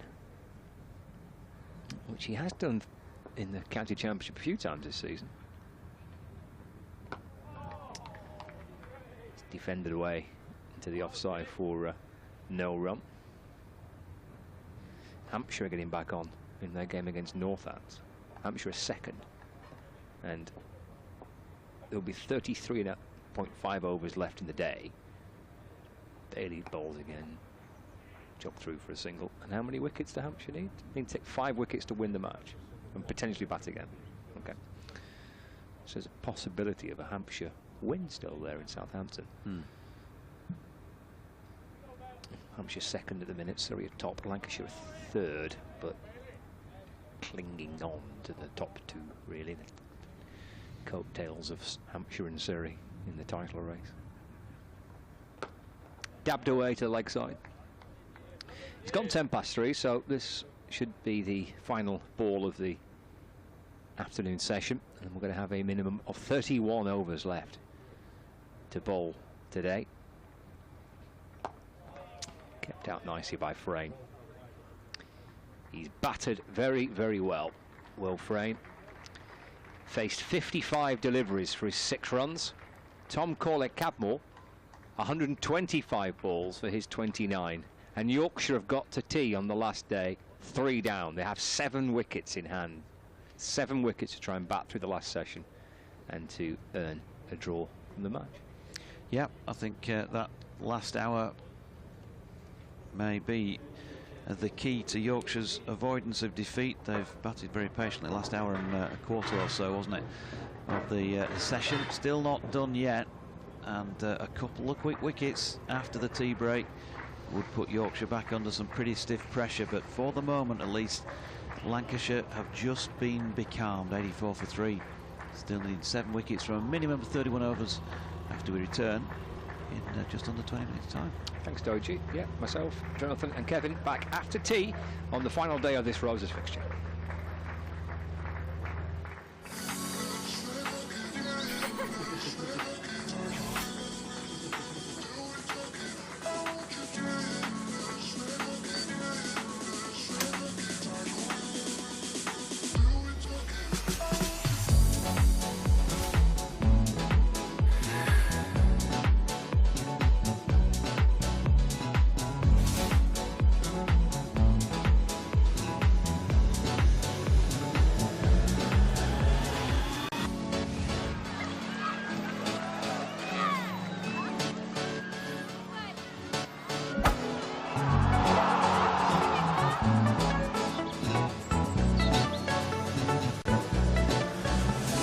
When you want the best seats in the house, it matters where you stay.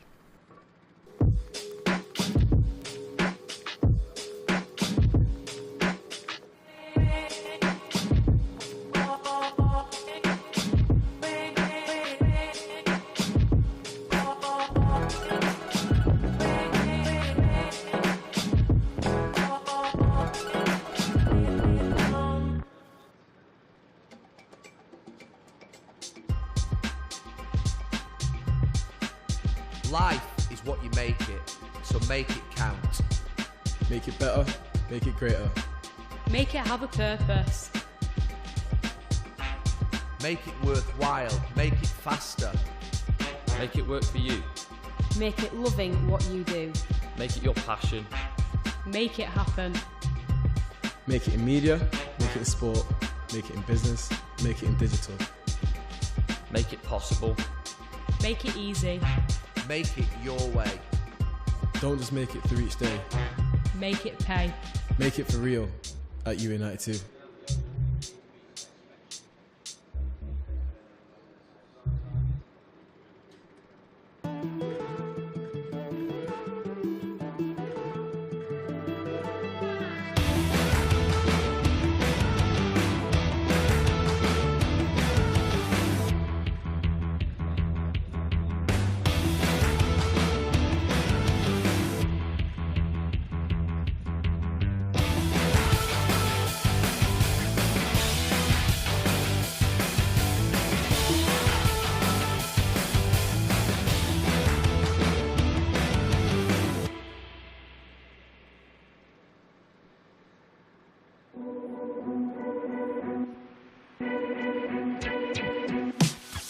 are driven. We are passion. We are the fans. We are the future. We are equal. We are Manchester.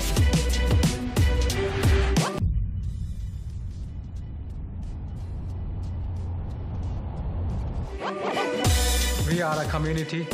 We are here to win. We are exceptional. We are spirited. We are powerful.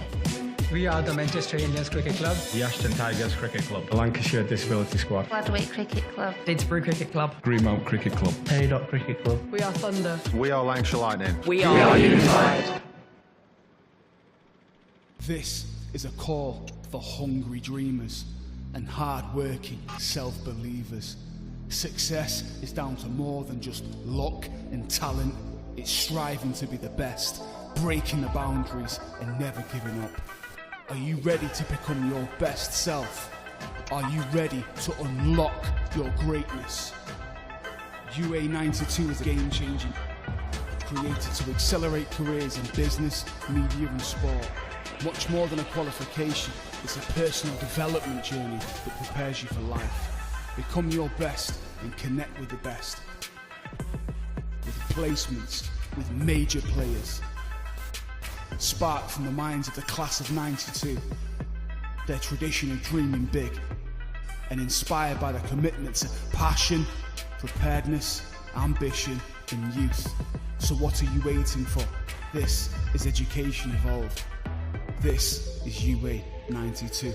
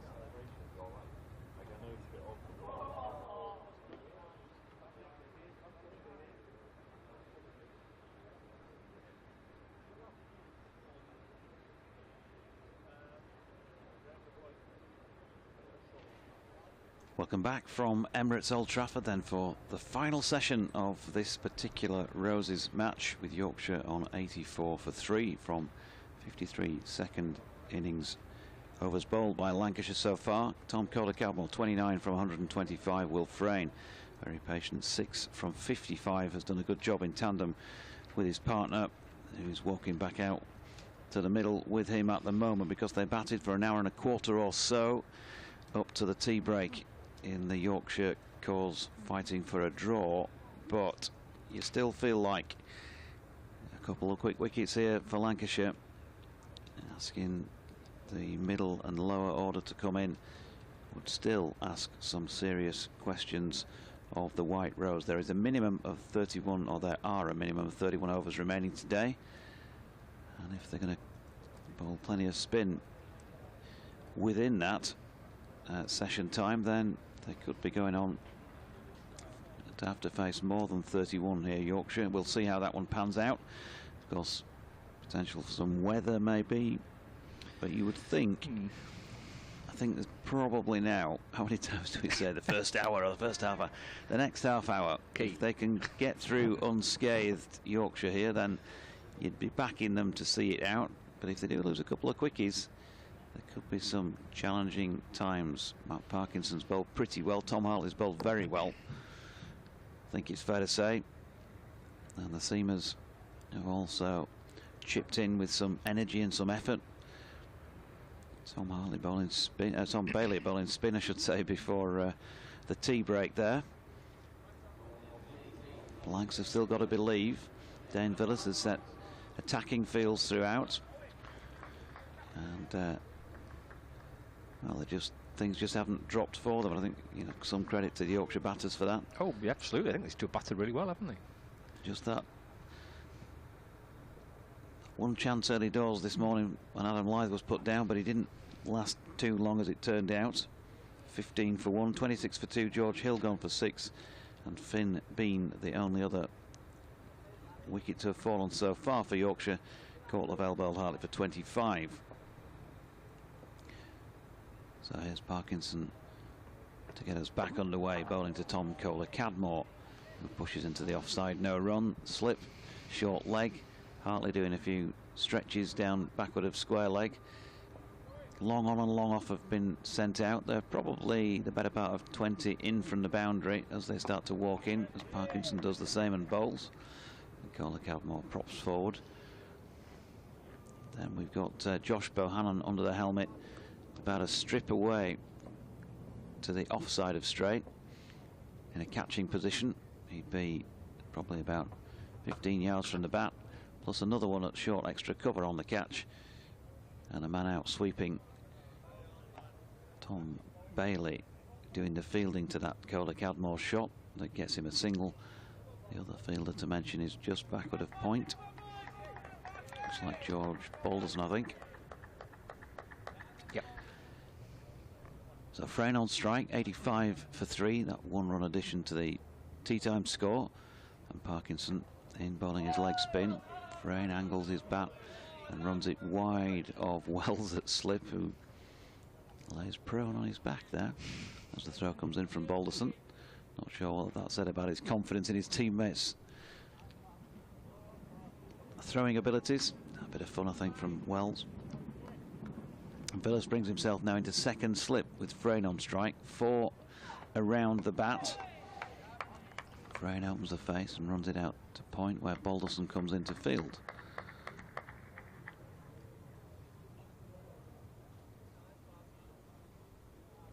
Will Frayne 6 from 57 deliveries. Parkinson bowls again, round about the leg stump. And the batter pushes forward to complete that Parkinson over with another dot. So 14 overs, 5 maidens, none for 21 so far for Parkinson.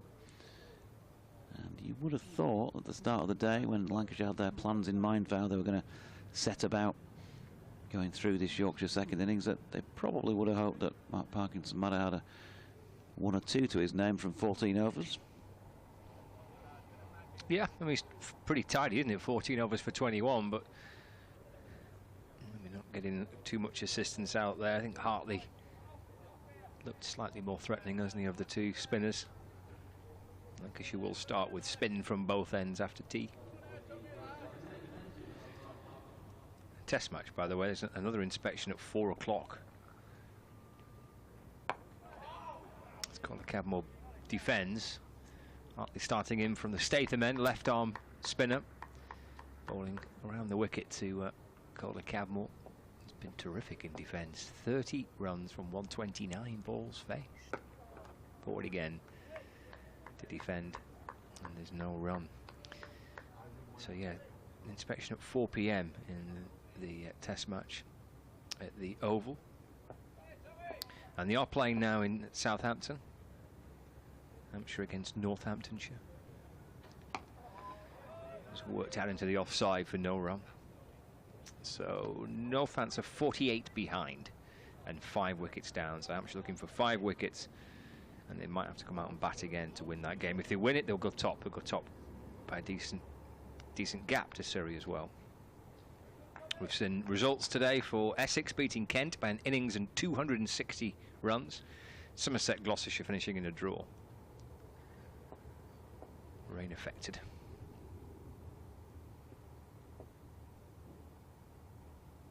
Hartley just waiting. Ready to come in now and bowl. Again, Calder Cadmore rocking onto that front foot and smothering the ball away into the offside. And there's no run. Short leg and slip in place. Well, this bounced and turned sharply, but outside the off stump, and one that was easy for Calder Cadmore to ignore. But it bounced and turned so much. The bounce in particular, keeper takes it with his right glove up above his shoulder. It's worked to the leg side. There's no run. End of the over. 85 for 3. Yep, drew a smile from the face of Indeed. TKC. So they've got through the first couple without mishap. Langs not yet managing to find that early final session breakthrough. Floodlights still on. Probably a bit brighter actually overhead than it was just before tea. It's grey but not that gloomy. Certainly okay to play in at the moment, with nothing really in terms of that shadowing they talk about of the players from the floodlights, which I think tells its own story. Still the 4 men round the bat as Parkinson comes in and bowls to Frayne. Still Jennings at short leg, Bohannon silly mid off, Luke Wells at first slip, and Dane Villas at second. Mid on and mid off are both on the 1 as Frayne steps away and cuts firmly this backward of point. That's, despite the slow outfield, going to trickle over the boundary rope. So 4 more to Frayne, takes him to 10 from 60 deliveries so far. Matt Parkinson, yeah, starting that one on wide of off stump, and Will Frayne playing with the spin, just able to open up his body and cut that one away firmly backward of point. 89 for 3, 55.2. I nearly said 55 for 2. 55.2 overs in. Parkinson in again, and Frayne drops that into the pitch. There's a few yelps from the Lancashire fielding contingent because it was probably about a body length or so from Josh Bohannon. Wouldn't have the longest of arms and couldn't reel it in as a catch. He's now kneeling before Will Frayne at short at silly mid off as Frayne punches one past him. Bohannon taking evasive action. Yeah, he's not going to kneel anymore, is he? I think he's back up onto his feet, having been on his knees. Oh, forget that.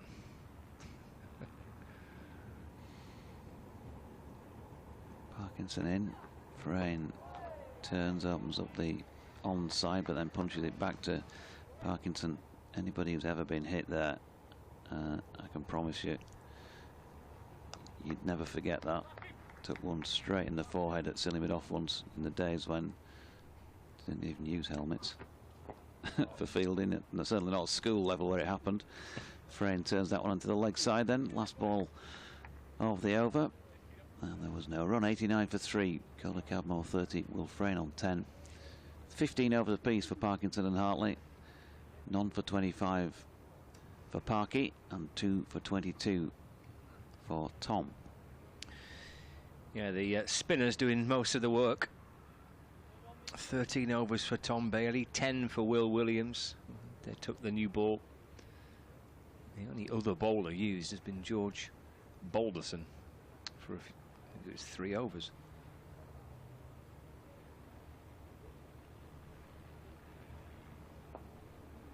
Hartley again will come around the wicket to Calder Cadmore.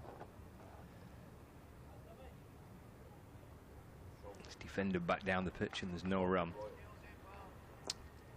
So 3 around the bat. Blocks the ball away to the leg side again for no run.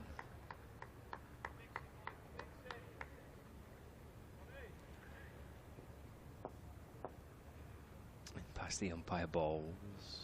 Short, wide. One cut. Now, did that reach Williams?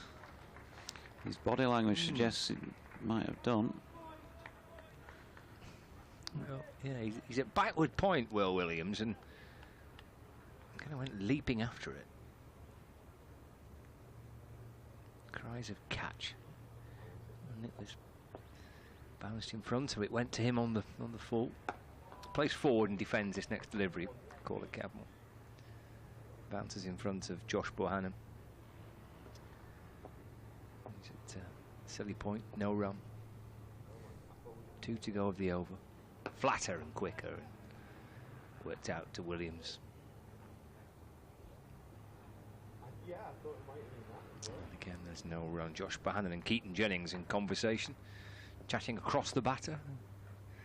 Jennings short leg. Calder Cadmore gets right onto that front foot. Good stride down the pitch, smothering the ball away. And he is not out on 30 from 140 balls. We've had 57 overs now. That's it, Yorkshire second innings. These two, in terms of a partnership for runs, well, it's 22, so nothing to shout about. But it's 137 balls that faced for 22 runs. And that's the key thing there, isn't it? The number of balls faced. Yep, played sensibly. Nobody's really been going, well, nobody has, I don't think, gone at deliveries they shouldn't have been playing at. That's been the key. They've managed to get something in the way of the ones that they've had to play. That being a case in point, Will Frayne clearly getting it towards the inside edge of his bat, and it's run away down to fine leg. And the single takes him on to 11, the score to 90 for the loss of 3 wickets. Just spotted Thunder, Lancashire's women's team, have named their squad for their game against Northampton. I was looking for some weather at that point as Calder Cadmore pads one off. So this is taking place against the Sunrisers on Friday, and Phoebe Graham, who was with us for day 2, is part of that squad, as she mentioned. The name that stands out for me is Deandra Dottin. So she's returned for the conclusion of the Rachel Hale Flint Trophy for the Thunder, and she's in that squad for the game on Friday. Parkinson round the wicket. Calder Cadmore happy to just plonk the foot down, knowing that that's pitching outside leg stump, and pad it off in the general direction of Keaton Jennings, just beyond his left hand. Parkinson in again. Fuller length delivery. Calder Cadmore right over the top. The home games for Thunder, either here at Emirates Old Trafford or at Sale. I'm not playing at Sale, but either way, the home matches will be on Lancs TV. Parkinson again, once more wide of leg stump, and therefore Calder Cadmore just nudges it away with the side of the knee roll. Another dot. 26.2 overs remain.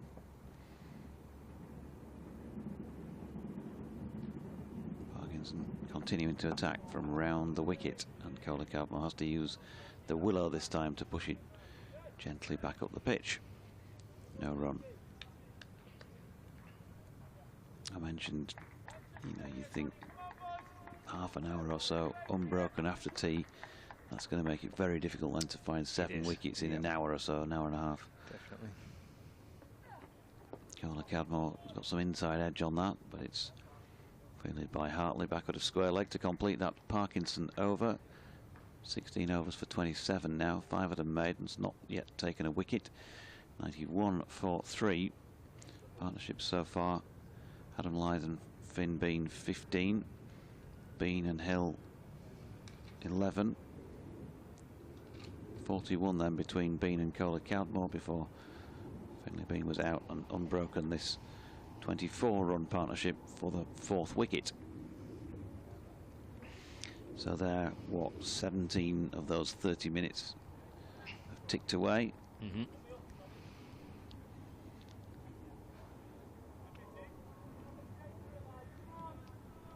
There's plenty of work today. Tom Hartley, this will be his 17th over. It'll change the field. They're dropping George Balderson back towards deep extra cover. Frayne on strike. Hammered out through the offside. That will be 4 runs. Towards deep back will point.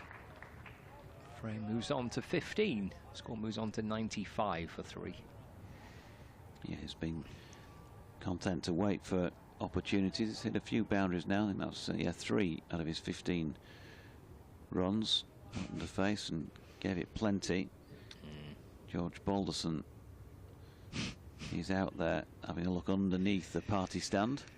Yeah, we had this earlier on, didn't we? The ball's disappeared underneath us. The big I said temporary stand. I think it will be dismantled at some point, but it is. If you walk underneath that, it's just like a massive Meccano set. It's just all bits of iron bolted together, and when the ball rattles around in there, how on earth do you either find it or get to it? Yeah, it reminds me when you walk underneath it of the scene in The Man with the Golden Gun near the end, where Roger Moore's clambering through some scaffolding just before he applies the coup de grace. I think they're giving up on this one. There was quite a valiant effort last time it went under there. 3 or 4 Lancashire players all went across and gave it a go to find it, but quickly given up on that. So this was it. This was earlier on for those with us on Lancs TV. 4 of them, of which all 4 of them at one stage on their bellies, with their heads buried underneath different. I don't know who's this for. I think that might be Josh Bohannon, who's almost. It was Josh Bohannon who's almost kind of crawled underneath the stand entirely. So there was, there were all sorts going on there earlier on to try and find the ball, and it was. I don't think it was retrieved in the end, was it? No, they'll have plenty of experience though, of course. As youngsters, no doubt, balls going through hedges and things like that when you're playing in the street and wherever else in the local park. Where's it gone? Sure, I can see it. No, I'm not putting my hands in them brambles. No way. Good at shot and buy another one. We've got another ball.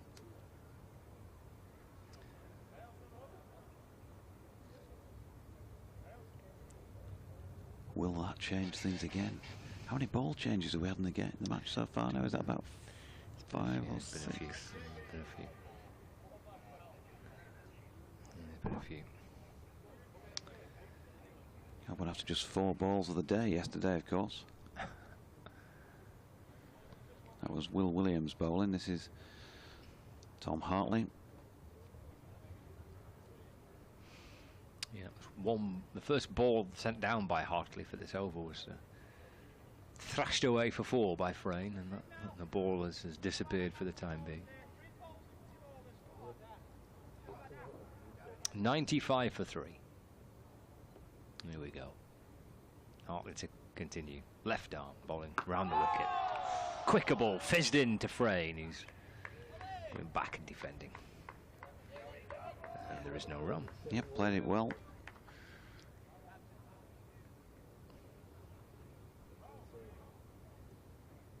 Frayne on 15. Hartley in again, bowled, and that's worked towards the offside. George Balderson bouncing around at extra cover to field, and there's no run.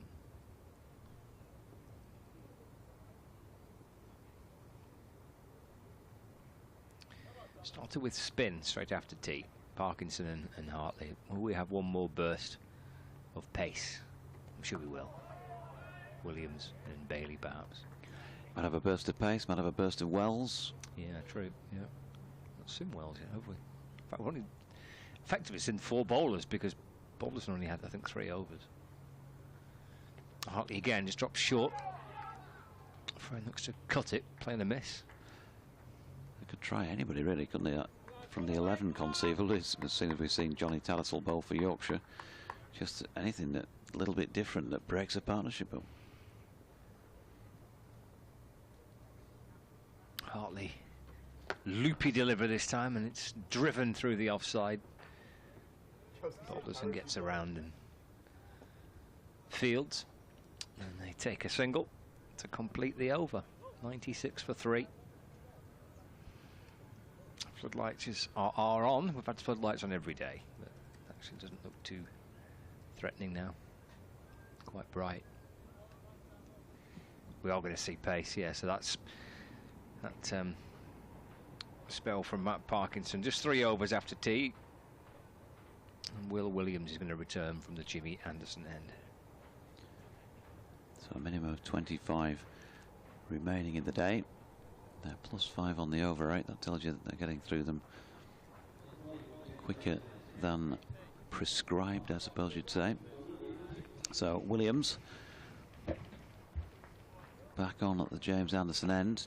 And we're going to see Lavelle stand up as he did a little bit earlier. Nope, the lid's come off. The cap's coming out of the back of the cricket trousers.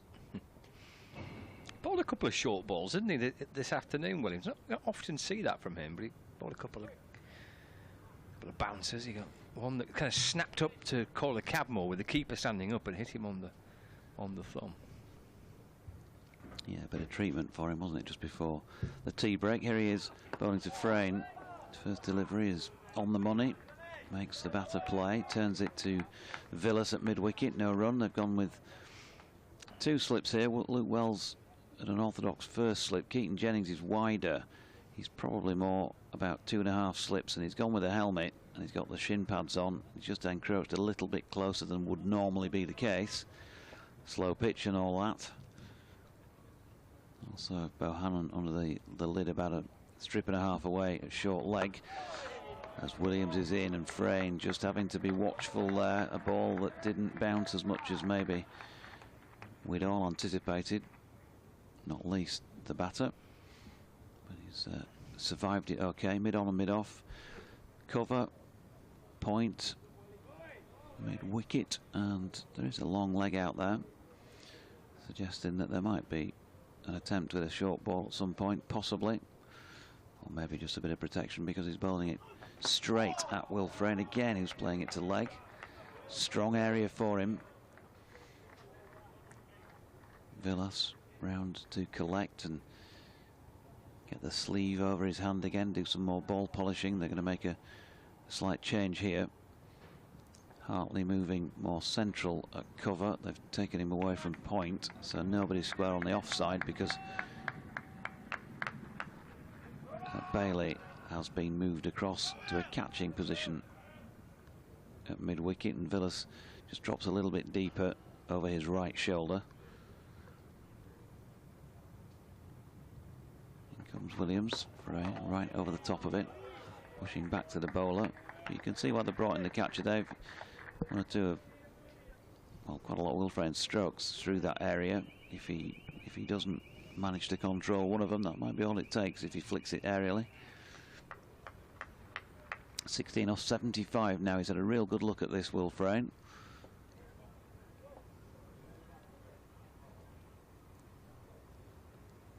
Williams in and bowling to him. Villas had just brought himself back in to accompany Bailey in a catching position at mid-wicket. The appeal never going to be one that saw the finger raised by Alex Wharf. Too high. Maybe a couple of other things as well. But yeah, Will Frame been out there since 1:54, so 2 hours and 2 minutes ago. Take out 20 minutes for tea. An hour and 40, an hour and 3/4 nearly of batting time. And he's dropping this one into the leg side through mid-on as well to complete that Williams over. Williams 11 overs, 6 maidens, 1 for 8, miserly, and has a wicket to his name. 60 overs complete in this Yorkshire second innings, 96 for 3. They just about survived that first half hour after tea. One more over, if you like, before they get to that point.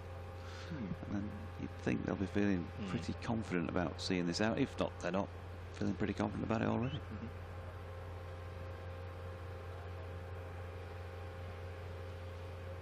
Cue for silence. Reedy in the check shirt, taking a breather. Kevin Howells coming back in alongside. Tom Hartley at this Brian Statham end, just trying to sort out what he wants field position wise. What he's got are 2 slips, nobody else in front of the bat now, close in. And he bowling his left arm spin round the wicket to the right-handed Kohler Cadmore, who pushes into the offside. No run. There's a sweeper, George Balderson out on the cover boundary. Maybe just as much as anything trying to keep the ball from getting wet. They did have somebody sitting there earlier, but he's been removed. Parkinson just coming across from square leg into the covers, so the offside packed here as Kohler Cadmore drops one into the leg side. No run, just 2 fielders on the leg side of straight. Bailey and Villas at mid-on and mid-wicket respectively. Hartley's latest delivery sees Kohler Cadmore push it into the offside, and Matt Parkinson will give it a polish. Bohannon's in at short extra cover. Croft at mid-off. And round the wicket comes Hartley again. Left arm pushed into the offside by Kohler Cadmore, who looks confident and in control out there at this moment in time. He's hit just the 2 boundaries in his 30 so far. He's faced 149, importantly, from Yorkshire's point of view. And he's right over the top of this latest defensive push forward, back to the bowler, who has 1 more left in this over.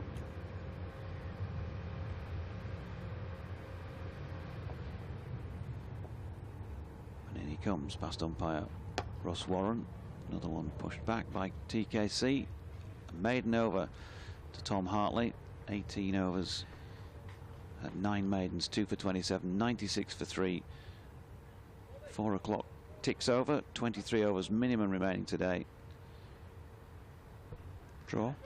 Yeah, also a tad disappointment if I'm a Yorkshire supporter, which I'm not. But if I was, another illustration as to why I'm disappointed that Kohler Cadmore's leaving. I know there are reasons, and the club, would have loved to have kept him and all that sort of stuff. But I think it's been a really good show in here. But I also like what he was trying to do in the first innings as well. And Frayne 77, balls 16 as well. That's terrific. But Kohler Cadmore, he's good, isn't he? He's got a lot of skill, a lot of talent, and frustration. But for him, hopefully a good move. And that's push behind, square on the offside. There'll be no run, and I'm not 1 run. Beg your pardon. Go through 1 run. And the score moves ever closer to that target. Just another 205 now required from the, how many overs left? 22. They're not interested in that, but he always was going to give his best. I mean, Yorkshire wouldn't be picking if they had any doubts about that. But in the circumstances as well, I think it's been a really good, impressive display for me from Kohler Cadmore. Some good catches as well. Must get the catches we've seen from him in this game. He's facing now on 30, and one just perhaps comes off the pad. He's got his back to us, but isn't going to go through for anything there anyway. So they're trying to maintain an attacking field here, Jonathan, trying to look for those opportunities. But in 22 overs, there is still cricket there to be played, and 1 leads to 2 and all that sort of stuff, and you know, and obviously the pressure will then build upon those batters coming in. But it's just the feel you have is that this isn't to be from a Lancashire point. That's a good ball from Williams.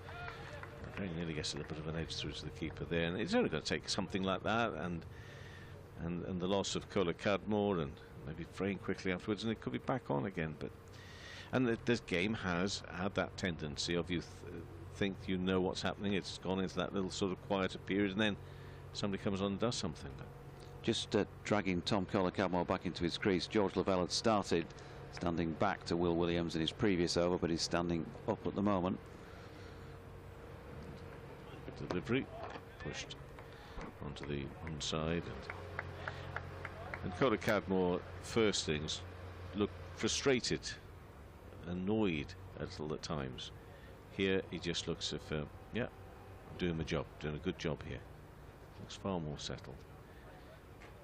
But Lancashire are third in the table for a reason. One of the reasons is they've got an attack, a penetrating attack, which keeps on demanding the best of you from the opposition, and that's why I think we're seeing some of the best from the opposition here.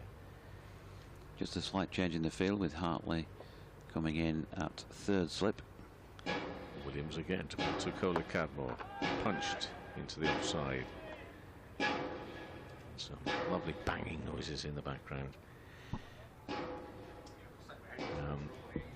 They do tend to work on well beyond 4 o'clock, 5 o'clock on that construction site to our right. Whether we will still be here much beyond that time, we wait and see.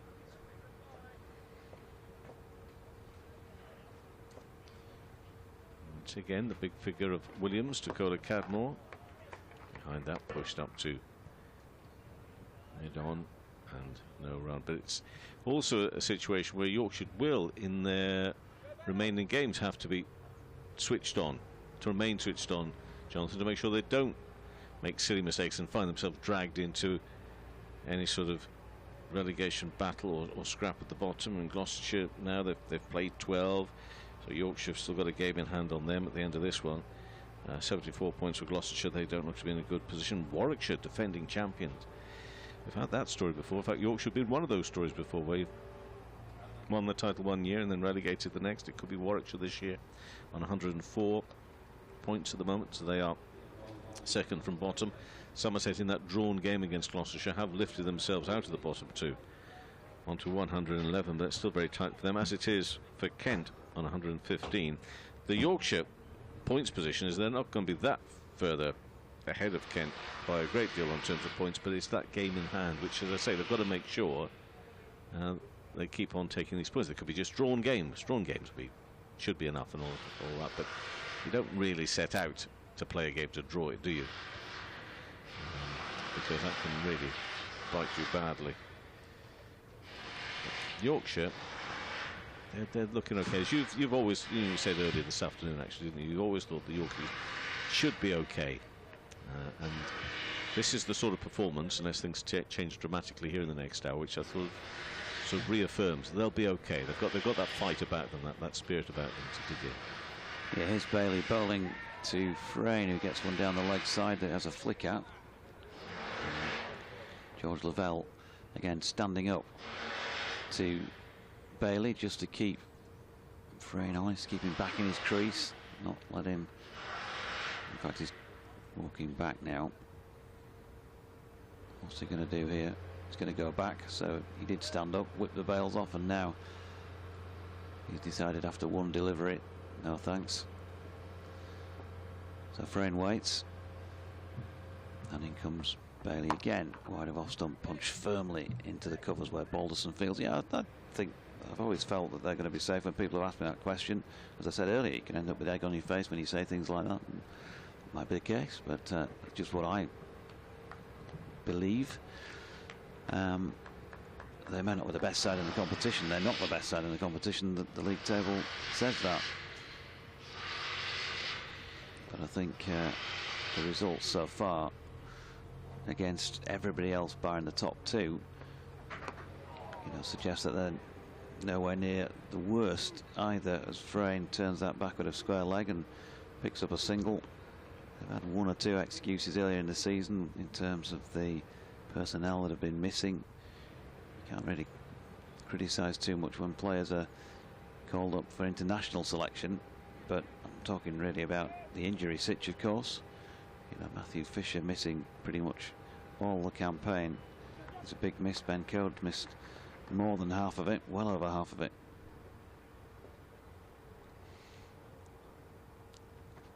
In comes Bailey again. That's pushed into the offside by TKC, and there's no run. But I also get what you're saying about Tom and his move to Somerset. I think it will be missed. Good county cricketer. Not only does he offer you what he does with the bat, but very good slip catcher as well. I think he'll provide Somerset with good service in his time there. At the moment still playing for Yorkshire, and right behind that latest Bailey delivery. 30 of 158 balls. A very important job again here. Lanks just at the moment, arms folded, hands on hips, just for the first time starting to feel like there's a moment maybe of acceptance. I thought I felt it a little bit just going into tea as well, and straight off the back of that. It's hard work for them now. Bailey to Kola Cadmore, nicely played. Paces the gap between cover and mid-off. Croft giving chase, will, I think, get there. Yep. Oh, no. Oh, that was sloppy. It was, wasn't it? Dear me. But it didn't look great in the first place when he tried to stop it with his right foot. And then, unfortunately for him, he kicked it over with his left. Yeah, and there's a wry smile on his face. When I say, the context of where we are in the match is no big deal, is it? But I think that sort of look, he's worked really hard to get to it. He's pumped those legs, those arms are pumping. He gets to it. He just wants to put the boot out to it. Oops, said Daisy. Yeah, look, there's no major damage, or but he'll be, I think, a bit embarrassed by that, won't he? A bit embarrassed. He'll be embarrassed, and Tom Bailey will be a little bit annoyed, won't he? Yeah. On the scale of annoyance. Yeah, on the scale of annoyance. Yeah, not too high. Big. Hampshire, though, second in the table. They are back on and they're playing at Southampton. And Northamptonshire, 6 down, 204 for 6. They trail by 21 runs, and they've still got 25 overs that match remaining. Now, you see, Lancashire struggling here now to get the win, which they needed, really. Hampshire could pull away there, but they still need wickets. Here, it's pushed back to the right-hand side of Williams, getting down off the bat of Frayne. Yorkshire, by the way, got past the 100 with that boundary, meaning they now need exactly 200 to win from 20 overs and 5 balls. It's on, Kev. This isn't the 100, Dodgy. We don't have to talk up games that much. This is cricket too. Yeah. It's still cricket, but it's to an existing audience. I love your optimism. So Frayne on 18, and very glad. There are times I look down there, and for some reason he looks twice the size that I imagined him, Will Frayne. But he's a big unit, isn't he? Strong-looking lad. Is Frayne. But here it's not about the strength of muscle and brawn. It's about there in the head. It's about the brain. It's about the concentration, the application. Whilst talking of Kola Cadmore, because he's moving on there. I mean, Will Frayne's also done a really good job for the team here today. Let's say 83 balls he's faced for his 18. Oh, and the players are coming off. Is that because it started to rain? Yeah, it is raining, and I don't think they need too much persuasion, i.e. the rain is not particularly heavy for them to make that decision and to leave the field. Lancashire surely will be seriously doubting, and we'll get their view on it, when Scott has his usual grilling of somebody at the end of the day as to the position they thought they were in. The players came off.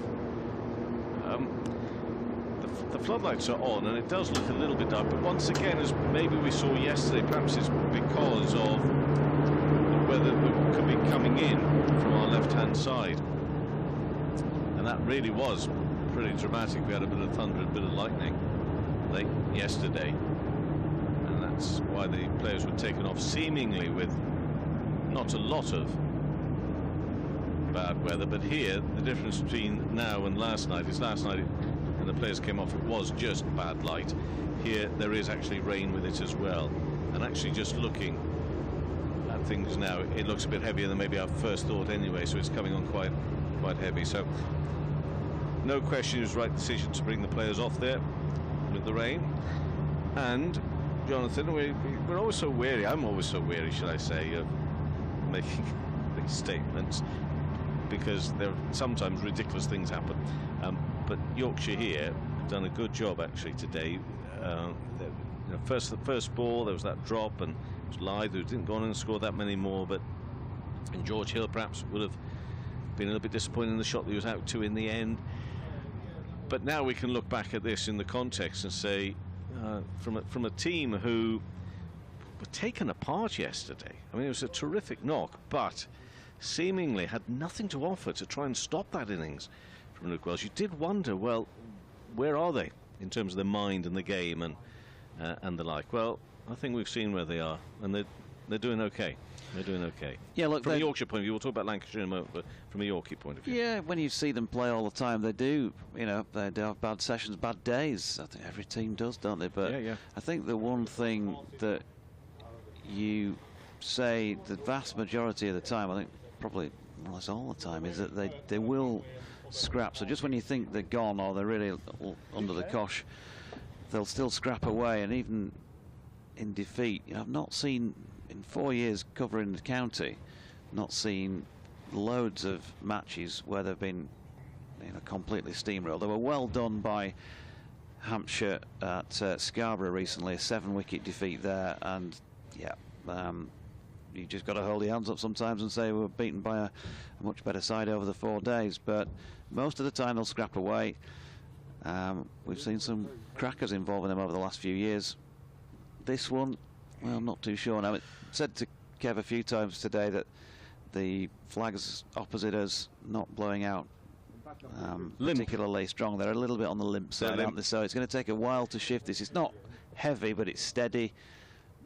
So it's going to need to put a little bit more time. Well, Lancashire supporters won't want to hear that, I know. Yorkshire supporters will be a little bit happier of the two. I'm not at all sure what Lancashire could have done differently today. I think they're putting a real good shift, as they do. As I say, there is a reason why they are there and thereabouts at the top of the table in third. But I think the players will come off and they'll feel extra frustration for the news coming through from the Aegeus that Northamptonshire 7 down, still trail by only 17 runs. There are 24 overs there.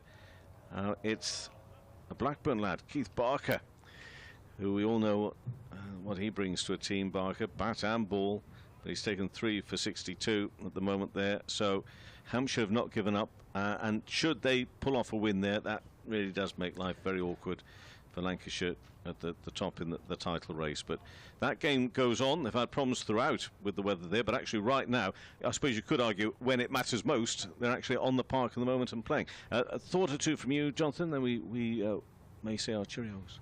Well, just on the Lancs front, as you're opening up to talk about them there, they are a good county side, there's no doubt about it. They're a good Division 1 county side, and they're not that far off what you see from the top two sides. Yorkshire having lost to those top two. I agree, 100%. Twice to Hampshire, once to Surrey, with Surrey still to play for a second time.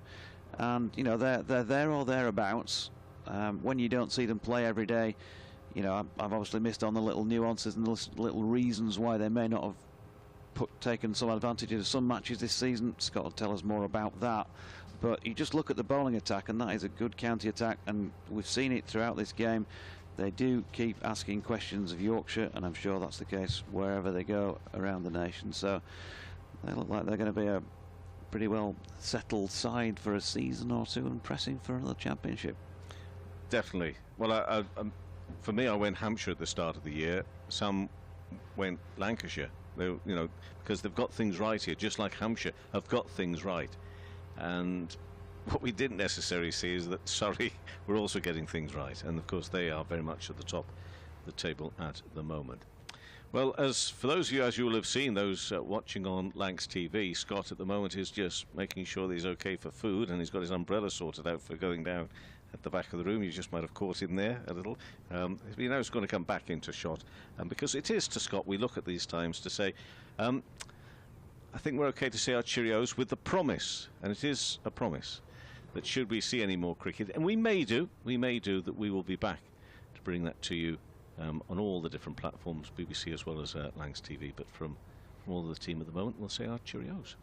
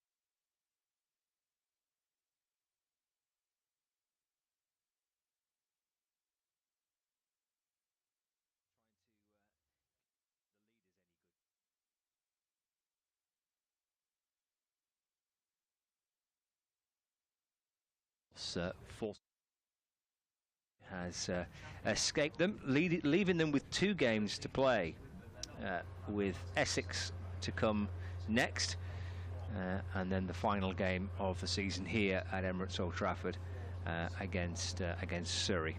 Whether Lancashire are still mathematically in with a chance of winning the title when Surrey come here remains to be seen. Of course, before that is the Royal London One-Day Cup fixture, scheduled at least for Saturday a week on Saturday at Trent Bridge. So well battered Tom Corley-Cadmore and Will Frayne to get Yorkshire through to the close of play.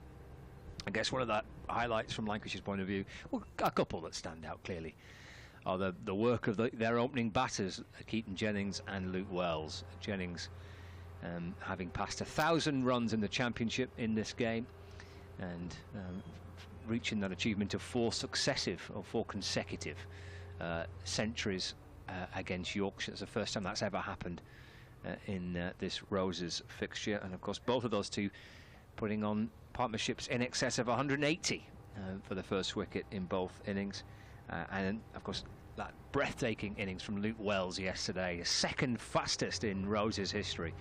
Wells smashing the ball around to give Lancashire a chance to try and declare, which they did this morning, and then to try and bowl Yorkshire out, but it proved to be a task too much on this 4th and final day. So that concludes our coverage. Doiji, as you can see, going to put his headphones on. Come and have a quick word with us. All ends in a draw then, Jonathan, and well battered. I mean, Corley-Cadmore and Frayne in the bottom of the screen there, you can see 34 and 18. Look at the deliveries that they faced. They played really well. They did, yeah. They played really well in the context of the match. I think you've got to say, you look back on both Roses games, Lancashire have dominated them. Yorkshire haven't had a sniff of winning either of them, really. And so, you know, Lancs on the front foot, but ultimately, when you're not good enough to win, you've got to at least be good enough to not lose, and they have managed that. They've had a little bit of assistance from the weather, but that's cricket, I suppose, at the end of the day, and it's going to be a massive struggle now for Lancs to turn that into a Championship win in the last 3 matches. I think that's probably, not mathematically, but probably over for them. And Yorkshire, I think, as I said before the start of play today, that I didn't think they'd be in real serious danger of relegation. There's still 4 teams below them. They'll get 13 points from this. 134 I think they'll move on to now, and I think they're okay as well, with Essex, Surrey and Gloucestershire still to play. Thanks, Jonathan, and to Kevin for your company throughout the course of the last few days. I said Lancashire due to play Kent a week on Saturday in the Royal London One-Day Cup. Then it's a trip to Chelmsford to face Essex before the final game of the season back here in Manchester against Surrey. I hope you enjoyed all the coverage across Lancs TV and the BBC Sport website and app. To all the gang behind the scenes, thank you for your help, and enjoy the rest of your Thursday evening.